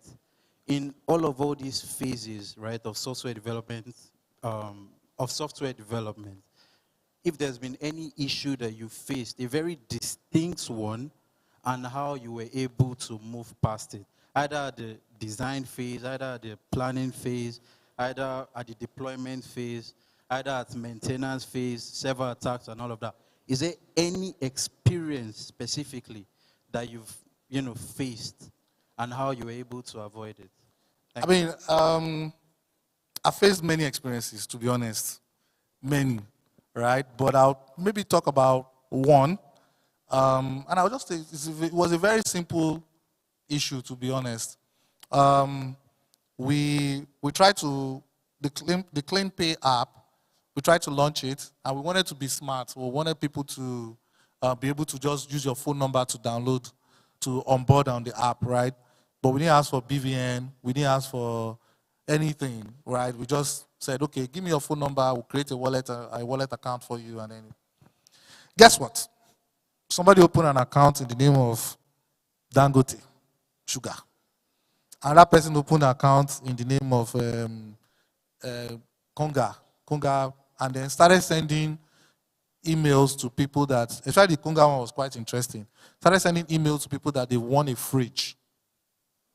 Right? The fridge was supposed to be costing, like, let's say, 300,000 naira. But they told the person to just pay 50,000 naira. And people started paying 50,000 naira. Do you understand? And the issue would have been avoided if somebody had looked at the onboarding process to say, you know what, we must verify who this person that is coming and how come somebody can open an account in the name of another person. Do you get what I'm saying? So what did we do to solve that problem? When you want to onboard on the app, we're going to ask you, give us your BVN and give us your account number in another bank. It is the name that the other bank presents to us is the name that we adopt as your name. So whether you like to call yourself anything else, that's your problem. Right. Thank you. I feel this should have been an interactive section, right? Because it's dropping a lot of bomb. So just today, I'm so sorry. I apologize for extending the session. So just today, like you said, this BVN verification, in fact, just today, we found a flaw. Now we are activating in a school. We're doing an activation in a school. We are digitalizing the school, right? And then we are using a BVN service. And at the same time, the school, in our onboarding process, we're taking in matric numbers of students. Now, you know BVN verification laws. The BVN verification law, it should verify your first name, your last name, and your date of birth, right? Yeah. But now in our onboarding process, we're asking students for their matric number.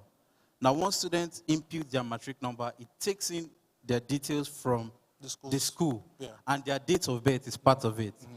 So now we are now having a lot of issues with date of birth clash.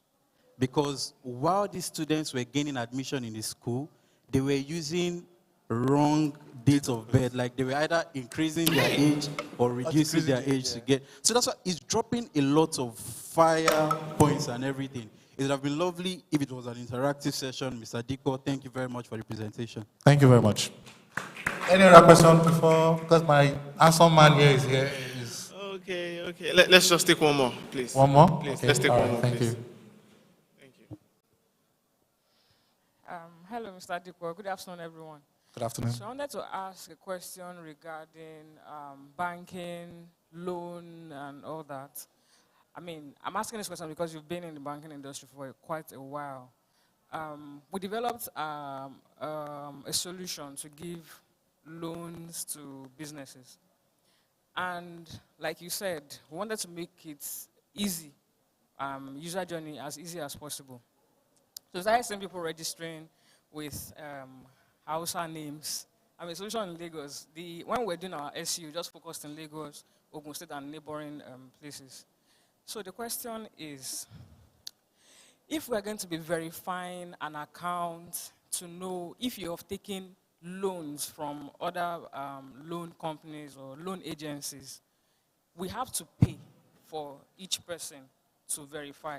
Yeah. But then, when they are putting their BVN, we don't have any issues with putting BVN, but the loan company cannot make profit because they still have to pay for each person to verify with maybe credit bureau or, there are two agencies that does that. Yeah. And then you now check, customers, they get mind though.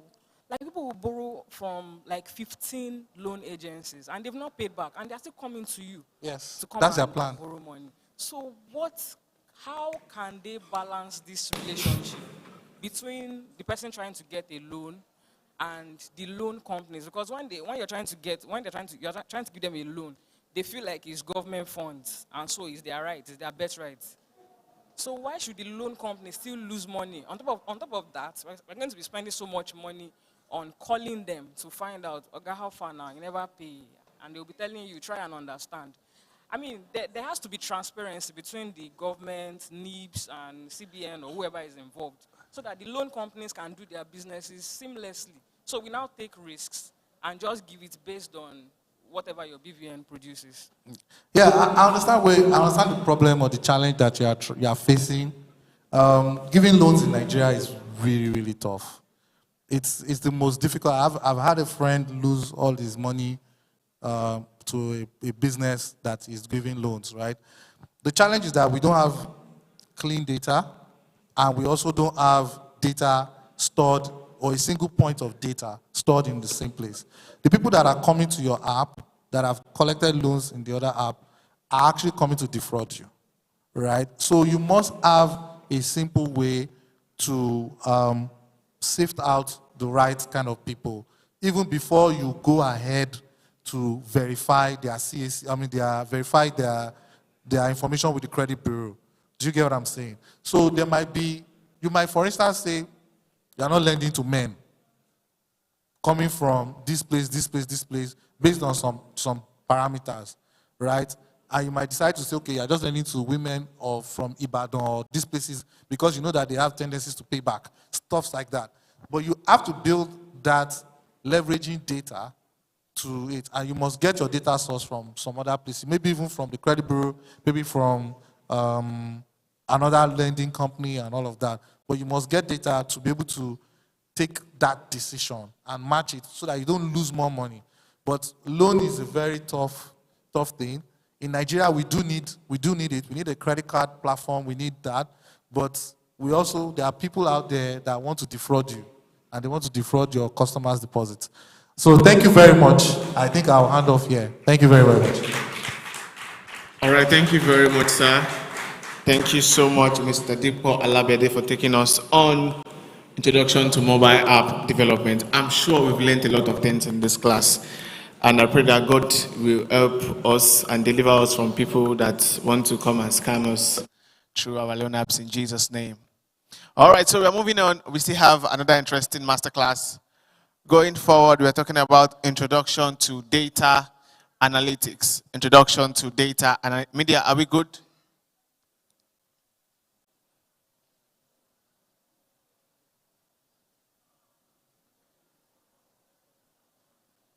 Okay, we are going to Introduction to Data Analytics. I mean, when we talk about data, most of us are familiar. Now, data here is not the megabyte on your phone. No. It's not 20 gig, 40 gig, 600 for 2.5 gig. No, rara. That's not the data we're talking about here. Oh. That's not the data we're talking about here. So we are going into introduction of data analysis. I'm sure a lot of us are familiar with data. We hear it day in, day out. I'm a data analyst. I do data analytics. I'm a data scientist and everything like that. So to take us in this, we have the CRB and head of data analytics from Wema Bank. That is no other person but Mr. Olamide Jola Osho. Please, let's put our hands together for him as he makes his way up to take us into introduction of data analytics for the next 40 minutes. Thank you very much, sir.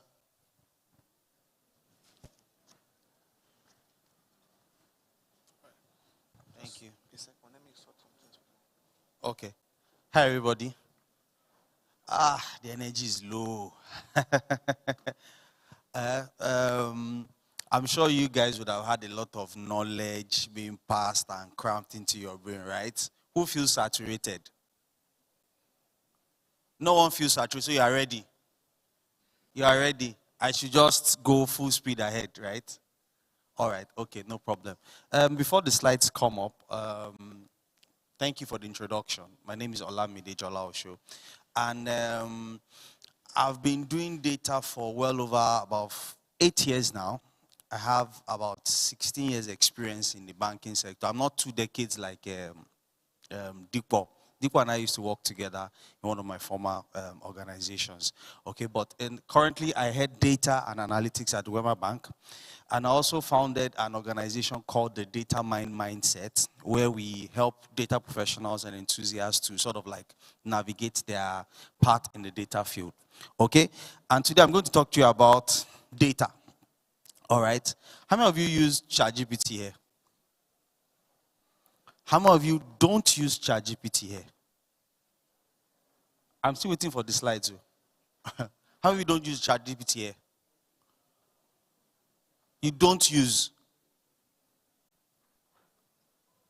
Hello? How many of you do use?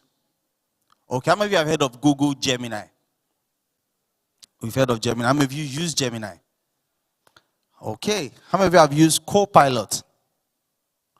How many of you have used AIs that can build slides, read content? So you guys are okay. So let me even start by asking, what exactly is AI? Anyone? What exactly is AI? And I heard there was a master class on machine learning, fantastic. Okay. Machine learning is a subset of AI. Let me just leave that by the way. So what exactly is AI? Anybody? Anyone? Anyone wants to try? Yes, sir.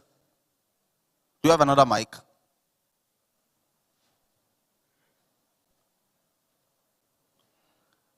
Is there another mic, please? I'm talking slideless for now. Yes. To the best of my understanding, Just is your understanding that we want to hear. Yeah. So don't worry. There are no wrong answers here. Yeah, AI is a functional system. Okay. That is learning from a pool of data. Functional system from pool of data. Interesting. Anyone else? Anyone else wants to try? You guys should try now. Yes, please. Thank you. Can we pass the mic? Okay. All right. Yeah, please go It ahead. simply refers to intelligence that's artificially developed by humans. Sorry, what? Intelligence. Intelligence. Artificially developed Artificially developed by humans. Yeah. Okay, nice. Lastly, the gentleman in front here.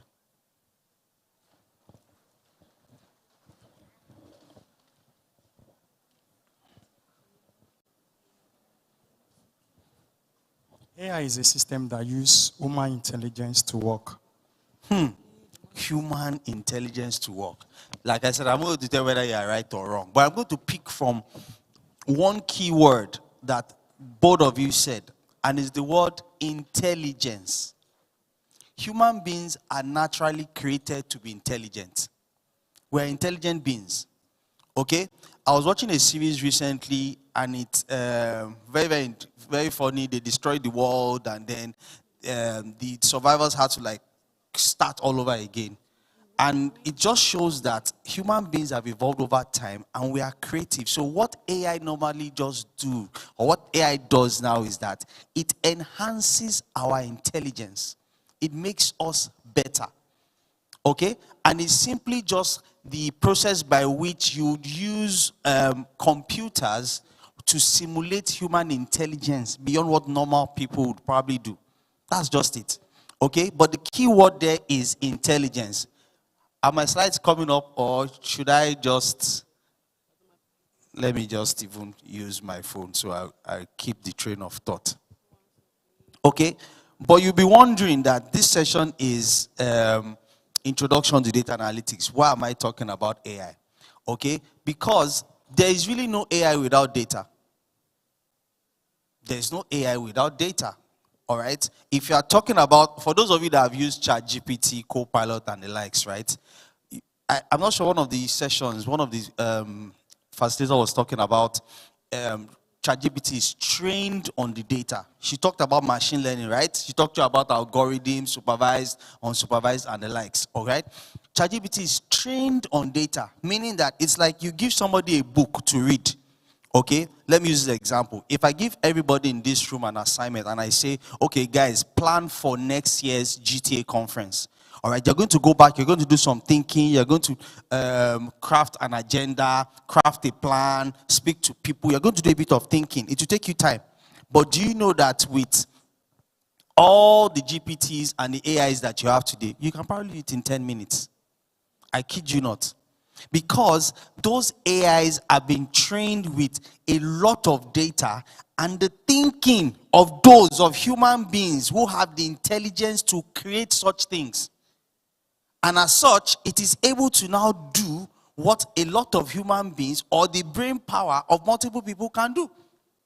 That's the simplest terms of it. So the session you had around even creating machine learning models, it's the back end of those that create it.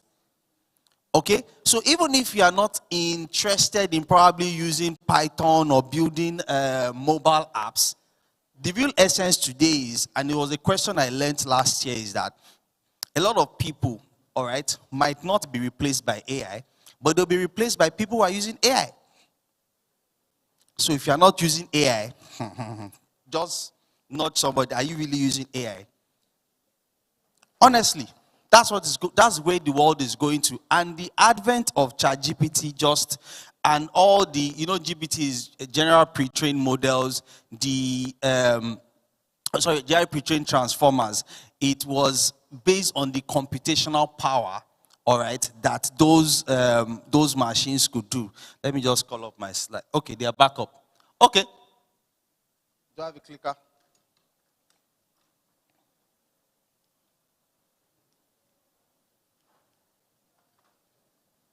Is it working?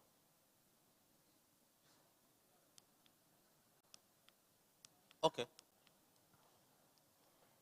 Okay, just a little thought about me. All right. I'm an engineer by training. I think the interesting one is that I'm supporting one club like that. All right, but we're far gone. So introduction to data analytics process, artificial intelligence fundamentals. I've touched a bit on that. We'll quickly look at bridging data analytics and AI, machine learning and AI. Just talk about a case study quickly. Ethics. A lot of people don't talk about that, okay? Because a lot of you that use ChatGPT now, you see it at the base. It tells you that ChatGPT might be wrong. Have you seen that? Okay, have you heard of hallucination before with some of these models? Meaning that it will give you things that don't exist. Okay? So that means that there are ethical considerations around that as well. Okay, career opportunities and that. So let me start with data analytics, really. Okay? What is data analytics? And one definition, and it's different from even the one I have, is when you process, inspect, you model, you analyze data to support decision making. A lot of you that want to go into the field of data, all right, and I get inundated with a lot of people that really want to start a career in data. But the whole essence of what you do, maybe in Python, or you are using Power BI, or you are using SQL and all those other things, is for you to aid a business to make a decision. So if that aspect is not there in data, you've really just done like a science experiment. So there are processes around the data analytics process that would come from, and I'll show you in a bit, that will come from when you collect the data and you analyze it, you make a presentation, and then you make a decision at the end of the day. Because even the AI tools that you have today, they all need to help you to make a decision. They all need to help you to do something.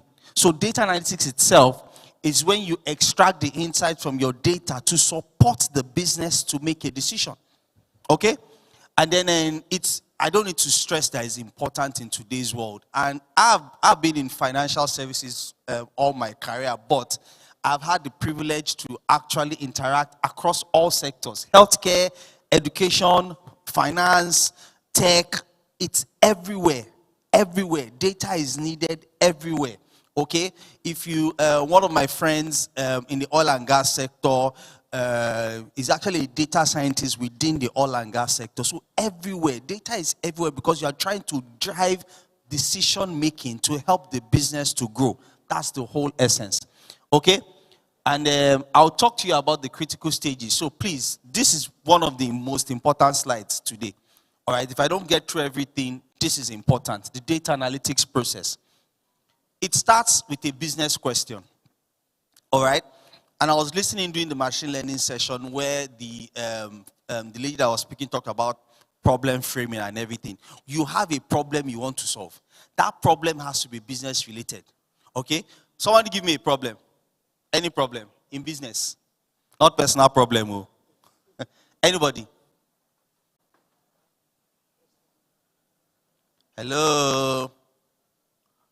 I know you guys have had a lot, so I'm trying to see to engage you a bit. A business problem. What? Sorry? Engagement. So is it to, let's just say customer acquisition, right? We're trying to acquire more customers for our Chop Now app. Is that good? The app Deepa was talking to you about. We're trying to acquire more customers for our Chop Now app. So that means it's a business question. How do we acquire more customers for our new app? Does that sound simple and clear enough? Right? The next question that you ask yourself when you start is that, where is the data? I'm not sure this is very clear, but this is get the data. The next thing is, where is the data? So if you do not have the data to help you answer the question, you cannot do anything in analytics. Nothing. You can't even do nothing. So if you're trying to answer that question, how do I get more customers? You need to ask yourself that, do I have the data that supports me to answer that question? If not, you'd go back and tell yourself that that's not the question I need to answer. That's not the problem I need to solve. And when you move away from there, let's say that in this case now, we've built the Chop Now app. We have maybe data from people that, let's say we come to a GTA conference like this and we have people that sign up. Right? Or maybe they didn't sign up for the app, or maybe they signified interest. We passed out flyers, right? And we got phone numbers. Let's just assume. So can we say we have a bit of data or registration from those who have signed up for this conference? And then let's say there's a consent, and I'm jumping a bit because when you get data in today's age, you need consent to be able to use that data. All right? You need consent. I know that NITDA were part of this particular conference. I don't know whether they've had any sessions, so consent is important. So let's say that you've gotten the data, all right, of those customers that are probably potentials for the app, right? You move next, data exploration. You need to look at the data and see whether it is usable. For those of you that are probably a bit familiar with some data cleaning, you might have missing values, right? Null, mismatches, okay? And some of you that have done computer science here, garbage in, garbage out, it applies. If the data is horrible, the analysis would be not even horrible, it won't be useful. It won't be. So you need to explore the data and be sure that it is usable. Then you move to cleaning. You probably need to clean it if it's not usable. That's where you can clean in Python, clean in Excel, clean in SQL. It depends. It's not really a function of the tool you use at this point, but maybe the size of the data and the question you're trying to answer. We move over. The analysis. This is where a lot of people just take their chair and sit down. They pitch their tent in the analysis. They go there and they say, okay, I want to do data. I want to learn Python. I want to do data. I want to learn SQL. It's not really that important. You need to, you know why? And I'll give an example. In the organization that I work, last year, one of my star performers in my team, okay, in terms of the impact, remember I said that data analytics supports decision making, right? Okay, and it helps the business. One of the star performers in my team, okay, the work that she did in solving a problem for the business, who can guess the tool that she used? God bless you. It was Excel. And yet, I have guys that can write Python for Africa, who can write SQL to save your life. I have people that can design Power BI dashboards that are phenomenal. But this lady was the star performer of the team. It was Excel that she used. So it wasn't that we planned it, but because she used, that was the tool that was convenient to solve the problem that helped the organization make a decision that get value. So the tool didn't matter. It really didn't matter. Okay? But then at the end of the day, there's another step. You need to present. That in itself is a different masterclass on its own. Okay? Because there are concepts around storytelling with data, report writing, present. And that brings us to our second category of AI, strong AI. Now, this is much like the robots that only exist in fiction as of now. Let me talk about ethics. Okay? So, I heard of a story once about a fintech loan company that wasn't in Nigeria, that they used an algorithm to decide whether to give a customer a loan. And they denied this customer the loan. Guess what happened? The customer took them to court. And then, what did the company do? They said it's not us, it's the AI. Real life. They said it was the AI.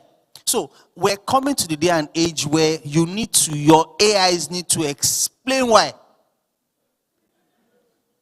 It's true. You need to be able to explain why you did what you did. The other one I heard was somebody used ChatGPT to prepare for court. ChatGPT gave all sorts of rubbish, wrong references. And the person went to court and you can guess what happened. It was a disaster. So, there is an ethical use of AI. Okay? I'll tell you another story. It was a solution for a Chinese company. They wanted to depict, or not really a story. If I'm Chinese now, I want to determine whether I am happy or sad. You know, I'm not with all, hope there are no Chinese people in the audience. But you know, this is where I'm going. How can you really talk about facial expressions and use that to determine the mood of somebody? It's like this. So imagine if you build an AI that is using facial expressions to check customer satisfaction, for example. What if you are wrong? What if I'm like this? I'm like, and you tell me that I'm sad. I'm not sad. I'm just chilling. Do you get? But it's increasingly important that there are ethical considerations when you use AI. Okay, so it's something we have to file at the back of our minds. I even foresee that in Nigeria, we already have a Nigerian Data Protection Act is a law, meaning that you can't just take data and use it without the consent of the owners. All right, and there are stiff penalties for those who do that. Okay, but I'm envisaging that in the next couple of years, there will be strong regulations governing how we use AI. Okay, today is even more than deepfake. So, when I uploaded my video yesterday, I saw YouTube was asking me that, okay, please confirm that this was, I'm trying to remember, this was not generated by somebody else. More like to confirm that it was really a human being and this was a real event. They asked me to check and confirm. Those are considerations for ethical use, making sure that YouTube confirms from people like us that I didn't just generate false content. It's just going to increase. So it's something that we all need to be aware of. Okay? So some of the considerations include transparency. I've talked about explaining. All right? Fairness. You have to make sure your systems aren't biased. Okay?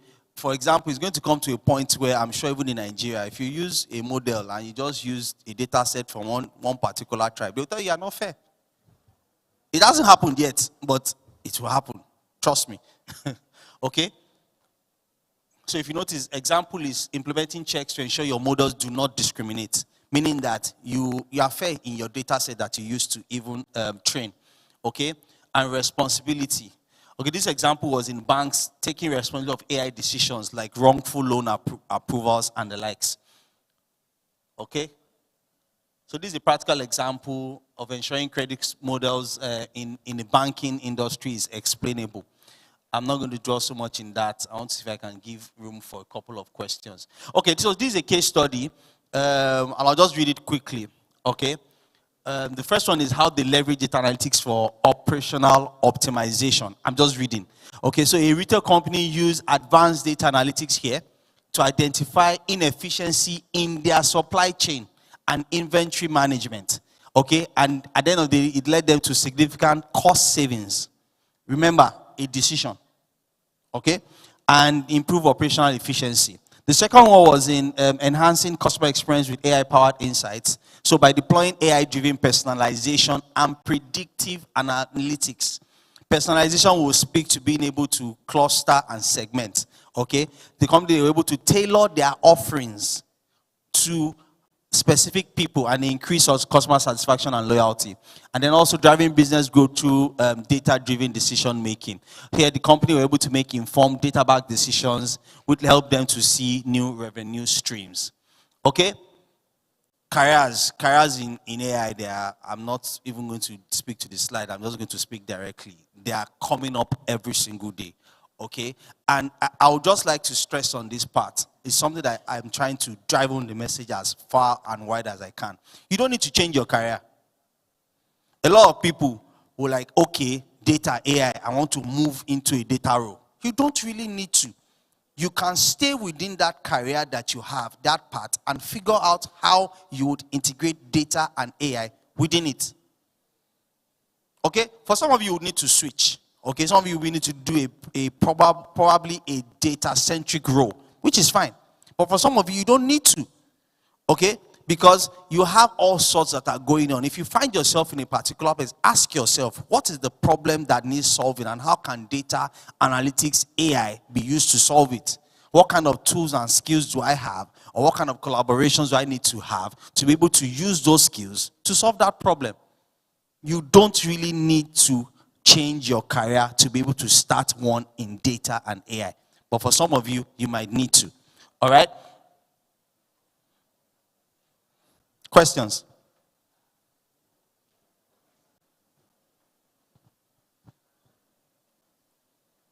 Any questions?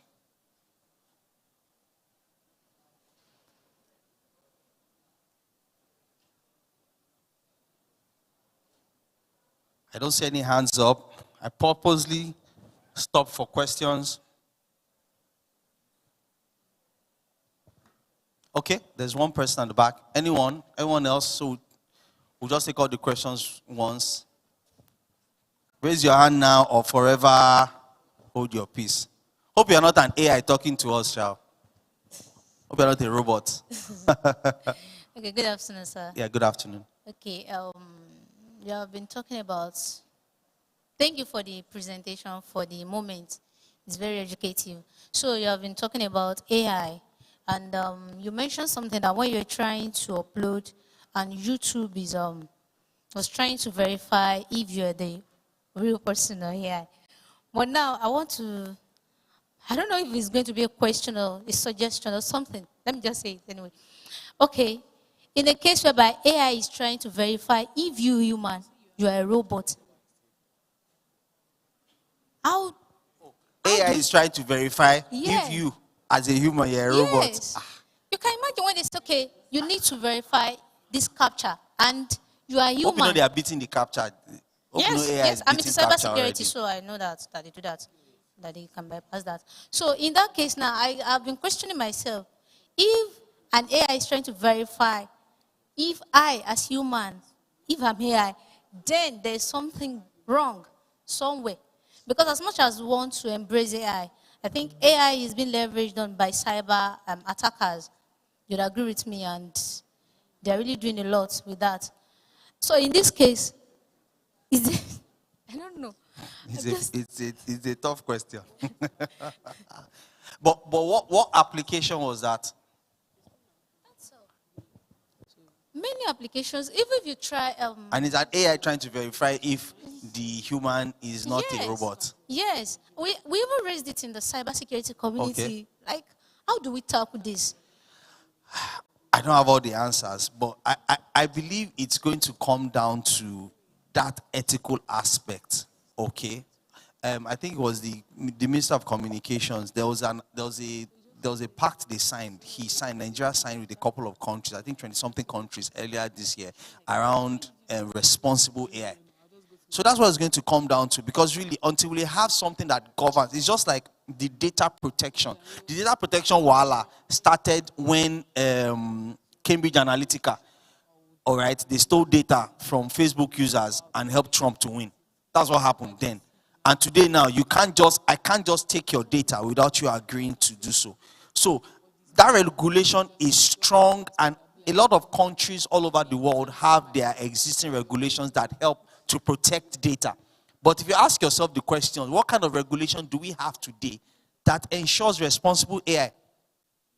It's not there yet, okay? Because it's like the world is trying to figure out and even try to understand what this AI was about. Because the advent of the GPT models and even the conversational chatbots, it's just about 2 years. Think about it, it hasn't been long. So everybody is just, this is where we find ourselves now. How should we? In fact, if you remember, when ChatGPT came out, they didn't have that caveat that it could be wrong. It wasn't there. Okay, so gradually it's going to be the ethical use and the regulations that the country, so it's going to be a government-backed thing. Okay, and it's starting already. I started telling the guys on my own team is that we have to start talking about model governance, for example. We need to have governance around our machine learning models that we have in production. We need to document some ethical uses for those particular use cases. But to me, we are not there yet, but it's going to be responsible AI that would solve that. Okay? All right, I can see they're coming to chase me out. So those are my socials. Please follow. Thank you very much. All right, thank you so much, sir. Please, let's put hands together for Mr. Olamide Jalao Show. Thank you so much. That session was so explanatory and relatable. So if you've waited this far, I want to congratulate you, because we're about to take the last masterclass for today. And the beautiful thing about this masterclass is that all the masterclasses we've been having, I think since morning, have been men. But now we saved the last for the best. I'll be the best for the last. Yeah. So right now we're taking the last masterclass for today, and she's going to be with us for the next 30 minutes. That is Miss Chinazom Arinze, the founder of Auto. Oh, beautiful Auto Girl. Wow. So this is Auto Girl herself. Please put your hands together for Auto Girl. Oh, wow. I think I have a little story. Your partner, Vanessa Kelechi, you know Vanessa? Oh, wow. Okay, we're going to talk about that later. That's a story for today. Okay, so put your hands together for the founder of Auto Girl. She's going to be talking to us about operations management for the next 30 minutes. Thank you so much. I'll see you later. All right. Hi, everyone. So this is a discussion. It's not going to be a class. So I need people to interact with me. I am Gen Z, so my feelings can be hurt very easily. So when I start speaking, when I say I need volunteers, when I ask questions, Ejo, I beg, please answer me. Thank you. So let's start.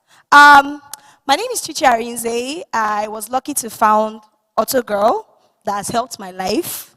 And I want to teach you exactly what I was able to do to manage this very complex business model.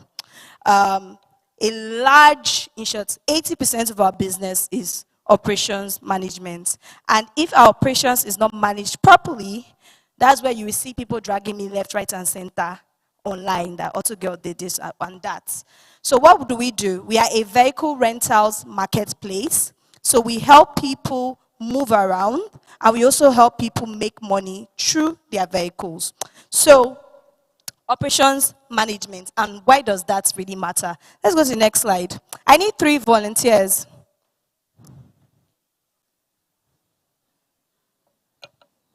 Okay, the pointer. Oh, okay. Thank you. You know, I'm not used to these things. Okay, I need 3 volunteers. Please, you don't know. Thank you. Thank you. God bless you. Beautiful lady. One more. Thank you. Another beautiful lady.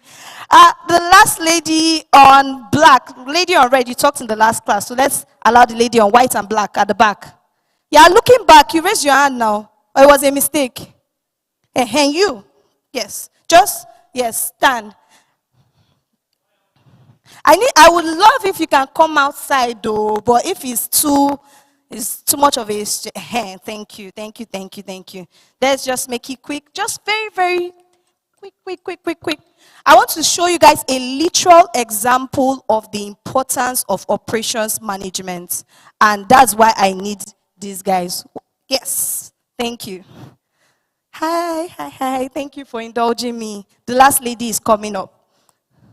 So I'm going to call different words. For example, if I tell you go, you are go. You are come, your name is come, like C-O-M-E, and you are away. If I say go, that means you are the person to clap, and you're going to clap once. If I say come, you are going to clap twice. If I say away, you are going to clap 3 times. Now, I'm going to say this in 3 quick successions, and I want you to clap anytime you hear your name. Okay? All right. Okay, go, come, away. Go, come, away. Okay. Go, away. Okay. Go, come, away. Come. Okay. Thank you very much, ladies. So as you can see here now, I brought about a process. I wanted to make melody, and I wanted them to clap simultaneously in, correct successions. So I brought a process, and I told them, okay, this is what you are called. Let's say, for example, now for a business, these are your roles, and this is what I need you to do. And this is the prompt that I need you to know that once this happens, you must do this. Now, when they did not follow my prompt, there was disorderliness, there was chaos. But whenever they followed my prompt, it was orderly. This literally is operations management. Now, let me explain better. So what is operations management? Okay, this is short outline. My class is very short, so just 4 slides. That's not true, but that's an outline. So what is operations management? Operations management is basically inputs and outputs. You as a company has put in something into a system to bring out an output. For example, you are a HR company. Your input will be maybe the HR officials that work with you to look for the amazing people that companies want. So that is the input. The input is the number of HR officials you have. Now the system is the system whereby your operations, your HR officials are able to look for the staff that you need. And then the output is the results that the customer wants. What kind of staff do I want? What exactly do I want? Now, so input, system, and output. That is operations management. So it's the process of organizing a business to be able to achieve a certain goal. And that goal mostly is the thing that the customer is willing to pay for. I want to buy, sweet jollof rice. The company that is making it, me as a customer, I don't care if it takes them 10 years to make it. I don't care. I just know that I want sweet jollof rice. They will now go and sit down in their office to find out how many staff do I need to make jollof rice for everybody that will pass my office. and they must have a system for it. And then the output must come out exactly the way I want it. Rich, smoky jollof rice. So that literally is operations management. I explained it this way because people like to make operations management seem very mechanical. I know we've been talking a lot of technical things. So, but I want you to see that it's something that anybody can do. You simply just need to make sure that whatever input is in the business is bringing out the desired output of your customer. All right. If you are with me, please just say, hey. Thank you. All right. So what are the core concepts of operations management? First of all, it's process design, capacity planning, inventory management, supply chain management, and quality control. I will explain. Process management. Now, imagine you work at AutoGirl. What are the core processes that you need to design to make us profitable? And what do you take into consideration for it to happen? AutoGirl is a vehicle rentals company. You need to build a process to make sure that your customers are happy at all times. I want just one example of what you think should be put into consideration to design a process that will make sure that AutoGirl serves its customers and they are happy anytime they have a ride request. We can alternate AutoGirl for Uber, so that you have more understanding of what you think needs to be done. One person, I'll give the person 1,000 naira recharge card. What do you think you need to put into consideration to make sure that the output for AutoGirl, the process, when you want to design the process, the output will become what the customer wants. That is a nice car that comes in early with a nice driver. Anybody? 1,000 naira recharge card going? Going. Thank you. The handsome gentleman at the back wants to answer me.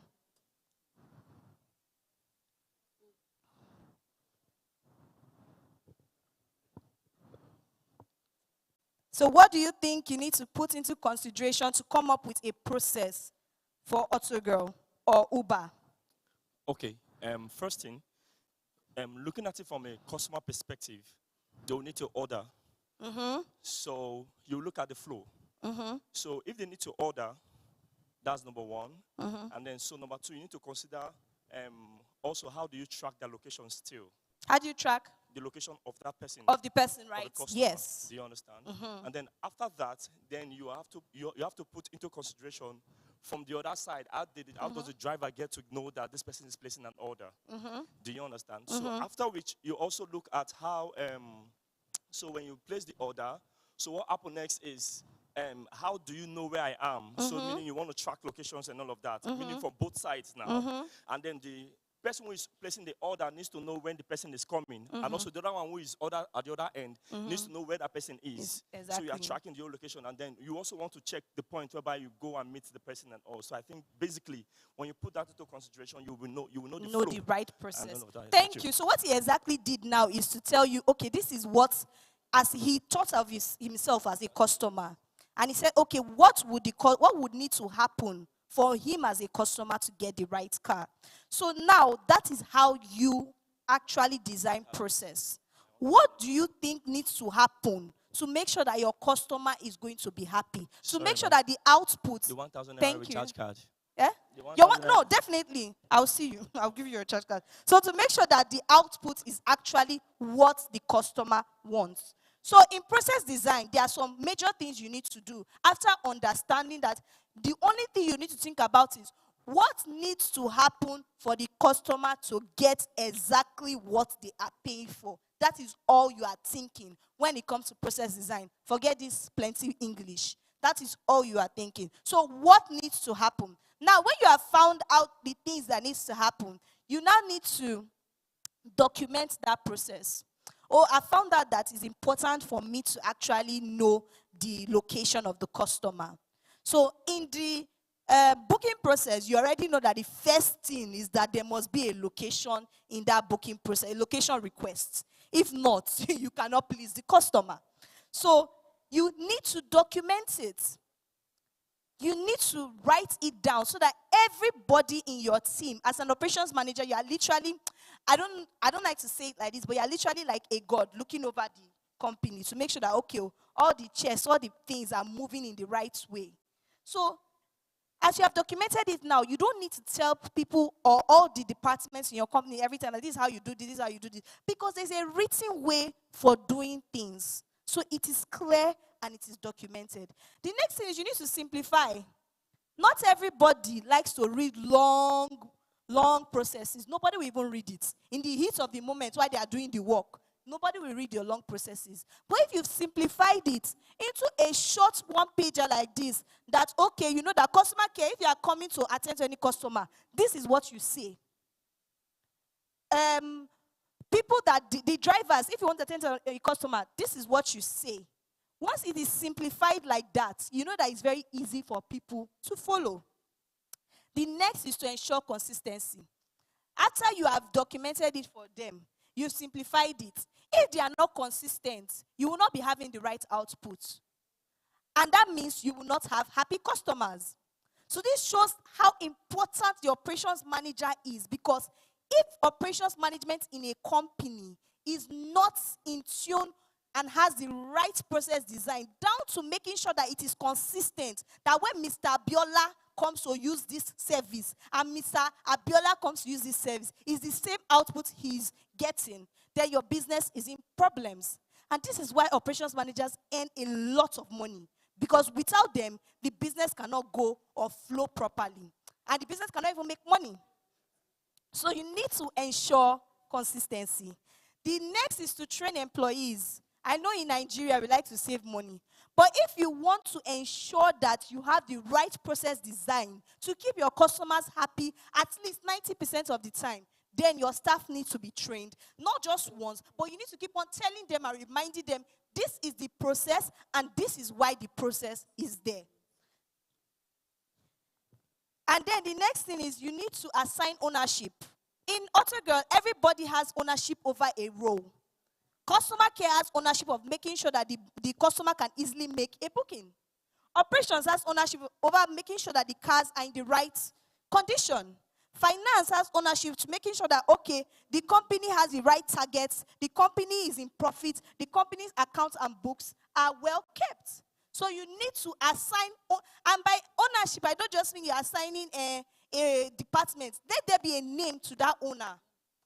Good. All right, so let's move on to the next one. And this is capacity planning. This is one that I really like, and it's something a bit more technical, but let me explain. So capacity planning is basically determining the production capacity that your company can take with your resources that you currently have. For example, for Apple, if you are Apple, how would you determine the number of phones that will be released in a year? How would you determine how much staff you need? And why do you think this is important? If Apple does not do capacity planning, they will go and spend billions of dollars manufacturing a phone that will stay in the shelf. And nobody wants billions of dollars in the shelf. They want billions of dollars in their bank account. So they need to plan properly to make sure that the company has the, in short, even demand too. They will check, okay, we launch every September. And every September we get sales of about maybe, or requests of about 5 million people. This is what they will now use to take to their production team and say, okay, oh, for the past 2 years, we've been getting like 5 million orders. That means this year that is coming, we need to have 5.5. Oh. If not, we'll not be able to meet up with the demand. That is capacity planning. For most of the businesses we know now, let's say, for example, this food, the people that sell food outside, if they did not do capacity planning, they'll be in problems. And capacity planning for them here is asking the organizers, how many people have registered? How many other vendors are going to be there? Then they will not be able to scope, okay, if 1,000 people have registered and there are 3 other vendors, that means I need to have food that we at least do for 500 or 300 people. If not, when you compare what we're looking at, like, you will not have goods for the people online. So capacity planning is very, very important. And a huge part of it is doing your demand forecasting. Just with the example that I gave, concerning the food people. Find out how much demand you actually have or will have, and then use it to plan yourself. The next thing is, and of course, capacity planning is not just for what you currently have, it's even for future growth. When you are doing your plan, when you are raising your money, and you are saying, oh, you want to be in 1,000 cities, you want to be in 10,000 cities, what do you need to have to be able to do that? That is capacity planning. And you as your operations manager has to know that, so your company is not in problem. Let me give an example. In December, that just passed, 2023, Autogirl saw the craziest boom ever. In short, I did not sleep. It was such a very stressful time because we had a lot more booking than our capacity could take. So we didn't do our capacity planning well enough for December, although we planned that, oh, there will be a boom. But assuming we use data to plan and say, okay, last year this was what was happening. This year we have gone to this. More people know us. So what do we estimate will be the increase? We won't have been in that problem. Now guess what happened? Let me show you why it is important. So December, people say booking. We were sold out very quick, maybe in the first week of December. Next thing, people started tagging us online that we are only attending to celebrities. The regular people cannot book Autogirl cars. You know, and then there's now started being those small little bad press that, oh, these people don't even take regular people. They only deal with celebrities and those kind of things. And that was a problem because we do not. We have regular cars for people on budget, and we also have high-end cars. But people do not understand that because we had not done our capacity planning. So this is why it's very important for you as a business or you as an operations manager to spot that. And imagine our operations manager spotted it by doing capacity planning. He probably would have made us a few hundred millions more that month. So capacity planning is very important. And if you can do it the right way as an operations manager, you will make your company lots of money and you'll be invaluable to the company. Sorry. So the next is inventory management. Inventory management is almost similar to capacity planning. But what inventory management is, and this is something I would like to point out very well, that inventory management is not just for product companies. It's also for service companies. And I will explain. As a service company, you cannot, even if you, you do service, you cannot still work for everybody. For example, now I have a law firm. And I have 10 lawyers in my law firm. I cannot take on jobs more than what those 10 lawyers can do. If the 10 lawyers have appearance in court every day, and I take on more jobs than 10 lawyers can do, I will have a law case on my end because my customer will not be able to enjoy the use of a lawyer because all my lawyers are already occupied. So inventory management makes it known that, okay, we have 9 lawyers occupied at this time. There's only 1 lawyer left to do a job. As jobs are coming in, you can now prioritize and say, okay, this job that is coming in is even more expensive or will make more money. Let me give it to this, my lawyer, than just taking any job that comes. Then when the big job comes, all your 10 lawyers are already booked. That's inventory management. Let me give an example for food businesses now. And also, another thing about inventory management is that you will help the company save waste, and you also be able to catch thefts on time. And imagine as an employee, you are the one that is catching theft and helping the company save waste. The company will see you as very, very valuable. So, for example, I wanted to give an example of a food company now. For example, you're a food company, you sell food. If you don't have somebody managing that inventory properly, your staff will tell all the people that are coming to the office that there's no food though, and they will keep it in their back pocket and be eating the meat and say there's no meat. And you're losing money because you know that you bought meat.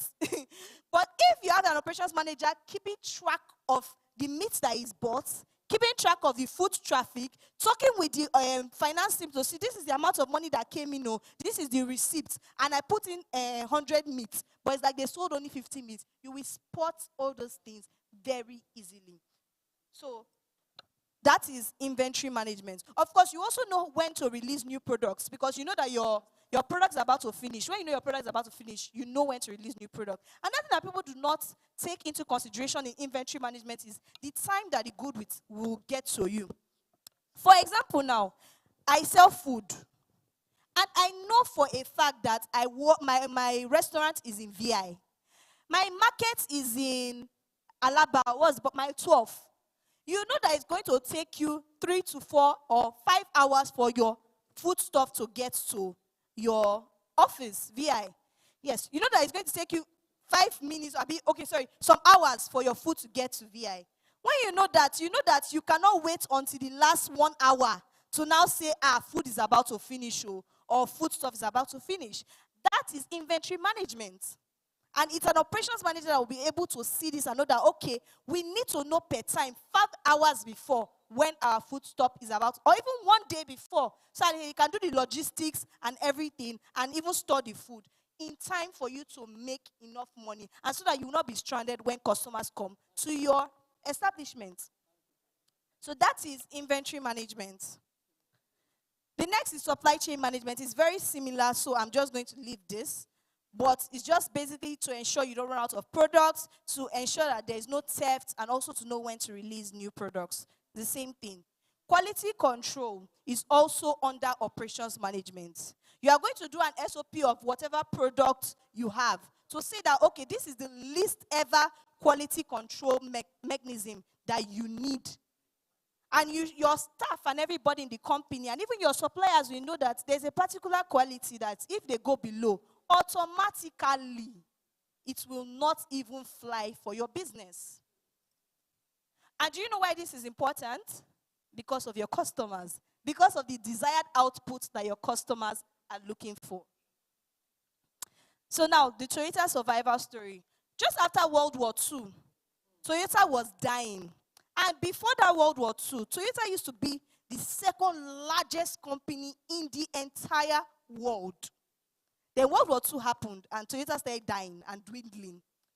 So they had to think of, right now they are currently they are in the top 50 largest companies in the world. So they started thinking of what they were going to do to save the company at that point. The first thing they noticed is that they were making more vehicles than was needed or that was ordered. So they did what they call actually is a Japanese form of operations management, the Kanban system of inventory. It's basically telling them that you need to only keep as much stock as you need to avoid waste. And by the time they started doing this and they built a proper way to manage their inventory, they also had automation to tell them that, okay, when the inventory was about to finish, the automation will, hint the operations manager, and the operations manager will now go and make sure that production meets up to it. That was how they were able to save waste and also grow. Then they also had the Kaizen principle. Kaizen principle is a principle that says that you can always get better. So whenever a process has been created by Toyota, and the process is working fine, the operations manager will still go around to look into that process and make sure that everything is working fine. Is there anything that can be improved? Can the time that we used to cook, can it be reduced so that customers will be happy? Is there something that we can do better to make customers happy? Can the food stuff be brought in from maybe, it will go through the process continuously to make sure that it can be improved and be improved. So do you know that that's why Toyota now, even the 1990 Toyota, the engine will never die? Because they kept on improving on it over years. Then the last is the Jidoka principle, which is the one that we all know, as people in this generation, is automation. Automation is king. They found a way to make sure that if any part of the process that they have designed goes off for even a second, the operations manager will be triggered to make sure that he works on it. And what that did was that it reduced their rates of recalls.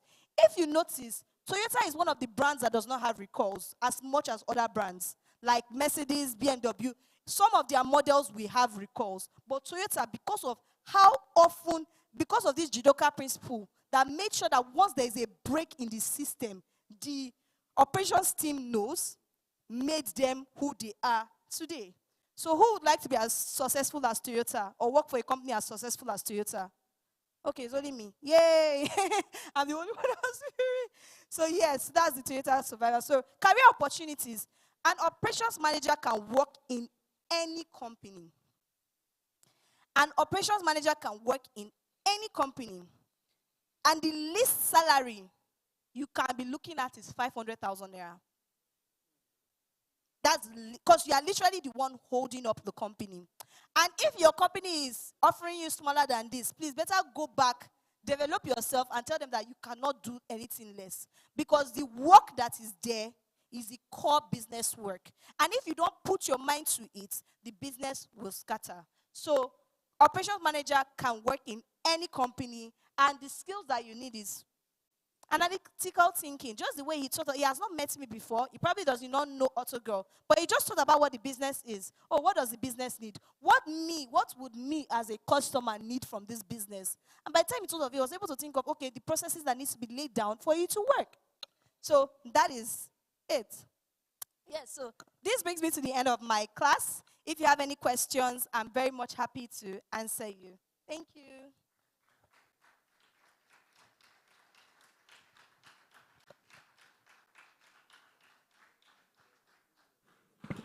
All right, so before we let AutoGirl go, any questions for her, please? Any questions? My brother, are you raising your hand? In 3, 2, 1. I think they all understand everything. Thank you so much. Please, let's put our hands together for AutoGirl once again. It was beautiful having you. Thank you. All right, if you've stayed with us this far, I want to congratulate you for coming to the end of the Global Tech Africa Conference 2024, Day 2 at the Outsource Factory. Please put your hands together for yourself. Thank you so much.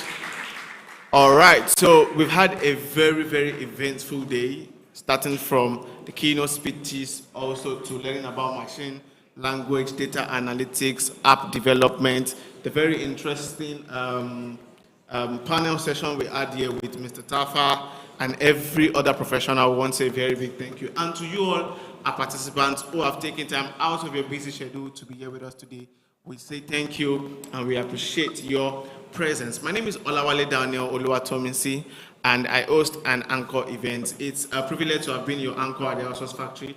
And again, same time, same place, tomorrow we'll be here for the grand finale and the last day and the conclusion of the Global Tech Africa Conference 2024. So tomorrow, see you. Don't come alone. If you came alone yesterday, you came alone today, please drag somebody along tomorrow. Tomorrow is Friday and it's the weekend. So see you same time, same place. That's my time. Thank you so much. Bye, guys. I think somebody's clapping for me.